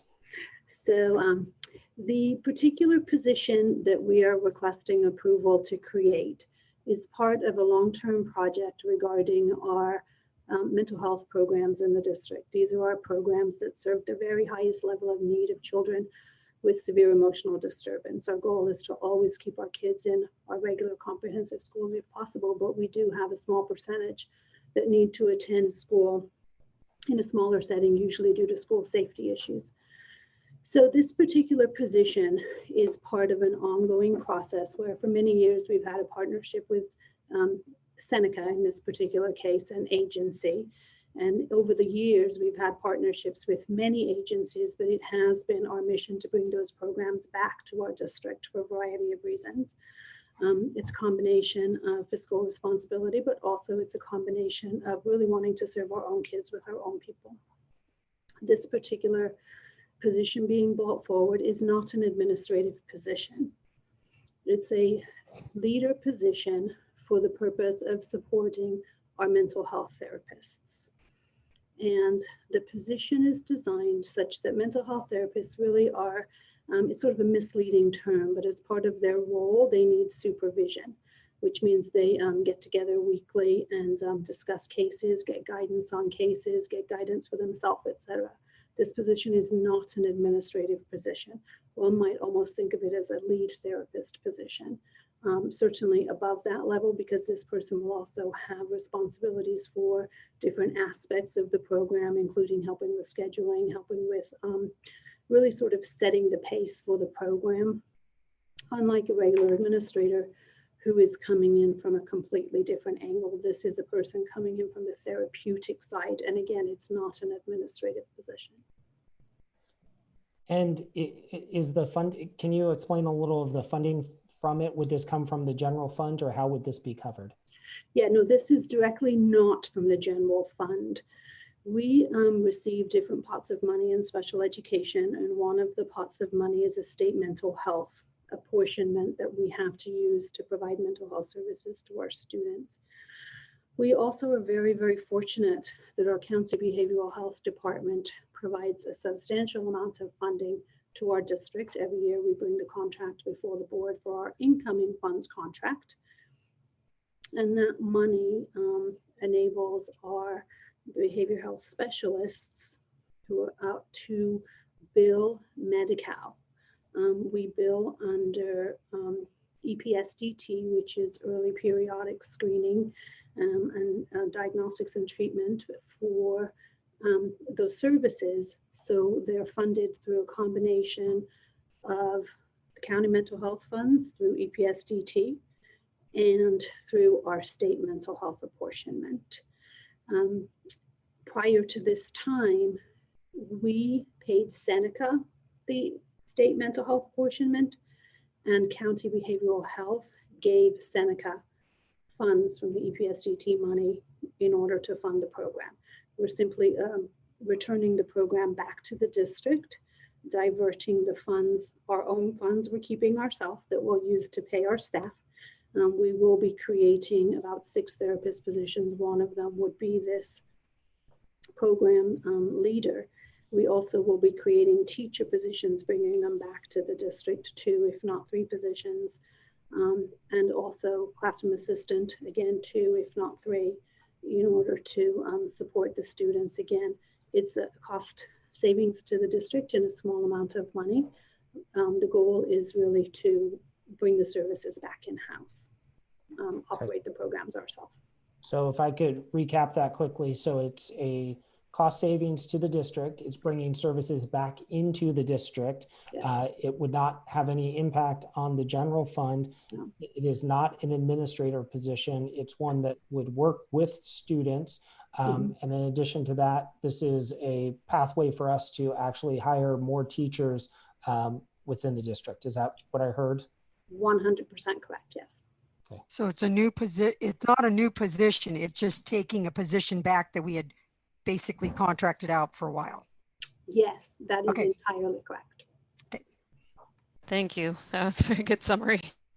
So Wendy, Dr. Gailey, sorry. So Seneca, my understanding and my experience with is Seneca, we have Seneca program, which is a totally independent program from Mount Diablo Unified at Glenbrook. But we also have, do we still have the two that are partnerships at Riverview and Pleasant Hill Middle School? The plan is to bring all three back to the district. The numbers, it gets a little bit messy when I try to explain all of the nuances. So for example, the program at Pleasant Hill is 3 classes, but 2 of the classroom staffs belong to Seneca, and Seneca operates them. 1 belongs to us. We're bringing those 2 back also, all 3 of those classes. And then also Riverview, we provide the staff for the classroom, but they provide all of the mental health services. So when we're talking about the Seneca programs, there's actually 2 components. There's the classroom side and the mental health side. Each of them have different funding streams. Each of them have different operational needs and programmatic needs, but they run together in the same classroom. So are we also talking about Glenbrook? We are talking about Glenbrook. So all of everywhere that Seneca currently exists in Mount Diablo. So can you just take a second and what's the timeline for, I mean, how is that going to happen? This is one position. You talked about other positions you're planning. Are we ending our contract with Seneca now, or what's happening? So we've been talking with Seneca about bringing back the Riverview and Pleasant Hill programs for a while. It's taken a little while to sort of negotiate with County Behavioral Health in order to get them to divert the funds to us. It's not something that's typically done. As a matter of fact, it's very rarely done. We're very fortunate that it's being done. And so we got the approval to do that probably in writing about a week ago, maybe just a little over. But we already sort of knew that it was going to be in place. So we had already a few weeks before that started really looking for candidates. And that same time, we knew we were laying off teachers, so we knew there'd be some opportunities there.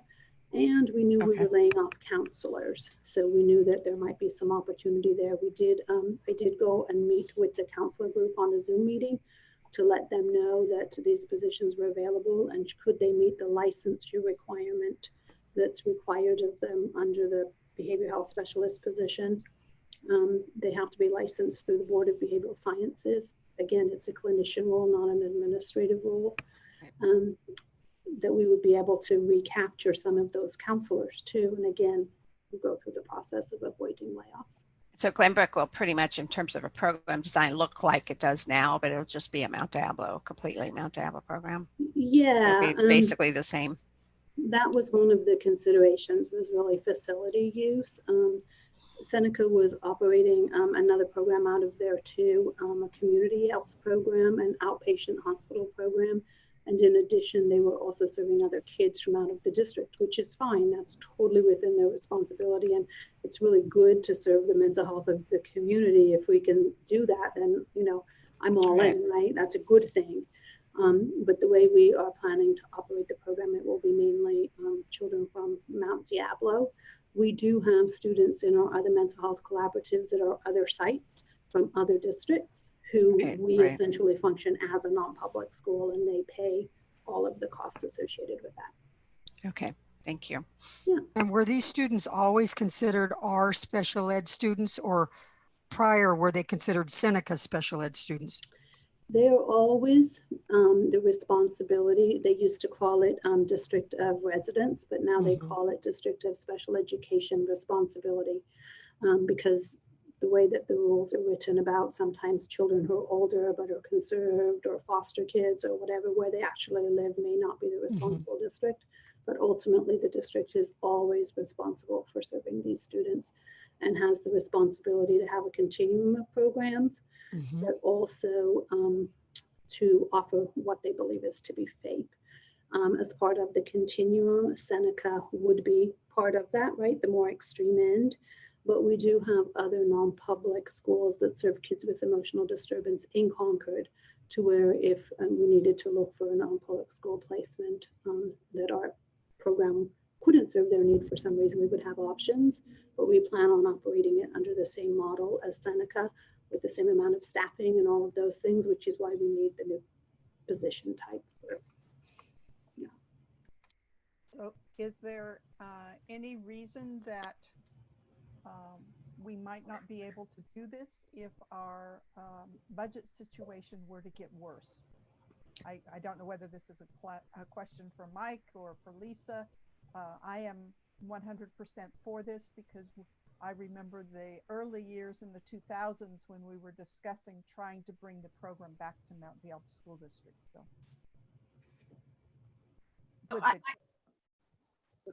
excuse me. Go ahead. No, I can just say in working with Dr. Aguirre and working with County Mental Health and the plan that's been set forward, this program will certainly be able to pay for itself. We will not be incurring any additional expenses. And I really appreciate the innovative nature with which she's building a program that we're hoping is going to be truly a model for other districts in the rest of the state to follow. Very much so. She usually does.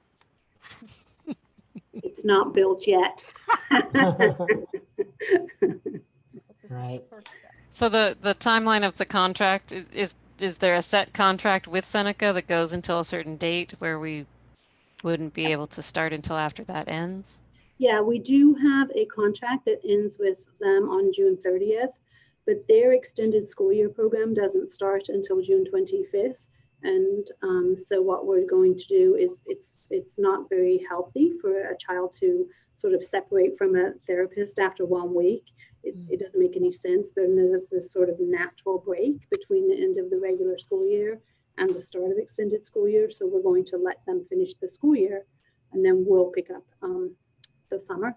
So even though it's before technically the end of their contract, it really is in the best interest of kids, and that's what we're here for, right at the end of the day. So that's what we're doing. That's great, because then they can be served earlier since our program starts sooner in June. Yeah, we'll do the ESY program. Yeah. Nice. Good. Okay. Do we have a motion on this item number 11.3? I would make a motion that we approve the job description for social emotional educator coordinator program leader. Second. Okay.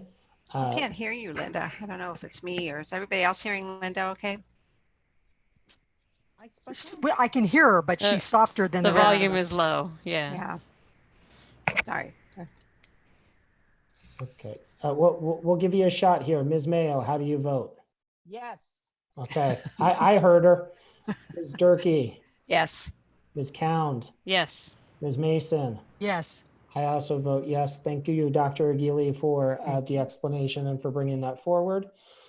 We move to item 11.4. Review and potential approval of the certificate job description for classified accounting technician. Dr. Gonzalez, I presume this is from you. Okay. Go ahead and take this one.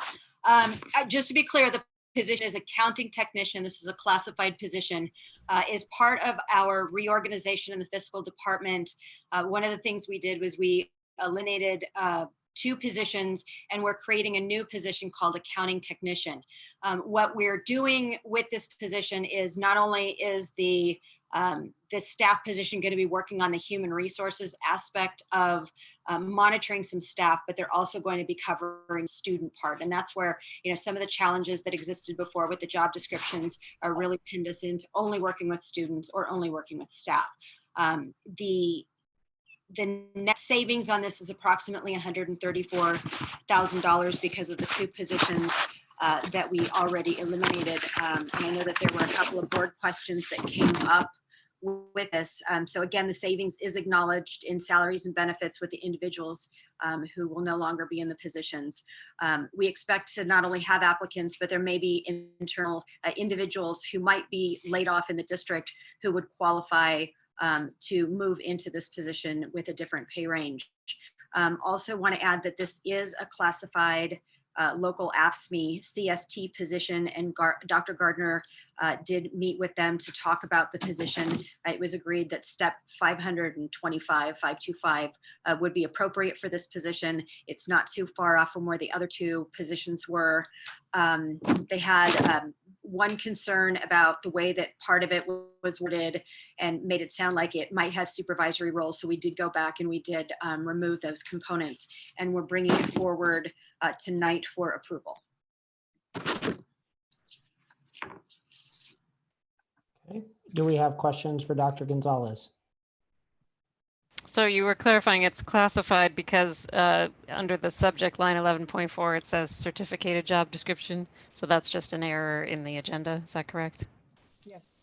Yes. Okay. Yes. Okay. Okay. Just want to clarify so that we know.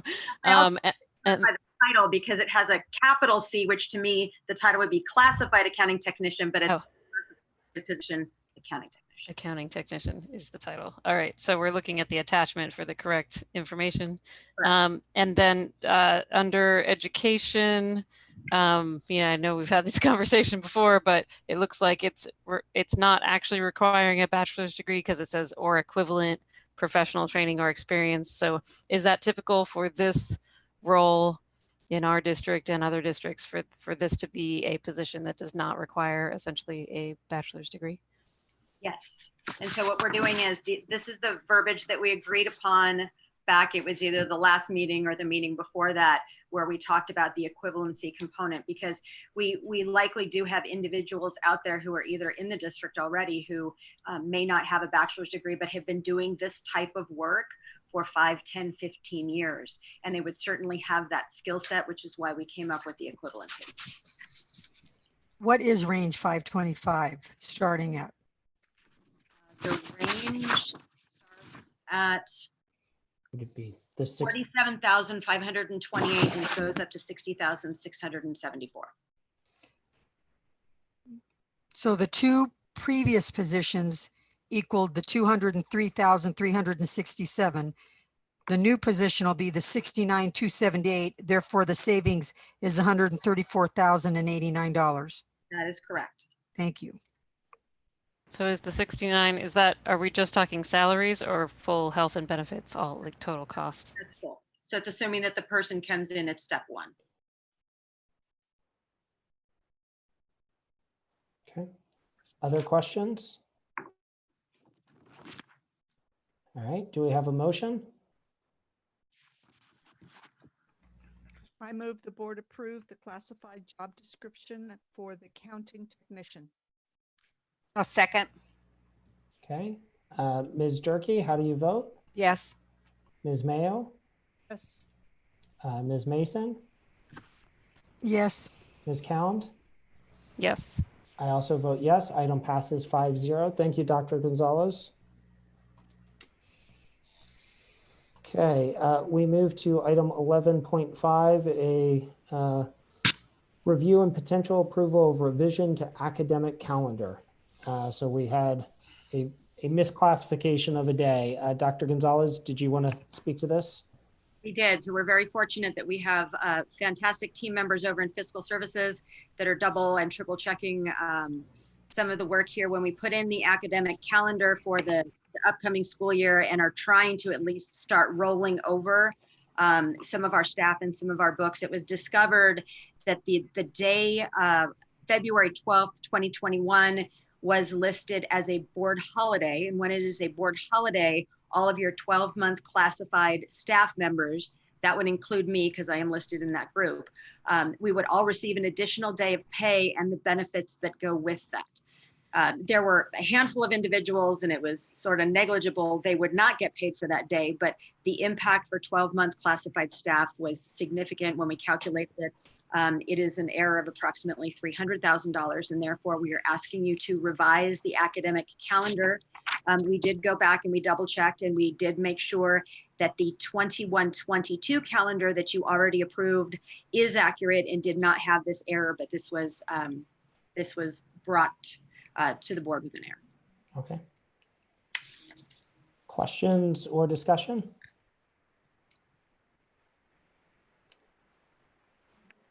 Okay, do we have a motion? Mr. President, I move the board adopt the revised 2021 academic calendar. Second. Okay, Ms. Cound, how do you vote?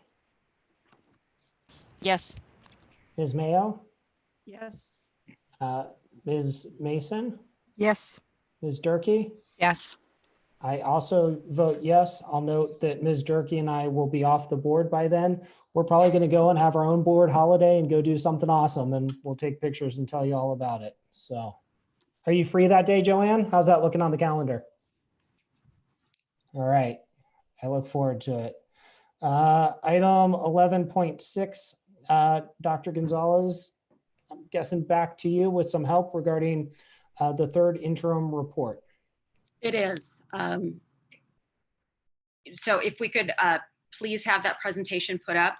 I do want to let the board know that there is so much going on right now in the state, not only with the Senate, but certainly out of the governor's office, that a lot of these things are changing sometimes 2 and 3 times a day. Our goal is always to try to make sure that the board has the most accurate and most current information, which is why we put a second presentation up today, because we received additional information from the state. Next slide, please. I want to make sure that I also do introduce Mike Berg. He is serving as our county fiscal advisor, who is going to certainly add some commentary during this presentation. So one of the things that's really important to note is COVID-19 was really an unwelcomed big shock back in March, which right now seems like years ago. It really had an almost immediate impact on the unemployment rate, the stock market, the national economy, and of course, everything in that regard really has an impact on California because of the level and the strength of our industries and of our economy. And if California was its own country, we'd be the 5th largest in the world, which makes us really highly susceptible to a lot of the global and national economic changes. Next slide, please. So this brings us to sort of the cycle of California and budgeting right in the middle of a worldwide pandemic. So in California, the governor issues a budget right about January for the upcoming fiscal year. So he rolls out exactly what he's thinking for a fiscal year that starts on July 1st and runs through June 30th.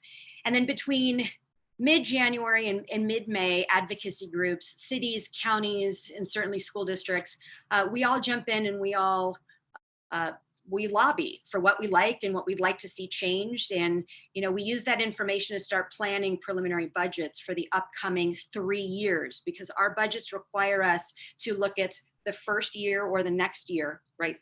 The year ahead of us, and then 2 years out. And then the governor does what's called his May revise, his May revision. And that took place back on May 14th. And since that time, I can tell you that CBOs around the state are really working around the clock to try to respond to the information that we're getting. COVID-19 came in like a level 5 hurricane that we've never seen before, and the results have really been catastrophic, because we've seen unemployment skyrocket to nearly 25%, as was reported this week by the California Employment Development Department. Personal income taxes were allowed to be delayed, so the state can't really accurately calculate its revenue for the 2021 fiscal year until after that fiscal year starts. So we are really expecting that all this means that in the state budget process, you know, over the next month or so, the state is going to need to weigh in. There will be revisions that come forward again, and we're expecting a budget to be approved by the end of June, because that's what our legislators will certainly do. The governor does have some veto power there. And then we're going to expect a revised budget sometime later this summer, once the income tax returns are submitted and the state has another month or 2 to really see what's happening with the effects of the pandemic. Next slide, please. So right now what we're going to do is we're going to move into Prop 98 and the proposed state funds for education. Before that, are there any questions? Go ahead to the next slide. Now, I want to reiterate that all of this is subject to legislative debate. And as late as midnight last night, we were getting information from the Senate that said that they don't like some of what the governor has put out there. And so, you know, it's a game of ping pong right now. Do we respond? Do we not? And from the perspective of this presentation, we are using what the governor put in his May revise. So while we may hear other things, we're using the information from the May revise at this point in time. Let's talk about Prop 98 for a second. So Prop 98 was approved by the voters back in 1988, and it was intended to increase state funding for public schools. It added a certain constitutional provision that calculates a minimum funding level. And the best way to describe it is that approximately 40% of the state's general fund goes to public education. But when that general fund goes down, so does the guarantee. And that's what this chart shows right here. So if you just pop over to the far side of this chart, excuse me, and hang on, I'm just moving some things here on my computer. And as you take a look at the January budget proposal, the governor at that point in time was expecting that the Prop 98 guarantee component was going to be $84 billion. However, the May revisions are showing a drop in that down to $70.5 billion, which affects every single school district in this state. Next slide, please. This is where it starts getting a little confusing because the governor said back in January that he was expecting the COLA for the upcoming school year, the upcoming fiscal year, to be 2.29%. And then he increased that to 2.31%, and that was announced before his May revise. So it all sounds like great news, and then the May revise hit. So what we want everybody to really understand and recognize is that what the May revisions did was they provided the statutory COLA, but then they suspended it. And I'll show that in just a second. The categorical programs on the right side that you see, the block grant, if we were to get that at any point in time, special education, preschool, child nutrition, all of those components would also not be getting the COLA. Next slide, please. I just want to show how a deficit factor comes into play and what it means by a deficit factor or a negative COLA and how it gets suspended. So let's assume that you've got a second grade student in the district and that student is going to come to school 180 days. That student would be bringing the value of approximately $7,702 into the district. Now, we're funded by ADA, which means that every day that child is not in school, we do not receive money, which is why there's a concern among districts around the state that if the monitoring of enrollment and attendance and ADA doesn't substantially change, we could be in an even worse fiscal situation in the future. But let me go back to the numbers here. We were given the 2.31% COLA. So you'll see the arrow where that's added right there. And then from there, we received a deficit factor or a reduction of 10%. So if you go to the bottom, what happens is you end up with a net negative 7.92% in your budget or a deficit factor. Next slide, please. Unfortunately, this is where deferrals come in as well. So this slide shows the deferrals at the state level, looking at all of the budgets. And what you see here is that we are starting to see our first deferral coming this next month, next week.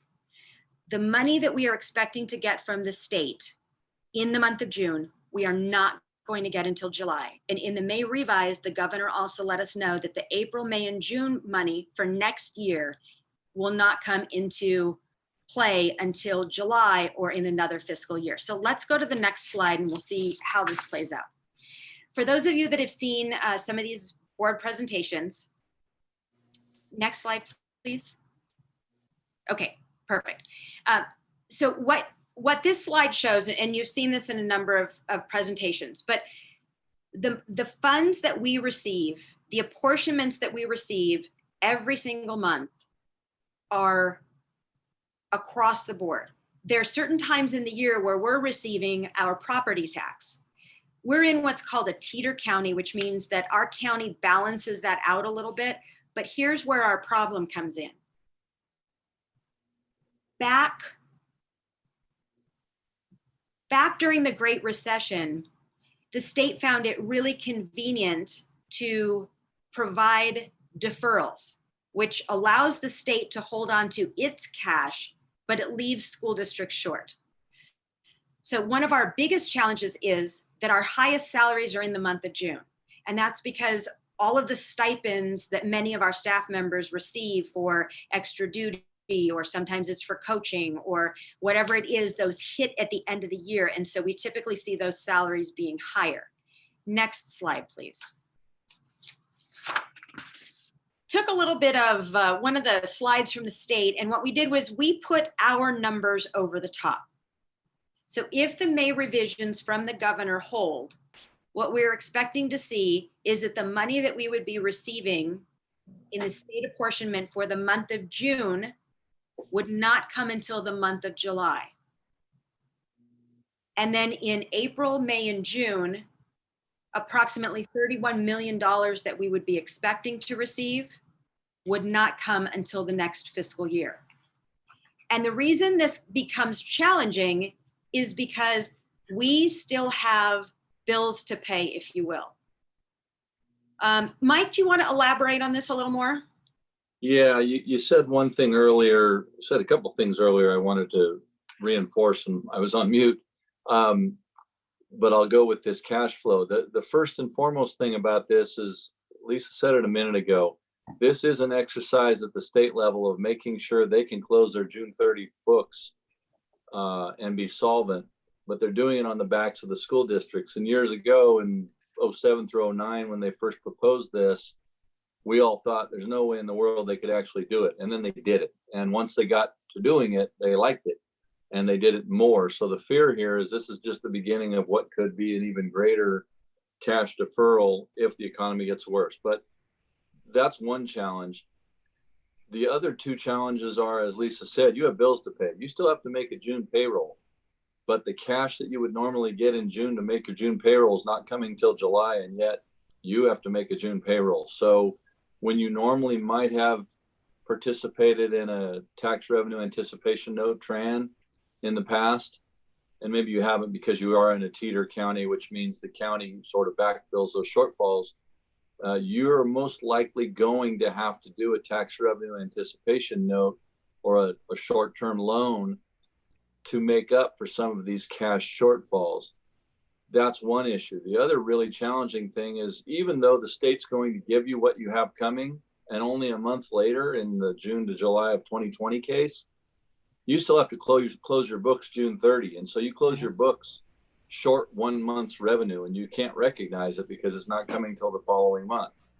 And so it creates an imbalance in your budget that the county and the state understand, but from an accounting standards and reporting standpoint, nobody cares. It's just our problem to make sure we can cover it. The other really important thing to emphasize here, and I'm glad we're using the terms cash flow deferral, is a lot of times school district folks look at budgets and think that's money. Budgets aren't money. Budgets are just a spending plan. This is where the rubber meets the road. And so when these normally speaking, your cash flow generally tracks what your revenue says in your budget. When the state starts doing this, you have a budget, but you don't have the cash to underwrite your budget the way you normally would. And so one of the things I've talked with Lisa about and have implemented in my own districts is what I call pacing, which is when we get into this school year, and if these deferrals are in fact implemented, you might give a school, I'll use simplified numbers, but your school's budget, discretionary budget might be $100, but you're not going to give them $100. You're going to give them $25 each quarter to operate, because you will not have the cash to underwrite their expenditures if they front load their expenditures in a school year. Go ahead. Yeah, let's go to the next slide so that you can see. Linda has a question. Sorry. So Ms. Gonzalez brought up the TEETR program. And it's my understanding that Contra Costa County is involved in the TEETR program. And what it means is that when the taxes are collected by the county or owed to the county, they pay the school district the entire amount. What I've heard in the last 2 weeks is that Contra Costa County is not going to pay us the full amount. They are going to only pay us possibly the amount they have collected, and perhaps when they collect the balance, they will pay us the balance after June 30th. Can you comment on that? I mean, how would this affect us? Well, that's the concern, is that the idea in a TEETR county is that the county has a deep enough treasury that they can advance the tax collections. But when you have a number of districts and other entities that need that advance from the county, they may not have the resources to do so. And so they may only give you a percentage of what they would normally give you, which is why even though you're in a TEETR county, it's relatively likely that you're going to need to do or participate in the TRAN program, which is very common statewide. I've never been in a county that didn't, or a district that didn't participate in the TRAN for the November tax collection. In this case, you may well need a TRAN in June. Well, you won't this year because your cash is okay. Well, so let's jump to those slides. Okay. All right. So let's just take a look right now at cash flow. So this shows what our cash flow was this current year. And you can see where in November we were short, but we had enough in other funds to be able to cover that. But let's go to the next slide. Yeah, and that's the one you don't even have to read the numbers because the numbers are really small, but you can see the trend. 10 out of 12 months are negative. And Board Member Mayo, to your point, I just checked in with 2 other CBOs real quickly on text messaging, and I've heard that that decision hasn't entirely been made, that it looks like they may be able to help us out. And so I wouldn't say that that's automatically not going to happen, that they're not going to be able to front us the money. But it sounds like there's some plan in place because they know that districts like ours are going to have cash flow problems because the county has already seen this. Do you know if the state does this with any other entities that they, for whatever reason, give money to each? Do they do this deferral with any other organizations in the state?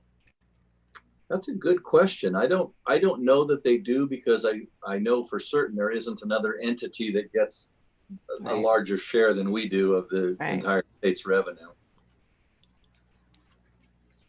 But there are other counties that are TEETR counties, and that's been a statewide conversation. Absolutely.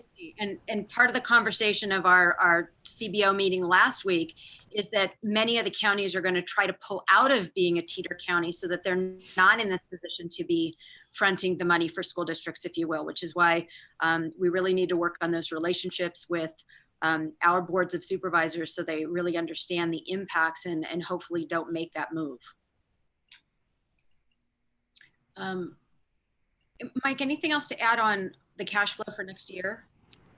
Dr. Gonzalez, can I just ask a question on this sheet? Because you did share this with the Budget Advisory Committee, but I'm not sure if number G, row G existed in previously.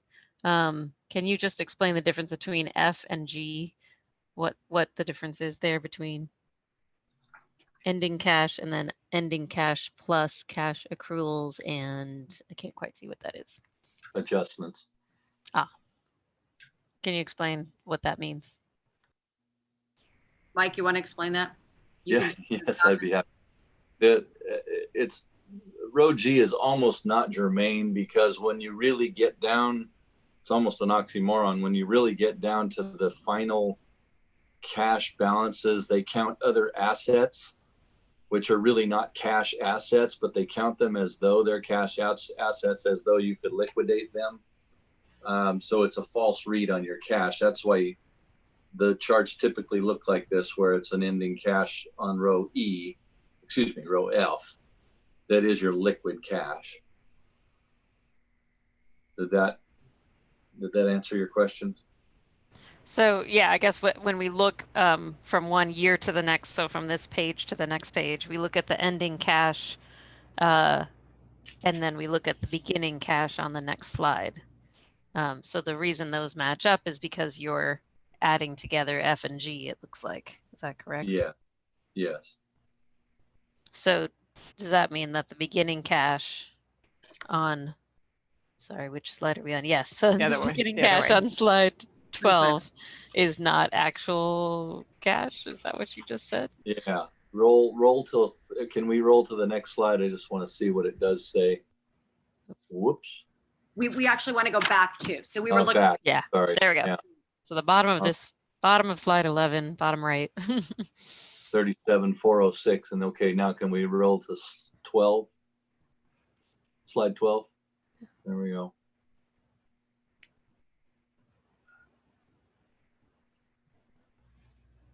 They don't match. Should be that where it says 27 should be 37, right?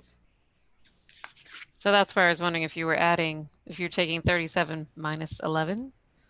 Not that wouldn't exactly be true, but.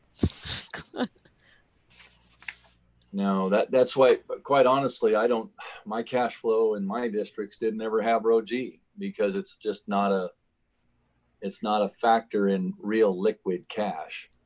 So I guess I'm just trying to get the connection between June and July. So June, both of 2020, right? So the first slide is 1920, so it ends June of 2020. So then if our ending cash at that point. Yeah, go back to 11 again, please. I'm sorry. Oh, I see. Yeah, Okay. that matches. June. The column, I needed to June look at the matches. June column instead of the June total. matches. Right, That's correct. right. Yeah, that one's Okay. good. Yeah. Thank You you. go to the bottom right on this one to the upper left on the next slide and they line up. Got Yeah. it. Thank Yeah. you. That was 27. Okay, now I think we can roll forward if there aren't other questions. Okay. What we want to make sure that we share on this one is that we're expecting 10% reductions in targeted improvement grants, in home to school transportation, and in economic recovery. And the reason that this is important is because right now in Mount Diablo, we are already providing general fund contributions to transportation. So it means that we're going to have to spend more funds in this area unless the board wanted to reduce services there. Next slide, please. So what we're trying to do is take the numbers and then bring them back to what it looks like in Mount Diablo, and then share some information, then bring it back to what the numbers look like here. So provided the negative 7.92% moves forward, the anticipated reduction for the upcoming school year, based on our ADA, our average daily attendance of 29,185 students, is approximately $23 million. So this means that as we're planning for our budget next year, from where we were looking in January, at least with our local control funding formula, that is LCFF, we would be working on budgets with $23 million less than what we were anticipating before. Now, again, the legislature is continuing to argue over these numbers. As a matter of fact, the Senate was doing that very late last night, where they said that they feel that these reductions are unconscionable and they want other plans. And at least what we're hearing anecdotally right now is they're suggesting more deferrals. So we're moving forward again with what the governor put in his May revise, and we'll continue through this. Next slide, please. So special education is the next component. And the way that the funding works for special education is that there is a specific rate that we receive per ADA. And this is all of the ADA in the entire district, averaged over the last 3 years. And what the governor is proposing is an increase to the amount of $645 per student. For us, we are starting at $557. So if we go to the next slide, please, what that means is we are anticipating an increase of approximately $2.5 million. We're waiting to see what's going to happen here because, again, the Senate is suggesting a number lower than $645, but were this to hold, we would have an increase of $2.5 million, which actually means we would be funding less from the general fund in contributions to special education. Next slide, please.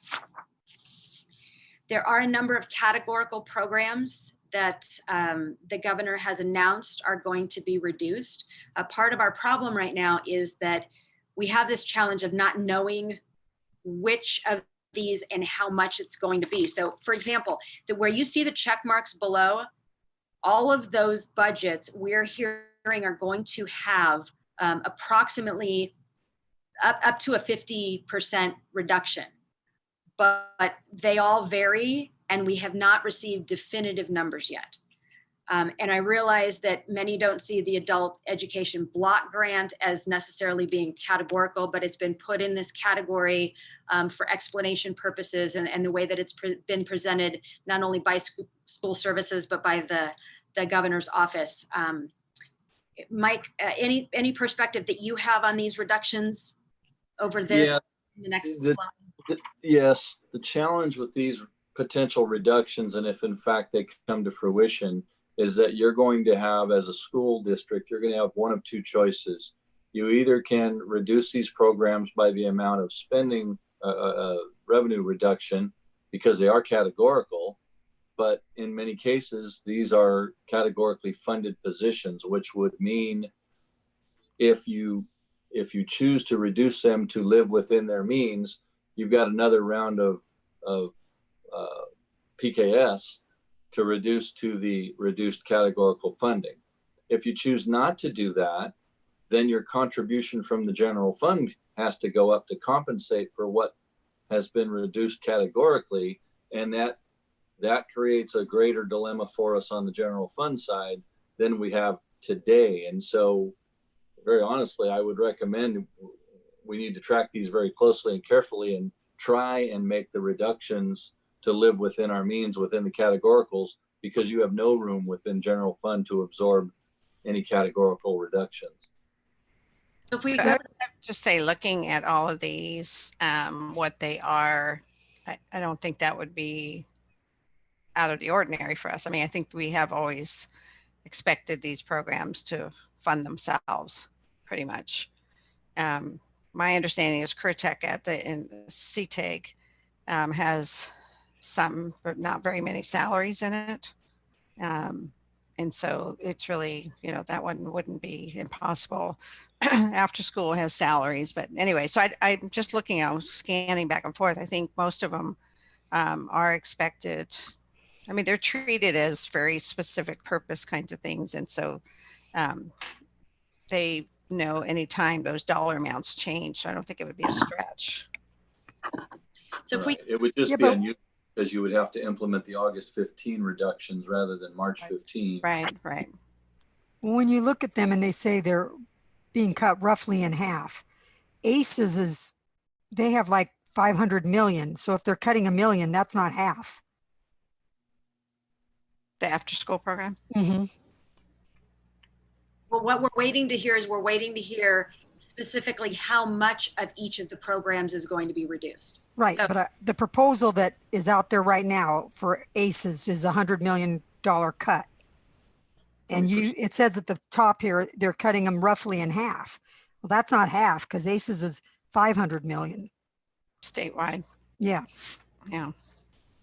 Well, I mean, Lisa's tired of me hearing me. I'm tired of hearing saying it. The adult ed block grant is just, first of all, it's not called that anymore. It's being cut 10%. It's clear in the budget, but some of these other groups that are reporting out, just because it's not usually even in the K-12 budget, it's usually in the community college budget because the money starts there. And so they changed it up and it's causing more confusion. But anyway, they're going to be reduced 10% across the state, which comes to local consortia. So we don't have a lot of say in any of that. So. No. So the next slide all the next slide is intended to do is just show you the amount that we get for the categoricals in these areas and approximately what the reduction would be. If it was 50% across the board, it would be half, $4.5 million. Again, these are some of the indicators that we're waiting to hear more information about. I'm looking at messages right now. I'm roughly getting text messages about the fact that there's a lot of debate going on right now with the Assembly on some of these categoricals. So we'll just wait to see. Next slide, please. So there are some interesting points to take a look at both CalSTRS and CalPERS. So we're going to jump in here and just take a look at CalPERS for a second. The governor has proposed doing another buy down, if you will, and prevent the rates from going up to where we had expected they were going to be. So we were expecting rates for the upcoming school year to be 22.68%. They're talking about revised rates next year at 20.70%. And you'll see that for 3 years running, the amount is less than what we had anticipated. But then what you see is where the arrow is, you see a fairly significant jump there, because from the 21 to 22 school year into 22-23, there's about almost a 3% jump there in our contributions to PERS. Next slide, please, because now you see this play out with CalSTRS. So we're not seeing the 18.4% next year that we were expecting. It's going down a little more than 2%, but we see the numbers jump back up again in the 22-23 budget, which is when we're going to show you in a few slides what the multi-year projections look like. You will see why the number in that third year jumps up so high.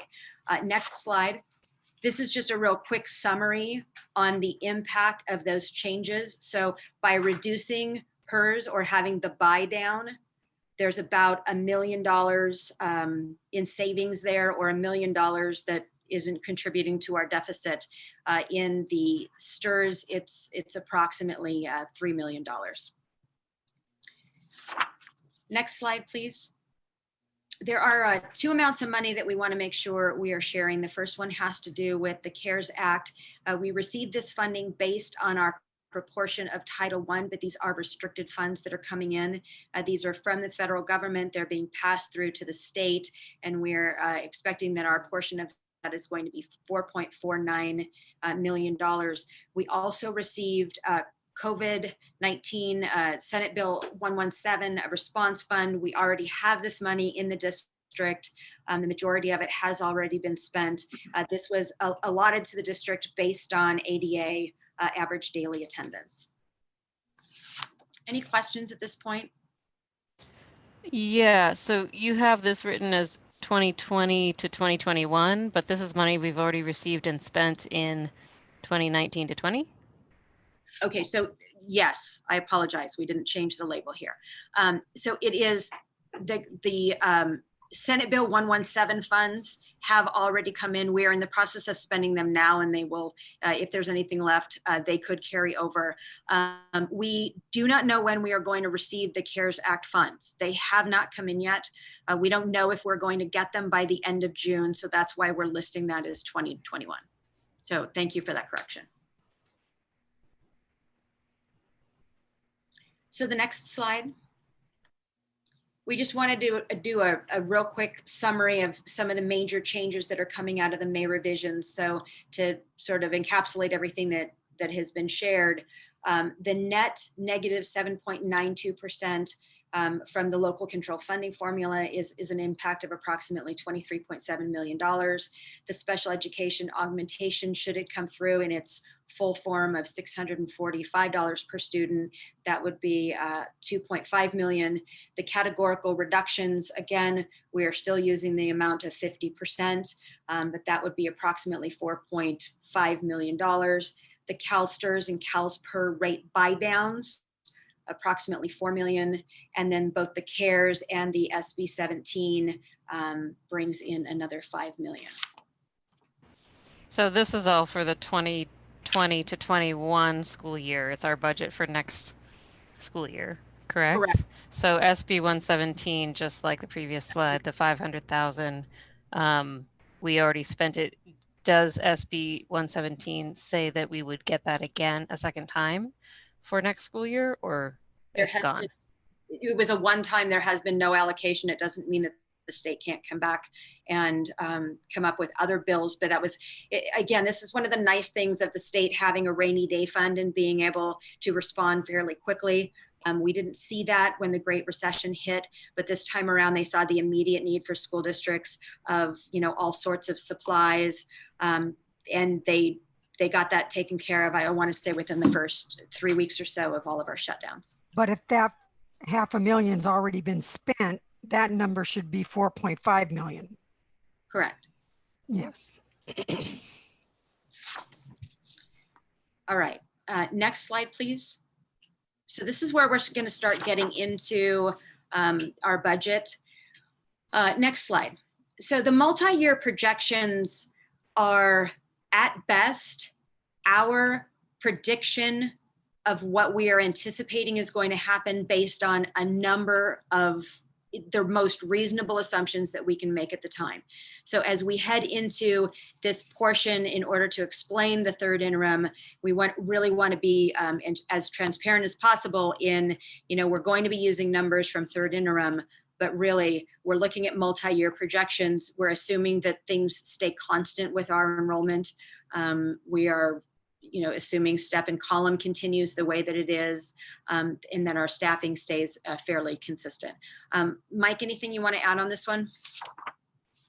Well, I would just say there are a couple of comments on here that little last lower right, they're exactly wrong and approximately right. That's an old phrase that Ron Bennett, the late Ron Bennett from School Services, used to use. I had the pleasure of working with him years ago in Fresno Unified. He was the CBO back then. And the board would get really agitated because the numbers were constantly changing. Well, the numbers are constantly changing because they're constantly changing at the state level. And so your CBO is always having to track that. But one of the things I heard, maybe a couple of the public comments tonight, commenters saying tonight, were that we're taking worst case scenario. We're really not taking worst case scenario. We're taking a reasonable look at what will probably happen positively and negatively and plugging those in, but we're just trying to track the trends from the state without anticipating what the legislature might really do through the legislative debate. So again, the purpose of interjecting projections into the commentary is that they're just that. It's just a budget plan. It's not real money. It's our best guess on where we'll probably end up based on our latest knowledge. I think, Mike, that's a point well made. And I would just say, when you look at the global economy and the U.S. economy and the California economy, I'm more worried that we're being too optimistic about our budget than that we're being too pessimistic. When you look at, the 40 million Americans who are unemployed, the lack of tax revenue in the state of California, and all the other things that may still be to come. Yeah, this blade cuts both ways. It's nice that businesses are reopening, but how many won't be viable with the limitations and might then fold, which sends us into a second wave of economic recession. So it's a very difficult thing to predict. We're going to go to the next slide, because what this shows is we want to acknowledge the very hard work, not only of our staff, but our stakeholders who weighed in, and certainly the difficult decisions that the board had to make. This is our MYP, our multi-year projections. We're required to submit this as part of the third interim, and it does take into account the $20.1 million of reductions that have happened so far. And if you go to the far left column, and really all the way across the first lines that you're seeing there in red, what that is showing is deficit spending. It means that when you're taking a look at the revenue, let's say in 1920, the revenue is 369 million, but our expenditures are 380. And so provided the special education cost increases, if those occur, we can anticipate being able to take care of a lot of that 2021 negative ending fund balance. But you know, we're trying to solve for 2021, 21, 22, and 22, 23 right now in those negative balances.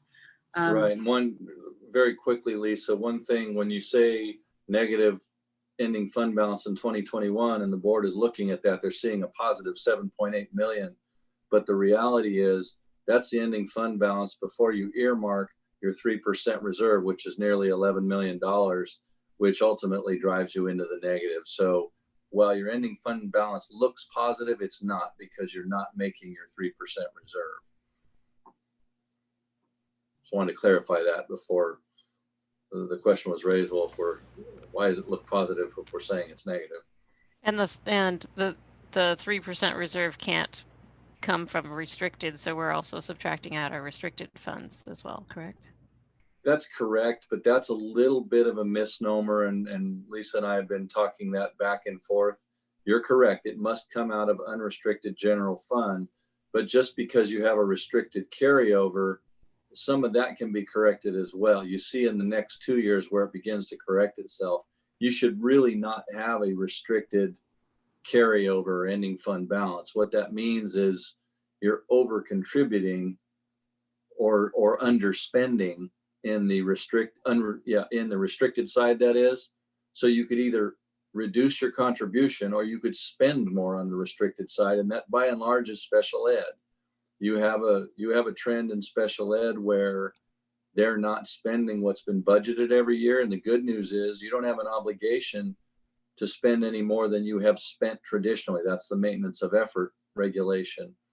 So we think we can solve a lot of this by adjusting special ed to what they are traditionally spending to support their program. That will mitigate much of this deficit in 2021. And then the special ed augmentation should take care of the majority of the rest. And I've already run all this by Bill Clark at the county, and that's why I made the comments I made tonight about PKS.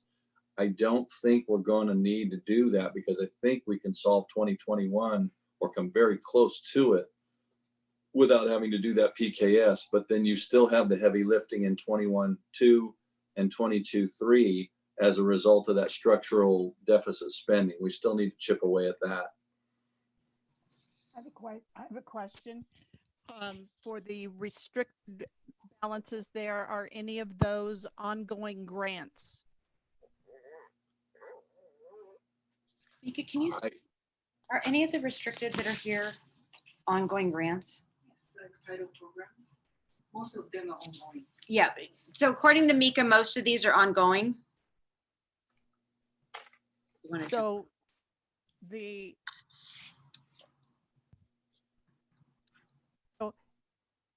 I understood Mr. Berg to say that restricted line of 11,000,004, 7.4, 1.5 was special ed, but is some of that grant funds that we, 2-year grants, 3-year grants? So what's consist of those restricted number, 11 million, 7 million, 1 million, 5? These are combination of all the restricted. So like title programs usually have some kind of carryovers, and also some local donation that came from parents. So multiple different things. It is, but at the end of the day, when you look at your general fund budget, you're contributing somewhere on the magnitude of $65 million from unrestricted to restricted every year. And if you're ending up with carryover, for lack of a better term, you can reduce your contribution. We'll work that out as we work toward the adopted budget.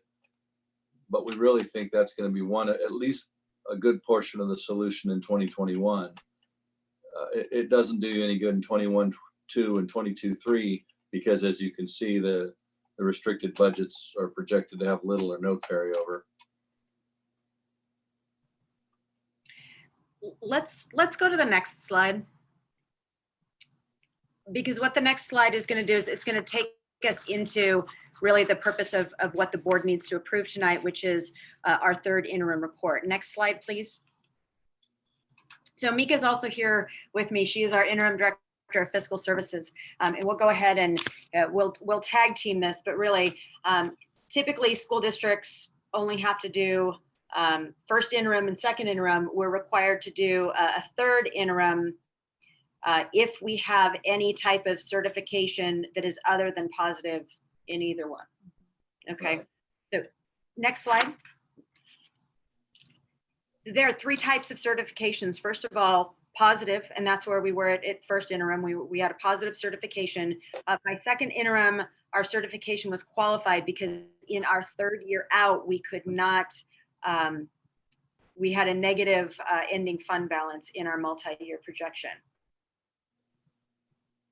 We are not. Note, Lisa, important to note right here, though, when you say you were positive first interim, you were, but the only reason you were is you had a very sizable reserve. That it's the deficit spending that is eroding that reserve and driving you into negative. Because sometimes that's confusing to say, wow, what changed? Well, what changed is you had a finite reserve that's being depleted rapidly. And another thing was at first interim, the quota was still 3%. And Right. second interim, the 2021 quota went down to 2.29%. Right. So next slide, please. So because our second interim showed a qualified certification, we were required to submit a third interim. You want to make sure that all the numbers that anyone sees in the third interim, it was the snapshot in time of where we were with our budgets on April 30th. But it also includes the budget solutions that the board approved March 9th. That would be the certificated reductions, and then April 27th, which were the classified reductions. The third interim shows us as qualified right now, and that's exactly what we're trying to get back to. It would have been ideal to get to certainly positive, but let's jump into the next slide. Let's talk about some of the notable changes. Sure. The biggest change is losing quota. So what they did was, we already talked about it. They gave us quota and they took it away. And at the end, we are actually getting less money than 1920, and including enrollment decline, we're going to have less money, projected to be less money every year. Another thing was deferral. They are bringing back deferral. First, we thought it was only 1920 school year. And then they announced they're going to do the same thing in 2021 school year at the bigger scale. Some release was announced about the CalSTRS and CalPERS. They are contributing some money so that both of those got about 2% decrease in percentage. That really helped us.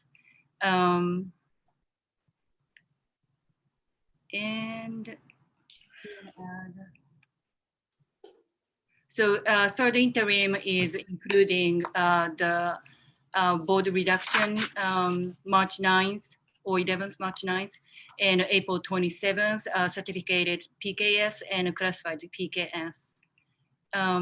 Those are the biggest changes from second interim, and also COVID-19 pandemic hit hard with our revenue. Next slide. So this one is showing the estimated combined. Combined is unrestricted and restricted. First column is ending fund balance. In 1920, we still have 38 million. So the 3% reserve is about 11 million. So we can meet the 3% reserve. And then move over to 2021, it rapidly eat up the beginning fund balance because of the less revenue that we receive. And even though we saved some expenditure budget, still the difference is great. So the ending fund balance is 7.8 million. And our 3% reserve is still about 11 million. So that means we are not being able to meet the 3% reserve. So after that is 3.2 million negative.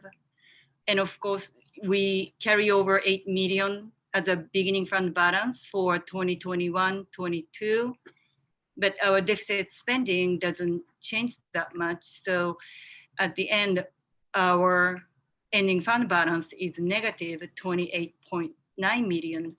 So we not only be able to meet the 3%, but we just, at this point, 21-22 projection is we just don't have enough money.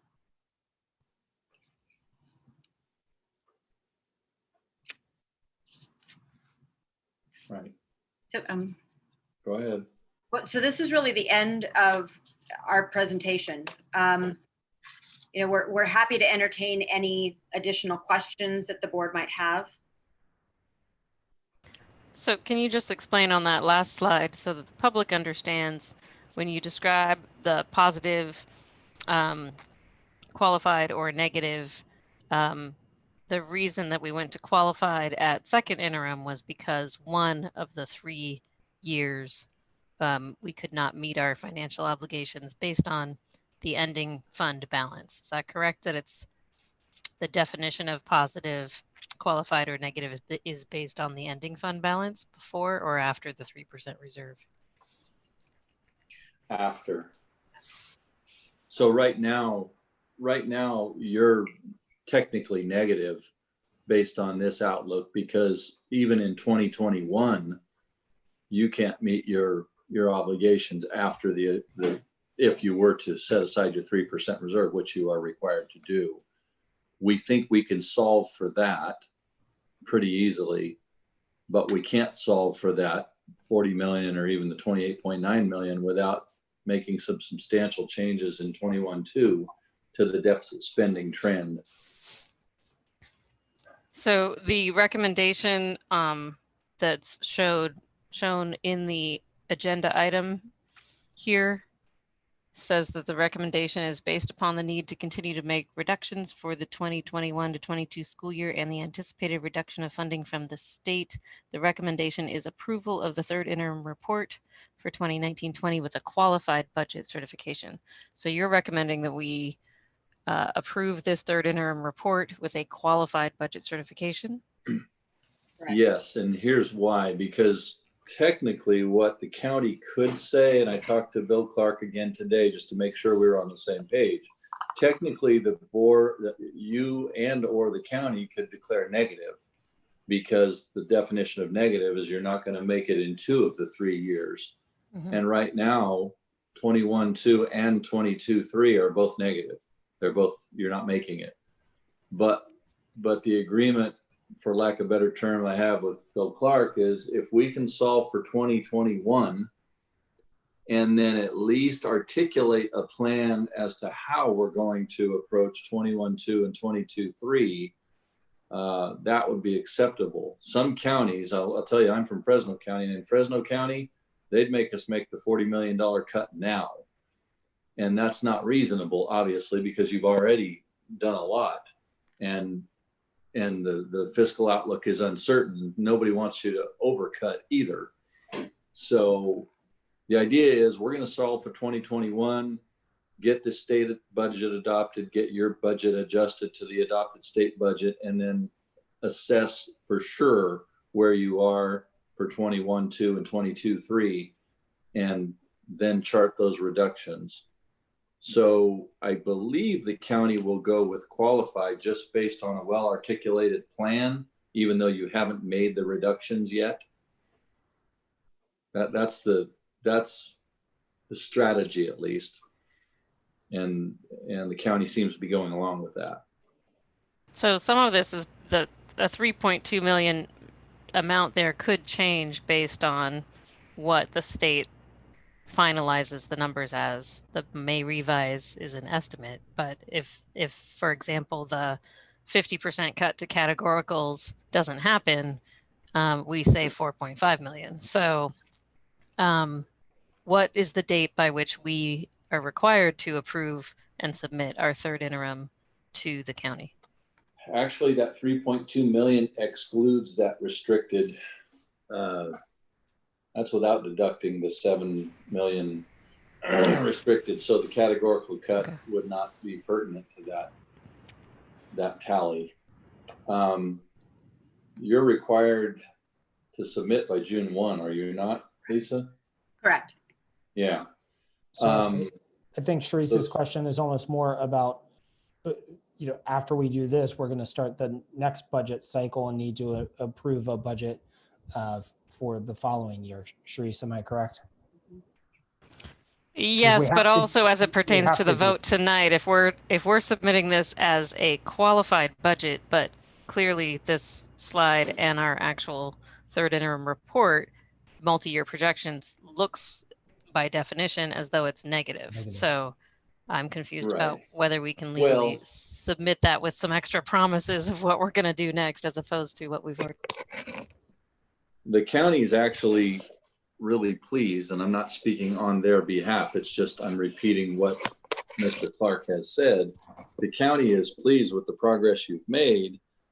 And as I said, technically, yes, you're negative, but being certified as negative means the county takes you over under AB 1200. So everybody's trying to avoid that by saying we're making progress, we're working together, therefore there's no reason to provide a negative certification. So you go with a qualified certification based on your plan or your promise, for lack of a better term, to make reductions, and then the county will come forth with a letter that concurs or could downgrade you to negative, but that doesn't appear to be their agenda. And we do need to make meaningful strides toward reducing 21-22, beginning with this year's adopted budget. I do think we can erase the 2021 just with the special ed adjustments we talked about. Certainly you could do the PKS, but I know how painful that is and how difficult it is even to figure out how we would deploy staff to make that happen. But what we're saying is we don't think you're going to need to, at least not this year, but you certainly might going forward in subsequent years. So can I just clarify the idea would we move forward with submitting this third interim report to the county office as a qualified report, and then by the time we need to submit the budget for next year, have figured out how to fix 21-22. Is that the time?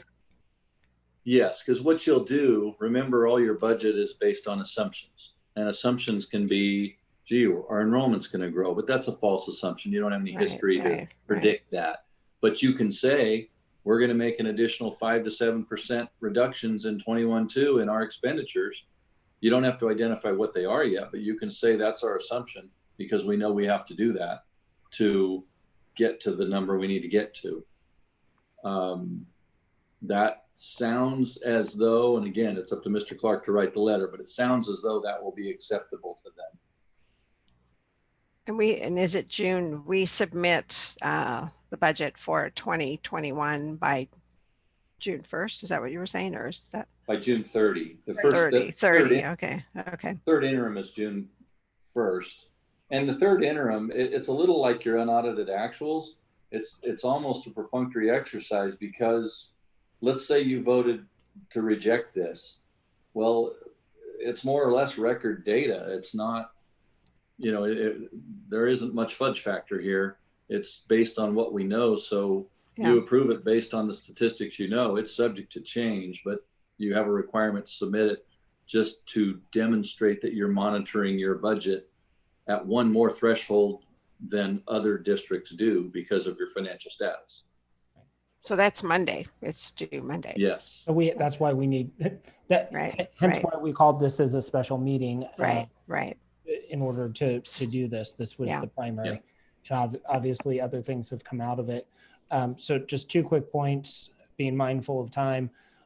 One, Mike, so please confirm for me, every other district that I talked to, nobody had a plan for moving to a 0% COLA for the next 3 years. And that wreaks havoc on everyone's budget. So that's not unique to Mount Diablo, correct? Correct. Yep. And then second, I do just want to take a moment to say, typically we have a couple meetings in June, and then in July that there is very little school board activity. So I do just want to share, and I recognize I'm doing this at the end of the meeting, but at our June 8th meeting, what I'd like to do is have the board have one of the items for consideration being adding some regularly scheduled board meetings to our calendar, just as we work through this. And obviously, as we saw at the beginning of the night, with the challenges that we'll face both from a budget standpoint as well as an operational standpoint as we prep to go back to school. But I wanted to take a moment to share that plan that I would aim to at the June 8th meeting have a proposal for additional regularly to add to the regular meetings for the summer. I just have one more thing because of the, Sharice and I, and actually Linda, were at the Budget Advisory Committee meeting yesterday, and it was really a great conversation. I think it's a good example of that committee playing a really important role. And part of it is, looking at where the information's confusing and where, it's not, et cetera. And so I want to say it here as a follow-up. I did email Lisa today about it, but in our second interim, first interim, all those reports, one of the discussion points is that there's a column B that says board approved operating budget. And the question is, when does that get adjusted? I thought maybe it was every time we approve an interim report that becomes then the official board. So it's not the original budget, but it's what's in that column B that says this is now the board's approved operating budget. And then the problem is the projection. What was called into question is the next column. I forget what number is. Next column over was the estimated or the projections, and those two numbers are the same. So the operating budget and the projections would always be the same. And so there's 2 columns that end up at the end that have nothing in it because there's no difference. So what jumped out for me more than anything is better understanding what is considered the board approved operating budget. I get when we first set the budget, that's the budget, we approve that. But then when does that those set of numbers get changed as the operating budget? And I thought it was, like I said, every time we do it, but then I went and they didn't match when I looked at them. So is there a simple answer to that? They should change. Your June 30 is your operating budget. That's your original budget. And then they should change again. They should be updated at first interim and at second interim.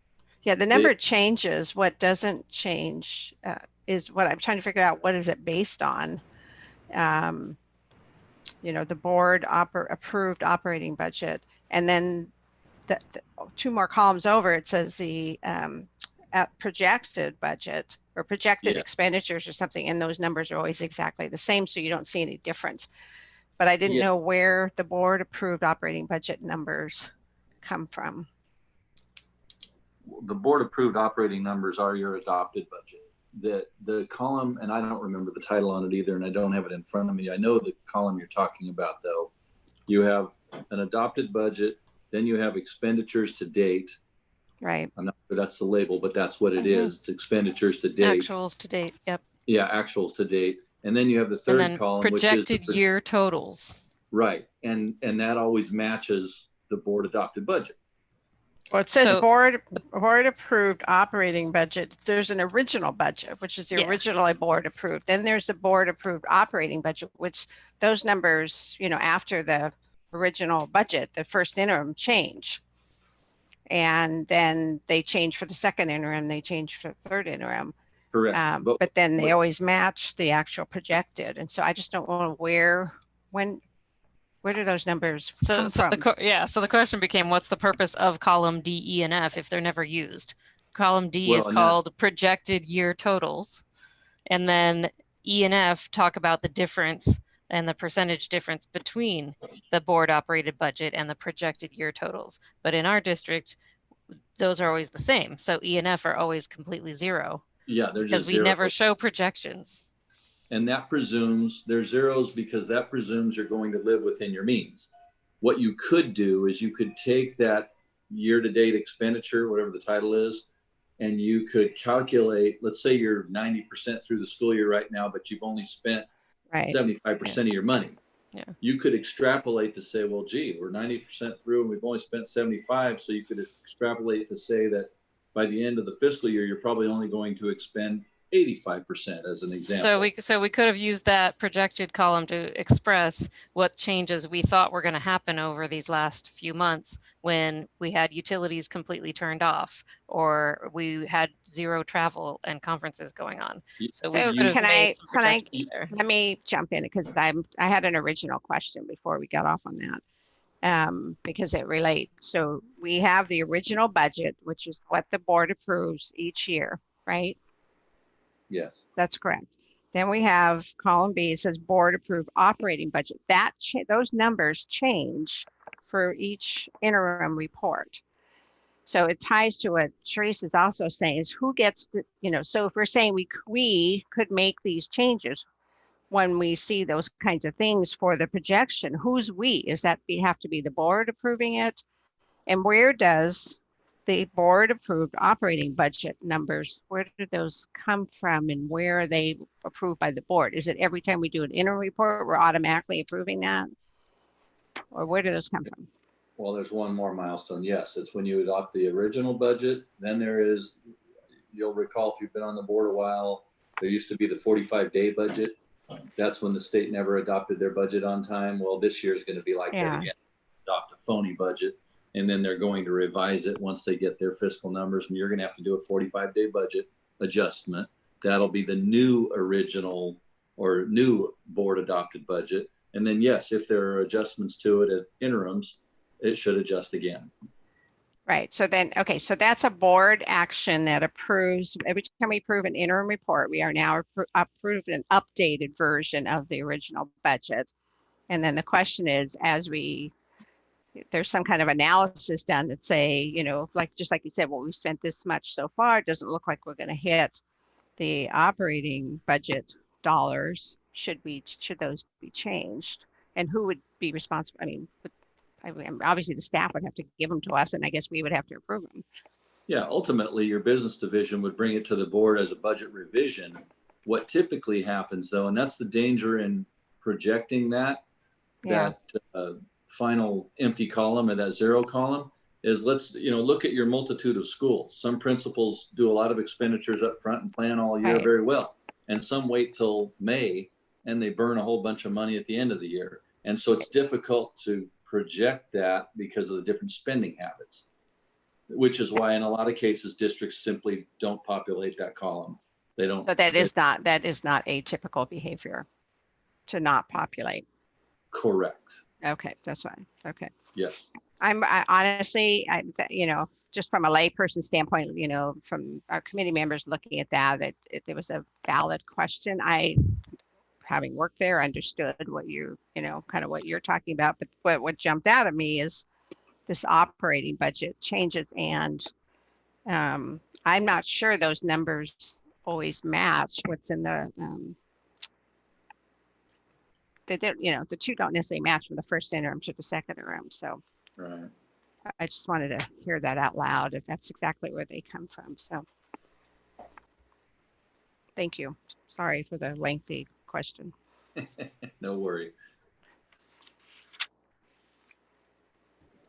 Okay, at this point, are there further questions or do we have a motion to approve the third interim?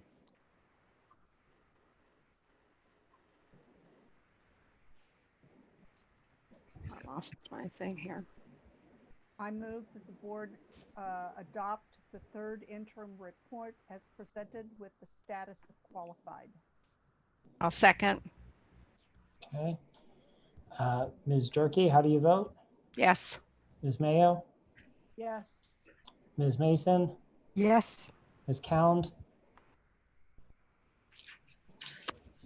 Sorry, I was trying to unmute. Yes. Okay, I also vote yes. Item carries 5-0. That brings us to our last business item, which is the PKS. We had discussion of it earlier. Dr. Gonzalez, I defer to you and to your recommendation on this. Because of the PARS window being extended until last night, again, based on requests from our bargaining groups, it really took most of the day for the PARS folks to be able to run some numbers. So at this point in time, I don't think that it's prudent to discuss particular kinds of service and any additional reductions. With that said, I realize that there is some frustration, and I want to acknowledge the fact that there's frustration that presentations were not up 48 hours in advance. We were working on this and have been working on this really around the clock. Not only have we been doing it internally, but we've been going back and we've been talking with Mr. Berg, we've been talking with the county office. And so, you know, we always want to make sure that we are having another set of eyes on this because of the financial situation that the district is in. So with that said, we heard very clearly that the board wanted to see options. And so, you know, what we did in this presentation is there are an awful lot of options that are here, many of which came from us taking a look at different accounts and different budgets and different programs, but also, you know, Mr. Berg's responsibility really in being a fiscal advisor is coming in and asking all those tough questions and you know, really having us put some dollars to that. And up until about noon today, we were continuing to add and put numbers to it and wanted to make sure that those were all accurate, especially in right now, we're still down approximately 5 people in our fiscal department. And so we're working as hard as we can to get this. But I know that the board did ask for many different options. And so we've tried to provide as many as we could. Certainly, some of them are palatable and some of them are not, but not suggesting at this point in time that the board take a look at taking any types of actions whatsoever on the particular kinds of service. Thank you. Thank you for that. And thank you for providing the options.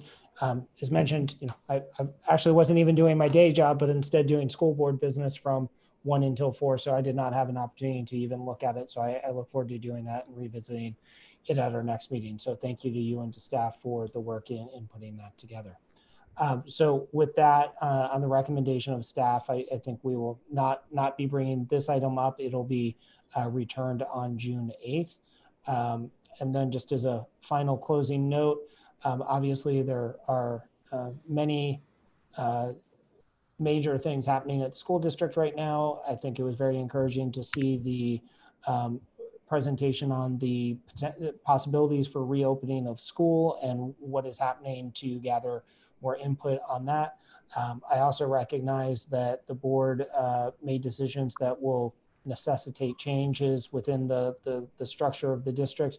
And I would just say to the public that the board is very aware of needing to provide guidance as to what that looks like, and will be sharing publicly more information about that in very short order. So with that, the meeting is adjourned. Thank you, everyone, and have a good night.